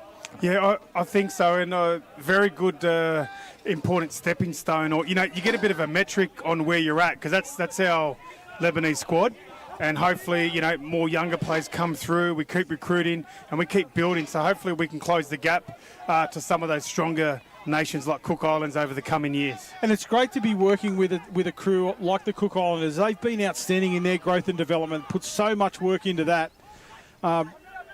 So to come together in these formats, that's going to be so important for the development of our sport. Yeah, it is very exciting. We've been in close contact with Federation of International Touch, showing some of the developments. And of course, like in the Men's Open, you probably touched on it earlier, but this is like a replay of the bronze medal game from the World Cup. So you're looking at countries 3 and 4 in the world here battling it out in this Super Test series here. And it has to be said, the Cook Islands lineup in this men's game, it's a bit disjointed from what was at the World Cup. There's been some changes that are required. There's been players missing from this lineup for different reasons, but still a great platform to display the best of our two countries. Yeah, Cook Islands are a very important series for them in their women's. I think there was probably about half of the team would have been in Nottingham, so lots of fresh faces coming in. And then if you look at the men's here, again, probably about half the team, lots of new faces, so really important for them to develop in their high-performance program and get, see which ones of those fringe players can step up and give them an opportunity to represent the country. Yeah, well, mate, thanks for having me on board. I've loved what's happened out here today, and to be, a part of it and be able to call it and just see exactly what's coming through. But we'll get back to the action here in this match because it's so evenly poised. It's 0-0. There's only been 4 minutes gone, but so far the skill on display has been outstanding as the Cook Islanders break away, and they'll score the first try. I think it might have been Tupai Matunga that broke through. Just going to try and pick it up and replay if we can, because as we were talking, that just happened. It was quite quick, and one thing I think we'll check here on the replays. A beautiful Maxwell Masters. Masters, one of the best good players in our game. And then he finds Tortai. He had a very strong Premier League final for the Manly club. And Max Masters, he had a strong World Cup too. He's really been growing in confidence. Players to watch. Yeah, a lot. His footy IQ, he's doing really well, Masters. So that was Tortai that got the try. And now it's Lebanon on the attack. Stumble in defence. Tap ball back on the inside. Good reply from Lebanon. Yeah, nice little tap on the inside. We often talk about that in the modern game. You can't just shut down. You've got to shut down that 4-on-3, come in and help the offside player, but then you've got to get on your bike with that long ball. You see here on the replay, beautiful dump from Junior. And see how nice and flat it is, spiral past Adam. If they're a bit higher, the defence recovers. So Junior Catalano really showing how it's done. And Lennox Tika there to stay alive there. Sometimes you see the players, they watch the ball go over the top and they think that's their job done. But he stayed alive on the inside, allowed that tap in. So we see the Cook Islands on the attack again. But yeah, that desperation to stay alive in attack and defence so important as we see a changeover awarded for an incorrect roll ball. Yeah, so one thing, Adam, maybe some of our spectators might not be aware of is this is a 2-test series, so the for and against does not come into play. If Cook Islands can win here, we're then looking at extra time and a drop-off to decide the winner. So it's not a for and against thing. This series is well and truly alive. Won by the match, so we'll see how that plays out. One apiece here. 14 minutes remain in this first half. It's great to see the Village Cup played too in between these test matches, mate. It was a There was a lot calling that. yeah, it was great. We love our footy in Lebanon. We've got our village teams now. It's like almost like a little mini nationals. That was good to see. Oh, it was great to call that one and know that the people watching back home in Lebanon, and hopefully the people back home in the Cook Islands will be watching this action as well, as their team goes over. And it's Tortai Masters again, trailing. That combination appears lethal. It was a big left foot from Max. You'll see it on the replay here. It looked like he was going to dump, and then he recycled. It got Lebanon in trouble, and a big left foot. And that's something that's it's a very clever play, Adam. It's not that easily understood, that one. So unpacking it quickly is when he looked like he was going to dump, some of the other Lebanon defenders started to retreat. Yep. So then when he's bounced out of that, the whole line was in trouble. So a little bit, not much in it, but it was actually a very clever play from Max Masters. Yeah, Max and Tortai combining once again to put the Cook Islands ahead 2-1. And now Lebanon back in the centre. Andre Bacchus it was that got the ball down, and that allowed the play to open up. It was a quick roll ball. It was nice and sharp there. I don't know whether Lebanon will want to get into a try for try situation with Cooks. You'll see here it's a nice little, it's sort of like a sweeper slider play. It's a different sort of play. I'm not sure what the young boys call that these days, but it looks like you're going to sweep and then you actually come into dummy half. And it gets the defence off. Junior off Catalano balance. in the half, so lethal in that position. Ability to throw long from the ground. That was on display in the earlier match, and it's a great experience for a young fella. This explosive footwork of the Cook Islanders on display here. There's 6 more to call. I'm not sure. I don't know who touched that. No, I missed that one. Really good series too, Adam, this one. Like, really been able, only made possible from ProStudio, our broadcast partner, and Inferno. Without their support, these sorts of things don't come together. Inferno, of course, is sportswear company. And ProStudio bringing us all of the pictures here. Yeah, Lebanon's wearing the alternate strip here, by the way. We're normally in red, Adam. I thought that. But we're in the alternate strip here, special edition strip, this black one. That was actually designed, put together by Inferno. Gary Sonder, Gavin Shuka, the team. They're really good partners for Lebanon. We'll be with them through to the World Cup. So, as I mentioned, partners are really important for these developing nations. Adam. Oh, 100% they are, mate. And without them, things like this don't happen and the game doesn't grow. So, massive kudos and shout out to the team from Inferno. There's a couple of names that you mentioned there right at the helm of that. But there's also a team underneath them that work tirelessly to provide everything they can for touch football. Interesting. Just a little bit of contact there that didn't need to be made, and the referees have dealt with it. Nice pass here, Numbers. Good shutdown from the winger. Coming in to close it out there was Luke Mansour. That's why I'm a little bit concerned, Adam, about it. If the Lebanon, I'm saying we because I'm still with Lebanon, but if we get into this try for try, they're just so sharp, good on their feet. Like even with the World Cup bronze medal match, I think it was like 11-9 or something. Like so both tight. these countries are so well matched, and they can just put on tries so easily if you give them the ball. Yeah, and we saw that earlier on. It was end-to-end stuff. Cookies didn't have their best game in that last one, but they brought it here in this second match. They know how important this game is. Yeah, well, a draw and the trophy goes to Lebanon. If Cook Islands get the win, it's then 1 test all, and we go into an extra time drop-off scenario. So, just seeing here, the referee's going to call him. Yeah. Onside was the touch affected. So here on the 7 metres, that's Tylan Berryman, captain of this outfit. Played in the World Cup with his dad, who's coaching this team. Tylan has really stepped up here in the Cook Islands touch program. Yeah, well, there's Tylan, and I'm not sure if he's running today. He didn't play in the first test. Tomiko.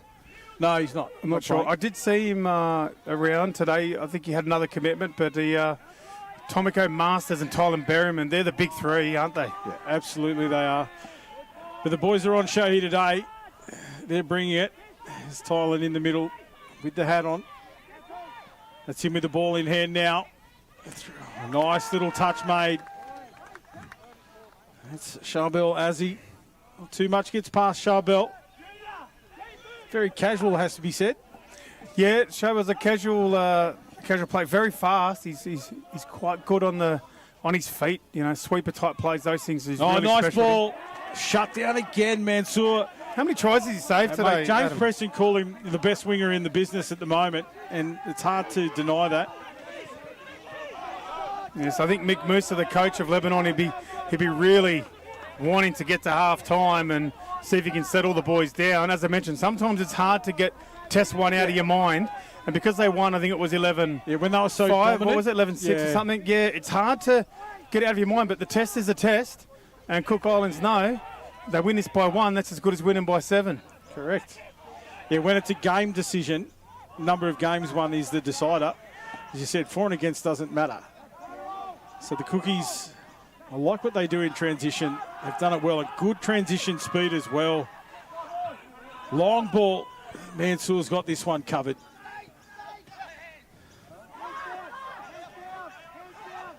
Quick passes, chain passes, but the winger comes in to shut it down. Who was that from that young man that got up into the passing lane there? Mate, Robert Nakla, what a career he's had. I think he would have had at least, I think he played juniors for Lebanon. He would have had probably about 10 years for Australia in the men's open, and then now back at Lebanon. What an absolute great of our game, Robert Nakla. We talked about it in the first test, how important it is to have people like that in your system that are able to offer their experience and wisdom to these young up-and-coming players. And you could see him in a clutch moment, you know, in that earlier game. He was a settling force in the sub-box as well, and out on the field. Yeah, Coach Moose has done. He's been quite clever with that selection. There's also Steve Tashi. Yeah. Another one of the older players that's been around multiple World Cups. We saw Tashi in that early game. There was one time he made a clutch touch in defence, and then he had the last carry up the line to get to the sub-box. He was touched, not with a great lot of effort, but he lost his footing, buried himself in the sub-box and laid down for about a minute as he recovered. Well, he's not 18 anymore. He put himself on the line, and that's the passion and pride that these boys are playing with. Yeah. Now, listen, I'm a little bit excited. I shouldn't be, because I'm a former Lebanon player. But one of my favourite players that snuck onto the field, number 8, Tomoko, is there. Oh, he's here. He's there, number 8, one of my favourites. Yellow boots. So let's see if he can light up this game for us. Tomoko there with his partner in crime, Tylen Berryman. Oh, nice. The referee's going to call play on there. I thought Charbel as he'd come in, but not in time. So just as you call it, Tylen Berryman, the skipper of this one, gets across the stripe to put his team ahead 3-2. Yeah, well, Tomoko with a little guest appearance, crushing the hearts of the Lebanon fans on that occasion. Again, he's Tylen Berryman, Tomoko, Max Masters, definitely the foundation of this Cook Islands outfit. On the other side, you've got the Cudlano brothers. You've got the Tika brothers as well, Bakos brothers, lots of combinations. That's what it's all about. The Azzi brothers. The Azzies. How many brothers we got? Might have to be a record. Long ball over the top. Maroon. Young fella out there on the wing, Luke Maroon. I think that was Abu Saad? I haven't got the name. We'll see it here in replay. It's a beautiful pass there from Tika. And look at that finish. Yeah, number 25. We've got him down as Luke Maroon.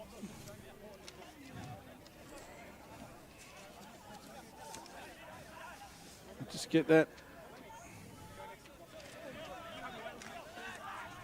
It was certainly a nice finish, and try for try. It was, I think it was the number 13 there, Luke Abuzaid, I think it was on the wing there. But it could have been Luke because they're popping around. There's lots of Lukes all over the place. We've got Luke Mansour, Luke Maroon, Luke Abuzaid. You really got to be switched on. Was that a try? Certainly was. The Cook Islands Take us through it, Adam, on the replay here. We'll see the replay here on the 7-metre line. Strike dump. Masters gets the ball away. Then it just became chain passing. Quick release out to the winger who scores. Tidies it up. Yeah, put on a bit of a clinic, aren't they, Cook Islands? And this was always the danger, I think, for Lebanon when we've matched up against the Cooks over the years. Is They're just their ability to, that 7 metre type game. One of the best in the world. In some facets, they're actually on par or better than Australia and New Zealand in that little 7 metre zone, some of the plays they come up with. So Lebanon had an attacking opportunity there, but now it's the Cook Islanders who turn that defence into attack. They take it forward. There's your man, Tomoko. Bends his back, gets into the line of defence. Good release there. Extra metres made. Good cover in the middle by Tika.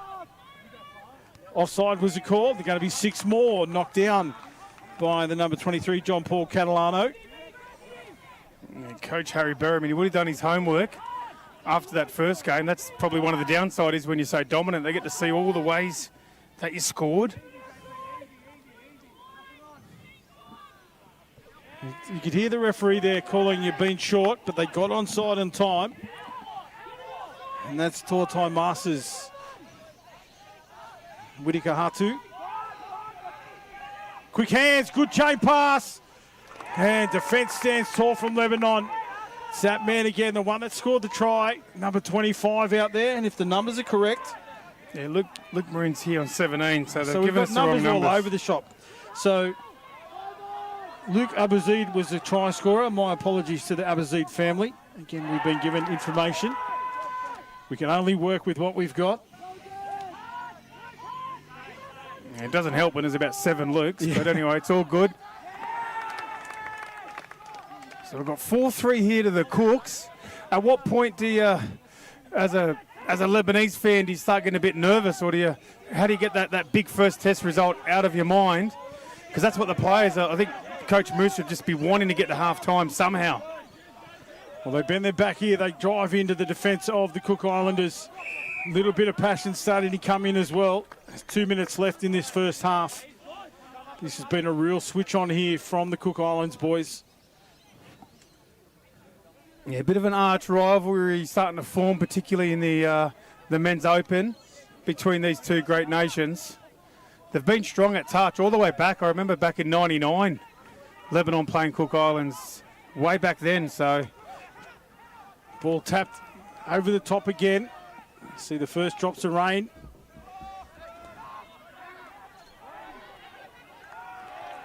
Shut down.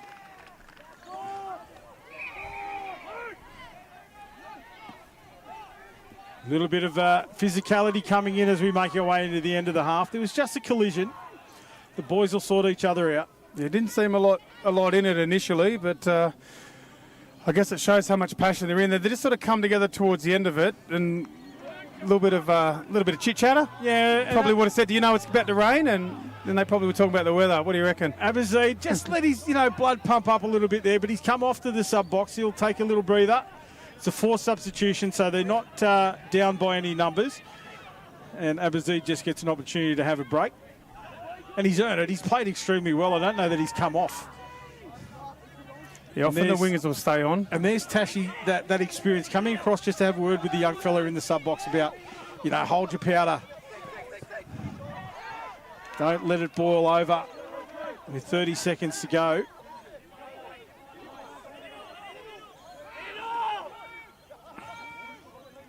Got an injury here in back play, a cramp, I believe. Yeah, I'm hoping it's just the cramp. Cook Islands wingers down. I hope it's not an injury. He's been out there the whole time as well. These wingers have been playing long hours.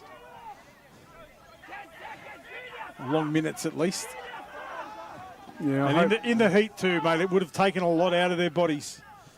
Yeah, it was would have been mid-30s, I think, today. Oh, absolutely it was. As the siren sounds in the background and the referee on the touchline signals that he was into touch before the ball was down. So that'll be the end of the half. 4-3. The Cook Islands take a lead into this halftime break. We'll see it here again on replay. He was right out there and then he stepped out. Yeah, the feet were right on the paint. That would have been close, eh? Robbie Knuckler was there saving it. Very close. So, we've got a big 20 minutes coming up, and it's going to be probably raining and a big finish to this test number 2. Half time, we'll take a break and bring you all the action live here from Tempe Velodrome, courtesy of Inferno and ProStudio.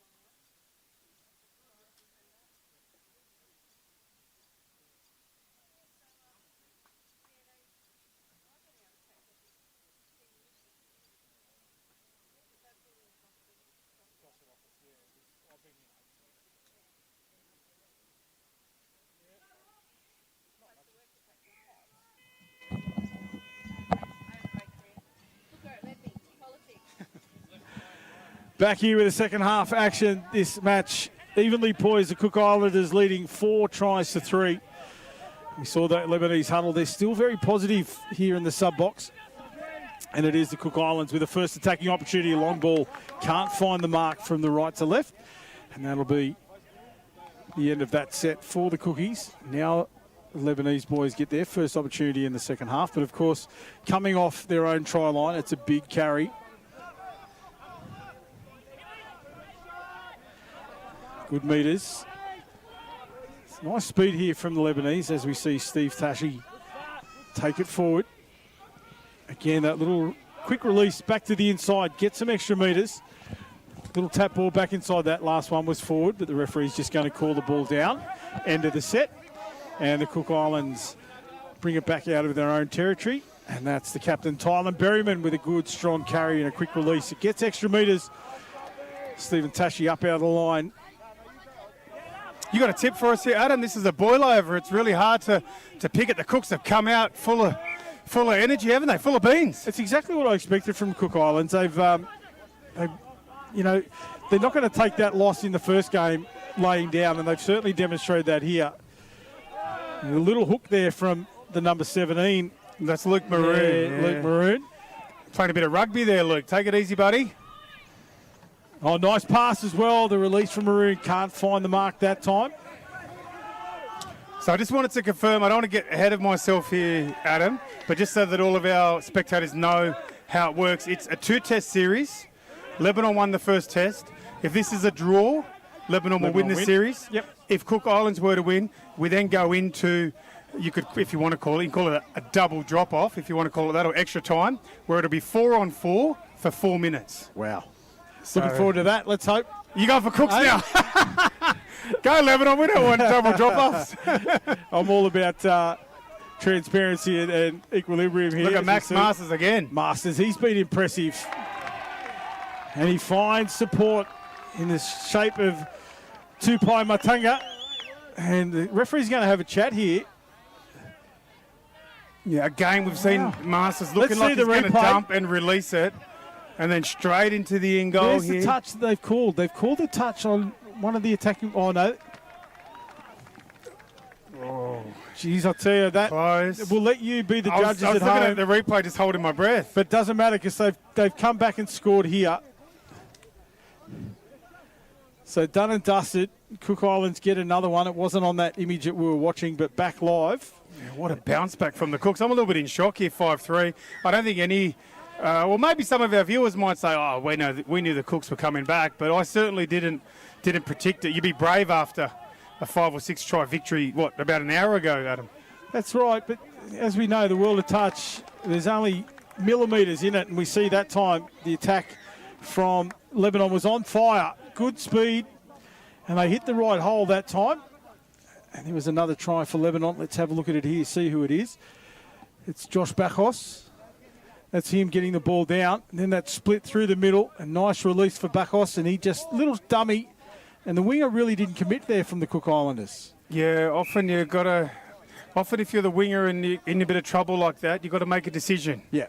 You've got to be coming in early or you've got to stay out and let your link know. Generally, if you're halfway, it generally puts yourself in a bit of trouble, as we saw then. And 5-4.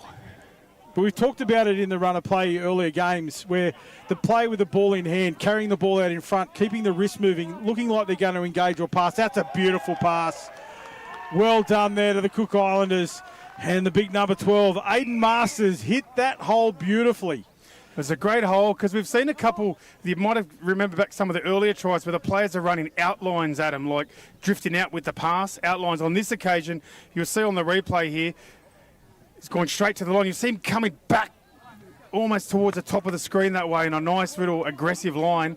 And it caught Lebanon out on that occasion, and the Cooks are out by 2 now. Jonte Brown it was that delivered that beautifully executed pass right onto the chest of Aiden Masters. Brown was important in the New South Wales State of Origin series earlier on this year, and he's taken that form into these matches. Nice touch by the Cook Islanders, but offside is the call by the referee.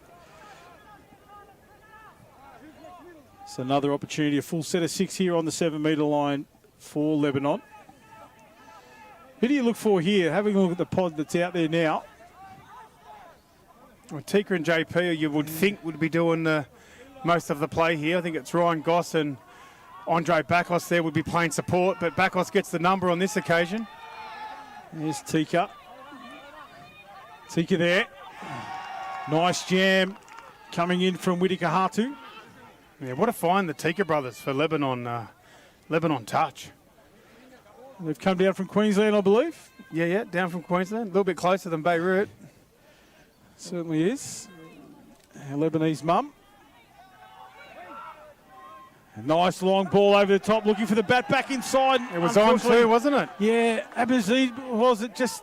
Yeah, he had looked for it a little bit too early. Yeah, you're right. We can often get a bit ahead of ourselves on a play like that because the ball seems to take forever to get to you. But as you said, probably look to do it a little bit early. And the tap back to Ryan Goss would have been a certain try for Lebanon, but it wasn't to be. And the Cooks with it, I wouldn't say healthy, but you'd be happy 2 up at this point in the game. Now that I've got his name right, I've got to say, in that first game this morning, young Abazid was exceptional. He did a lot. And we had the names around the wrong way. So it would have been last. I think. I mean, you would have called him at Junior State Cup. Yep. Within the last. If it wasn't the last Junior State Cup, the one before. So, he's definitely one of the little pocket rockets. The young boys coming through. Great to see.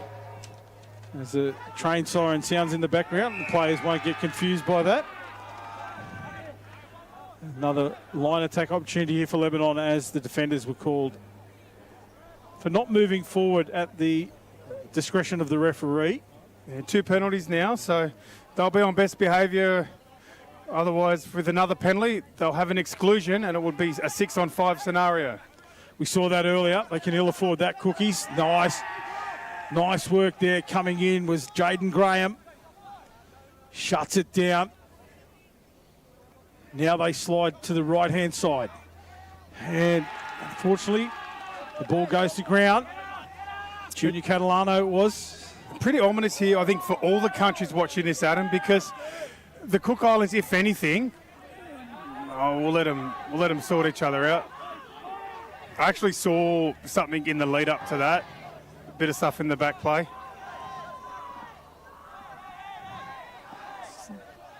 Game doesn't need this. It's been played. Been played well. It's mainly just push and shove. It looks probably a lot worse than what it is, but there was actually a bit of. There'll be a little bit of a. I think there was a bit of a push in the back play there. So there was a bit of contact with. Yeah, that's not on. That play there starts it and didn't need to be done. So the referees, they don't have the video. Well, they wouldn't have the advantage of that. They probably just would have seen 2 players coming together. But the game definitely doesn't need it. It's been played in great spirit. We'll see what happens there. Let the referee sort it out.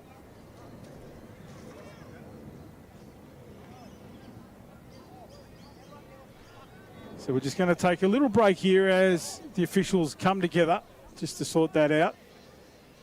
So as I said, the game's been played in great spirit. Certainly doesn't need it.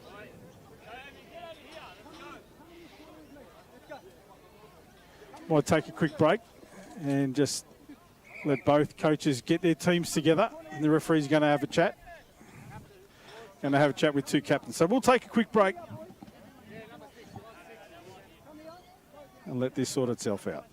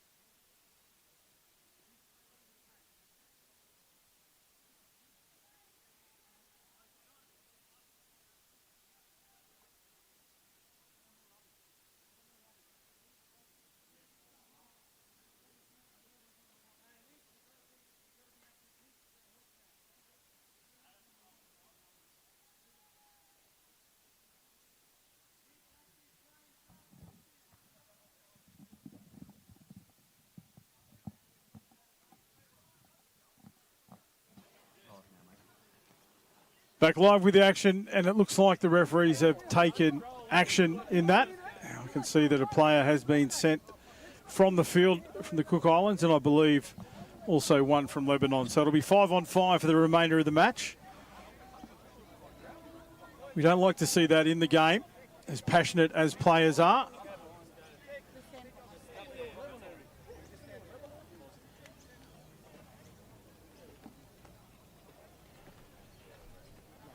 So now we're sorted 5-on-5.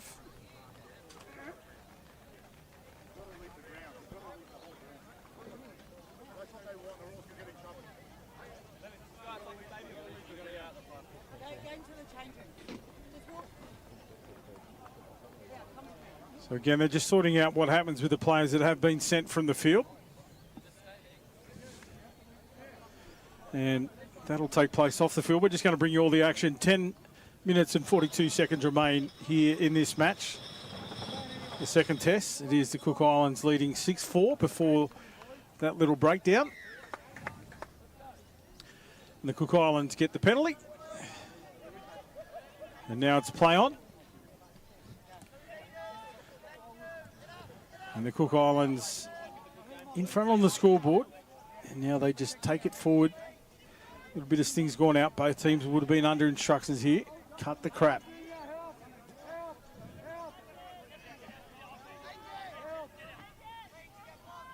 Jonte Brown. For the line, gets touched. It's him with the ball in hand once again. This time he breaks out to the left. Berryman tops it back onto the inside. Shut down. Comes in from Junior Catalano. The referee said the ball was thrown into him, so they get the ball and bring it off their own try line. Taking it forward here, just rolling forward. It's Kaiatika. And the end of the set. 10 metres into Cook Islands territory. Now they bring it forward. The 5-on-5 just opens up the field a little bit. They're both each feeling each other out. It'll be the team with the fast feet. They can make the most of this.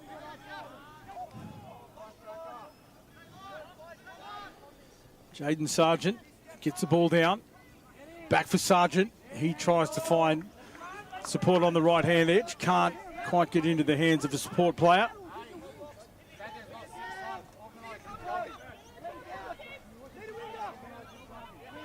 And now it's Lebanon back on the attack. Andre Bakos in the number 7 jersey. Into half. Tashi out to the right. Late switch back for Tashi. Tashi again with a late switch. Himself can't find Ryan Goss that time. And now the Cook Islanders look to get underway quickly. Turn this transition play. Touch was affected. There's Tomoko. Tomoko, as he said, didn't play in the first game. He's come out here and made an impact already. Been tough minutes here. 6.5 minutes remain on the clock. Cook Islands ahead by 2. We know what happens if it goes down to a drawn result.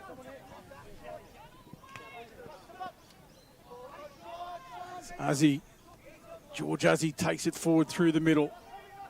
Can't break the defensive line of the Cook Islanders. Up in the passing lane, no touch affected on him. Can he go the length? The chase coming from Charbel Azzi over the top. Didn't need to throw that pass. Turn it over.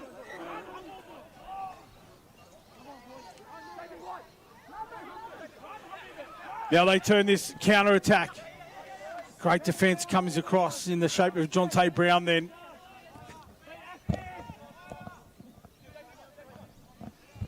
And now Lebanon on the attack. 7 metres out, drives into the line, but the half too slow to get there. JP Catalano. That one over the top. Touched in flight, it'll be play on. And Luke Mansour gets one in that right-hand edge. So it's back within one now, Jace. Yeah, Lebanon will know that they can get that draw. A nice little dump here. Good feed by JP Catalano, bouncing off the ball, and a pretty good finish out there from Luke Mansour. So definitely we've got a big 5 minutes coming up. I'm sure you've taken our viewers through it. It's 5-on-5. Lebanon looking for a draw or better. Cook Islands looking for the win to take this into extra time to decide a winner here today. Not sure what happened there. Just on the restart, Junior Catalano was told to go to the sideline, probably mouthing off a little bit, and the referee didn't want to hear a word of it, so it was a forced substitution before the tap was made.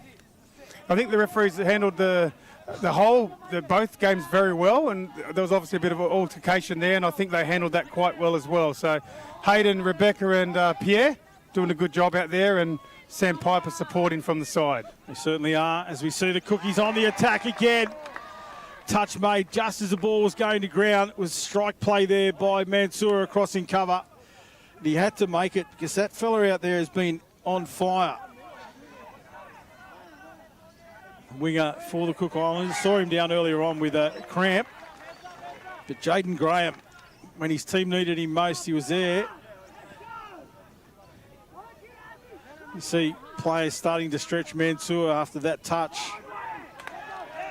Looked like he was cramping up, so there's going to be a bit of that coming into play as well, Jace, as we go deep into this half. 3.5 minutes remain. Yeah, both these teams will be feeling it a bit now. 5-on-5, bit of a tongue twister, is quite difficult, given it's been a very hot day and 2 test matches. They're coming up to almost the 80th minute now. So, yeah, pretty tough, pretty exciting too. We've got a nail-biting finish here. Grandstand. Certainly have 6-5 Cookies on the attack here. They have that 1-try lead. Can they convert it to 2? There's a man that can. Tomiko. Just too sharp. Tomiko Berryman Duff, what a player. They missed him in the first test, didn't they? And look at the class on this occasion. You see it on the replay. He's just trotting in. He's trying to isolate that middle defender.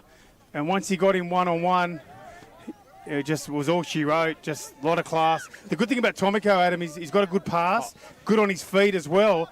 So you can't, it's hard. You can't go man on, you can't shut down. When you have a package like that, you've got to shut down every option he has, and you can't. It's like he's an octopus almost.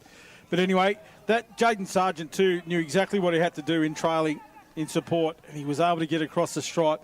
7-5, they're out by 2.5 minutes. These are clutch minutes here for Lebanon.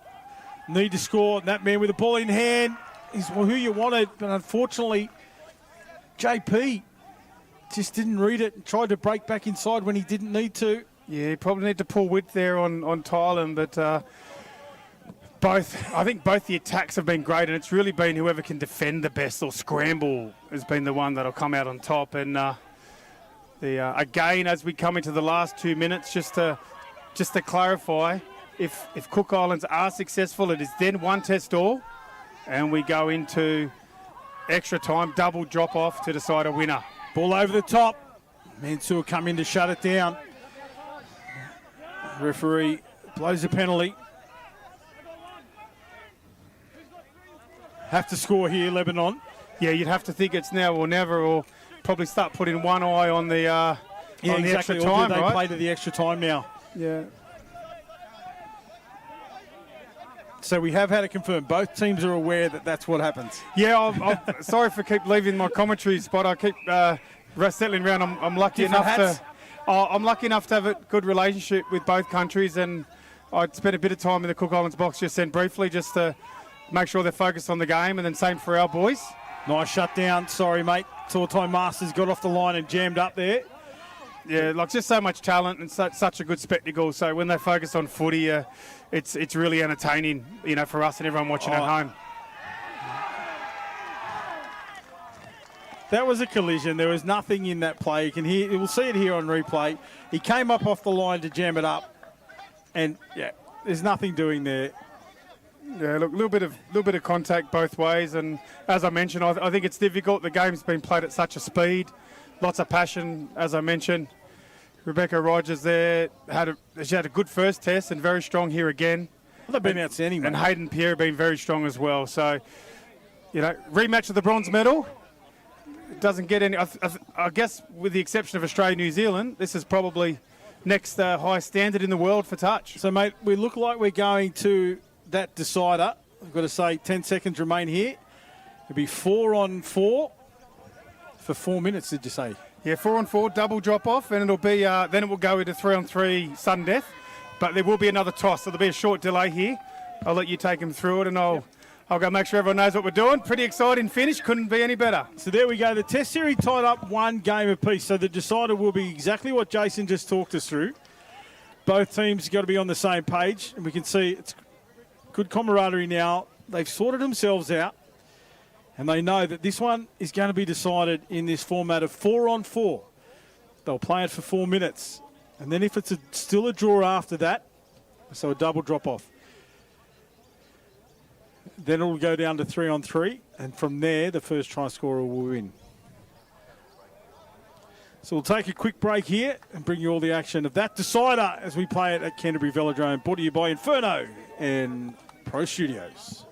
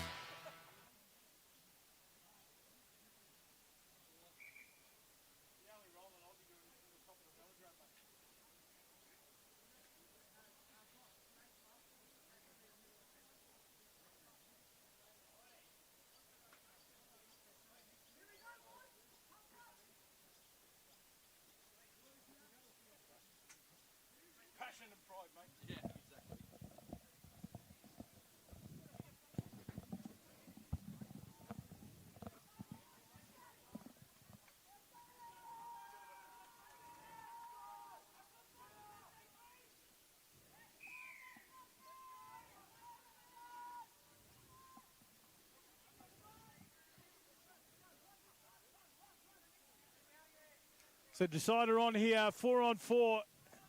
And it is Lebanon with the first opportunity. Long ball out to Mansour. Great long ball there. Luke Mansell with a big finish.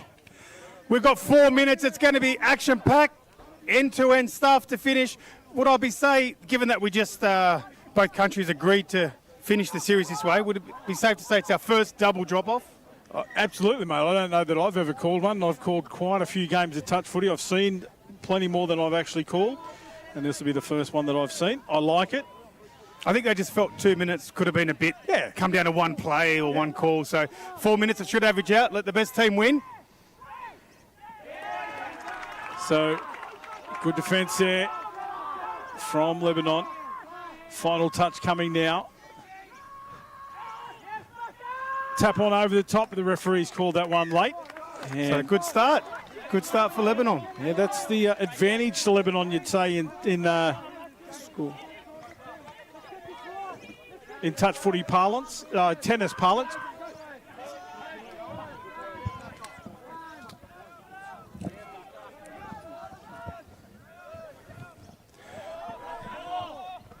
There we go. Dre Bakos. He's one of those links, scoop, good drive, good defender. Here's another chance for Tika. Wow. Lebanon score 2.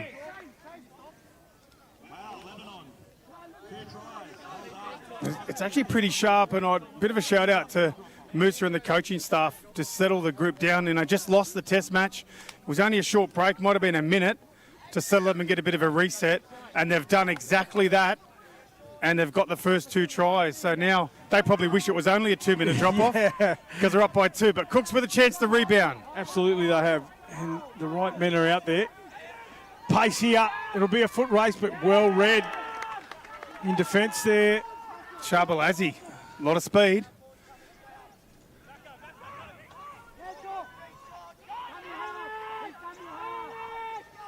Tour time Masters trying to get over the line. They turn it over. So they've had 2 attempts at the line of Lebanon, but they haven't been able to crack the defence. Yeah, both these countries, they keep delivering. They've been delivering on the world stage for years and years, and they've done it again today. Lebanon winning by 5 or 6 tries, or even 7 maybe in the first test. Most people thought it was all over, but Harry Berryman regrouped the troops. They've made adjustments, come back, won the second test, and taken it to this extra time to decide the series. So great work, both countries. So here's Lebanon on the attack once again. The late switch, the ball goes to ground. And Cook now with an opportunity here. They need to just take the ball forward. That release over the top. It cries a forward pass. I don't think it was. And now they need to get fresh legs on as well. There's a man that's important, Tylen Berryman. The clock ticks down to 35 seconds. They have to score. I don't know that they're going to have time here. Change over. And Tomoko Berryman Duff boots it up into the stands. I think he knows it's all over. Yeah, running out of clock. It was only, I think it was 10 or 20 seconds to go. A bit of frustration, but as I said, that both these countries, they're going to take a lot away from this, Adam, and I dare to say they'd probably meet again in the Asia Pacific next year, if not beforehand. If not beforehand, but definitely then you would imagine, as we see the siren sound in the background, and that is victory in this series to Lebanon, taking it out in the double drop-off, the decider, when the games were tied up at 1 game all. It came down to the wire, and Lebanon stood tall, scoring 2 tries to take the ascendancy and take out the series. Jace, mate, congratulations on everything you've done to bring this series to life. 2 teams, as you said, on the rise, and they're going to come together over, quite a few years. And those top 2 nations that we always talk about, and of course we've got England on the rise, we've got other nations that are really starting to form a little bit of a spearhead towards the top. Mate, the development you guys are doing, outstanding. I can't give you enough credit for what you have done, and you'd have to be happy with the way this series has been played out. Yeah, well, the whole day's been amazing. The women's, like I said, Lebanon get lots of learnings from that series. Cook Islands very dominant in the women's. The men's, there was a big talking point for Cook Islands to come back from such a loss, but certainly for World Touch, to see like England and France closing the gap, and then now Cook Islands and Lebanon, I really think it's healthy. South Africa's coming through, so I really think World Touch is doing well, and this is another stepping stone. So big thanks to our partners, of course, Inferno and ProStudio put together this. Thanks to you and James Preston, of course. It's lots of people really getting involved and believing in international touch, the concept of it. Yeah, we're a small community, and we'll bring you all of the action. We thank you very much for watching, and especially, the Village Cup as well. Jace, thanks for having me on board. It's been an absolute pleasure. I know you've got to go over and do your presentation, so we'll round out the conversation here with congratulations to the Lebanon men, congratulations to the Cook Islands women for taking it out, and of course, our Village Cup Grand Final winners as well. We hope you've enjoyed the action. Thank you to Inferno. Thank you to Pro Studios. But for now, it's over and out.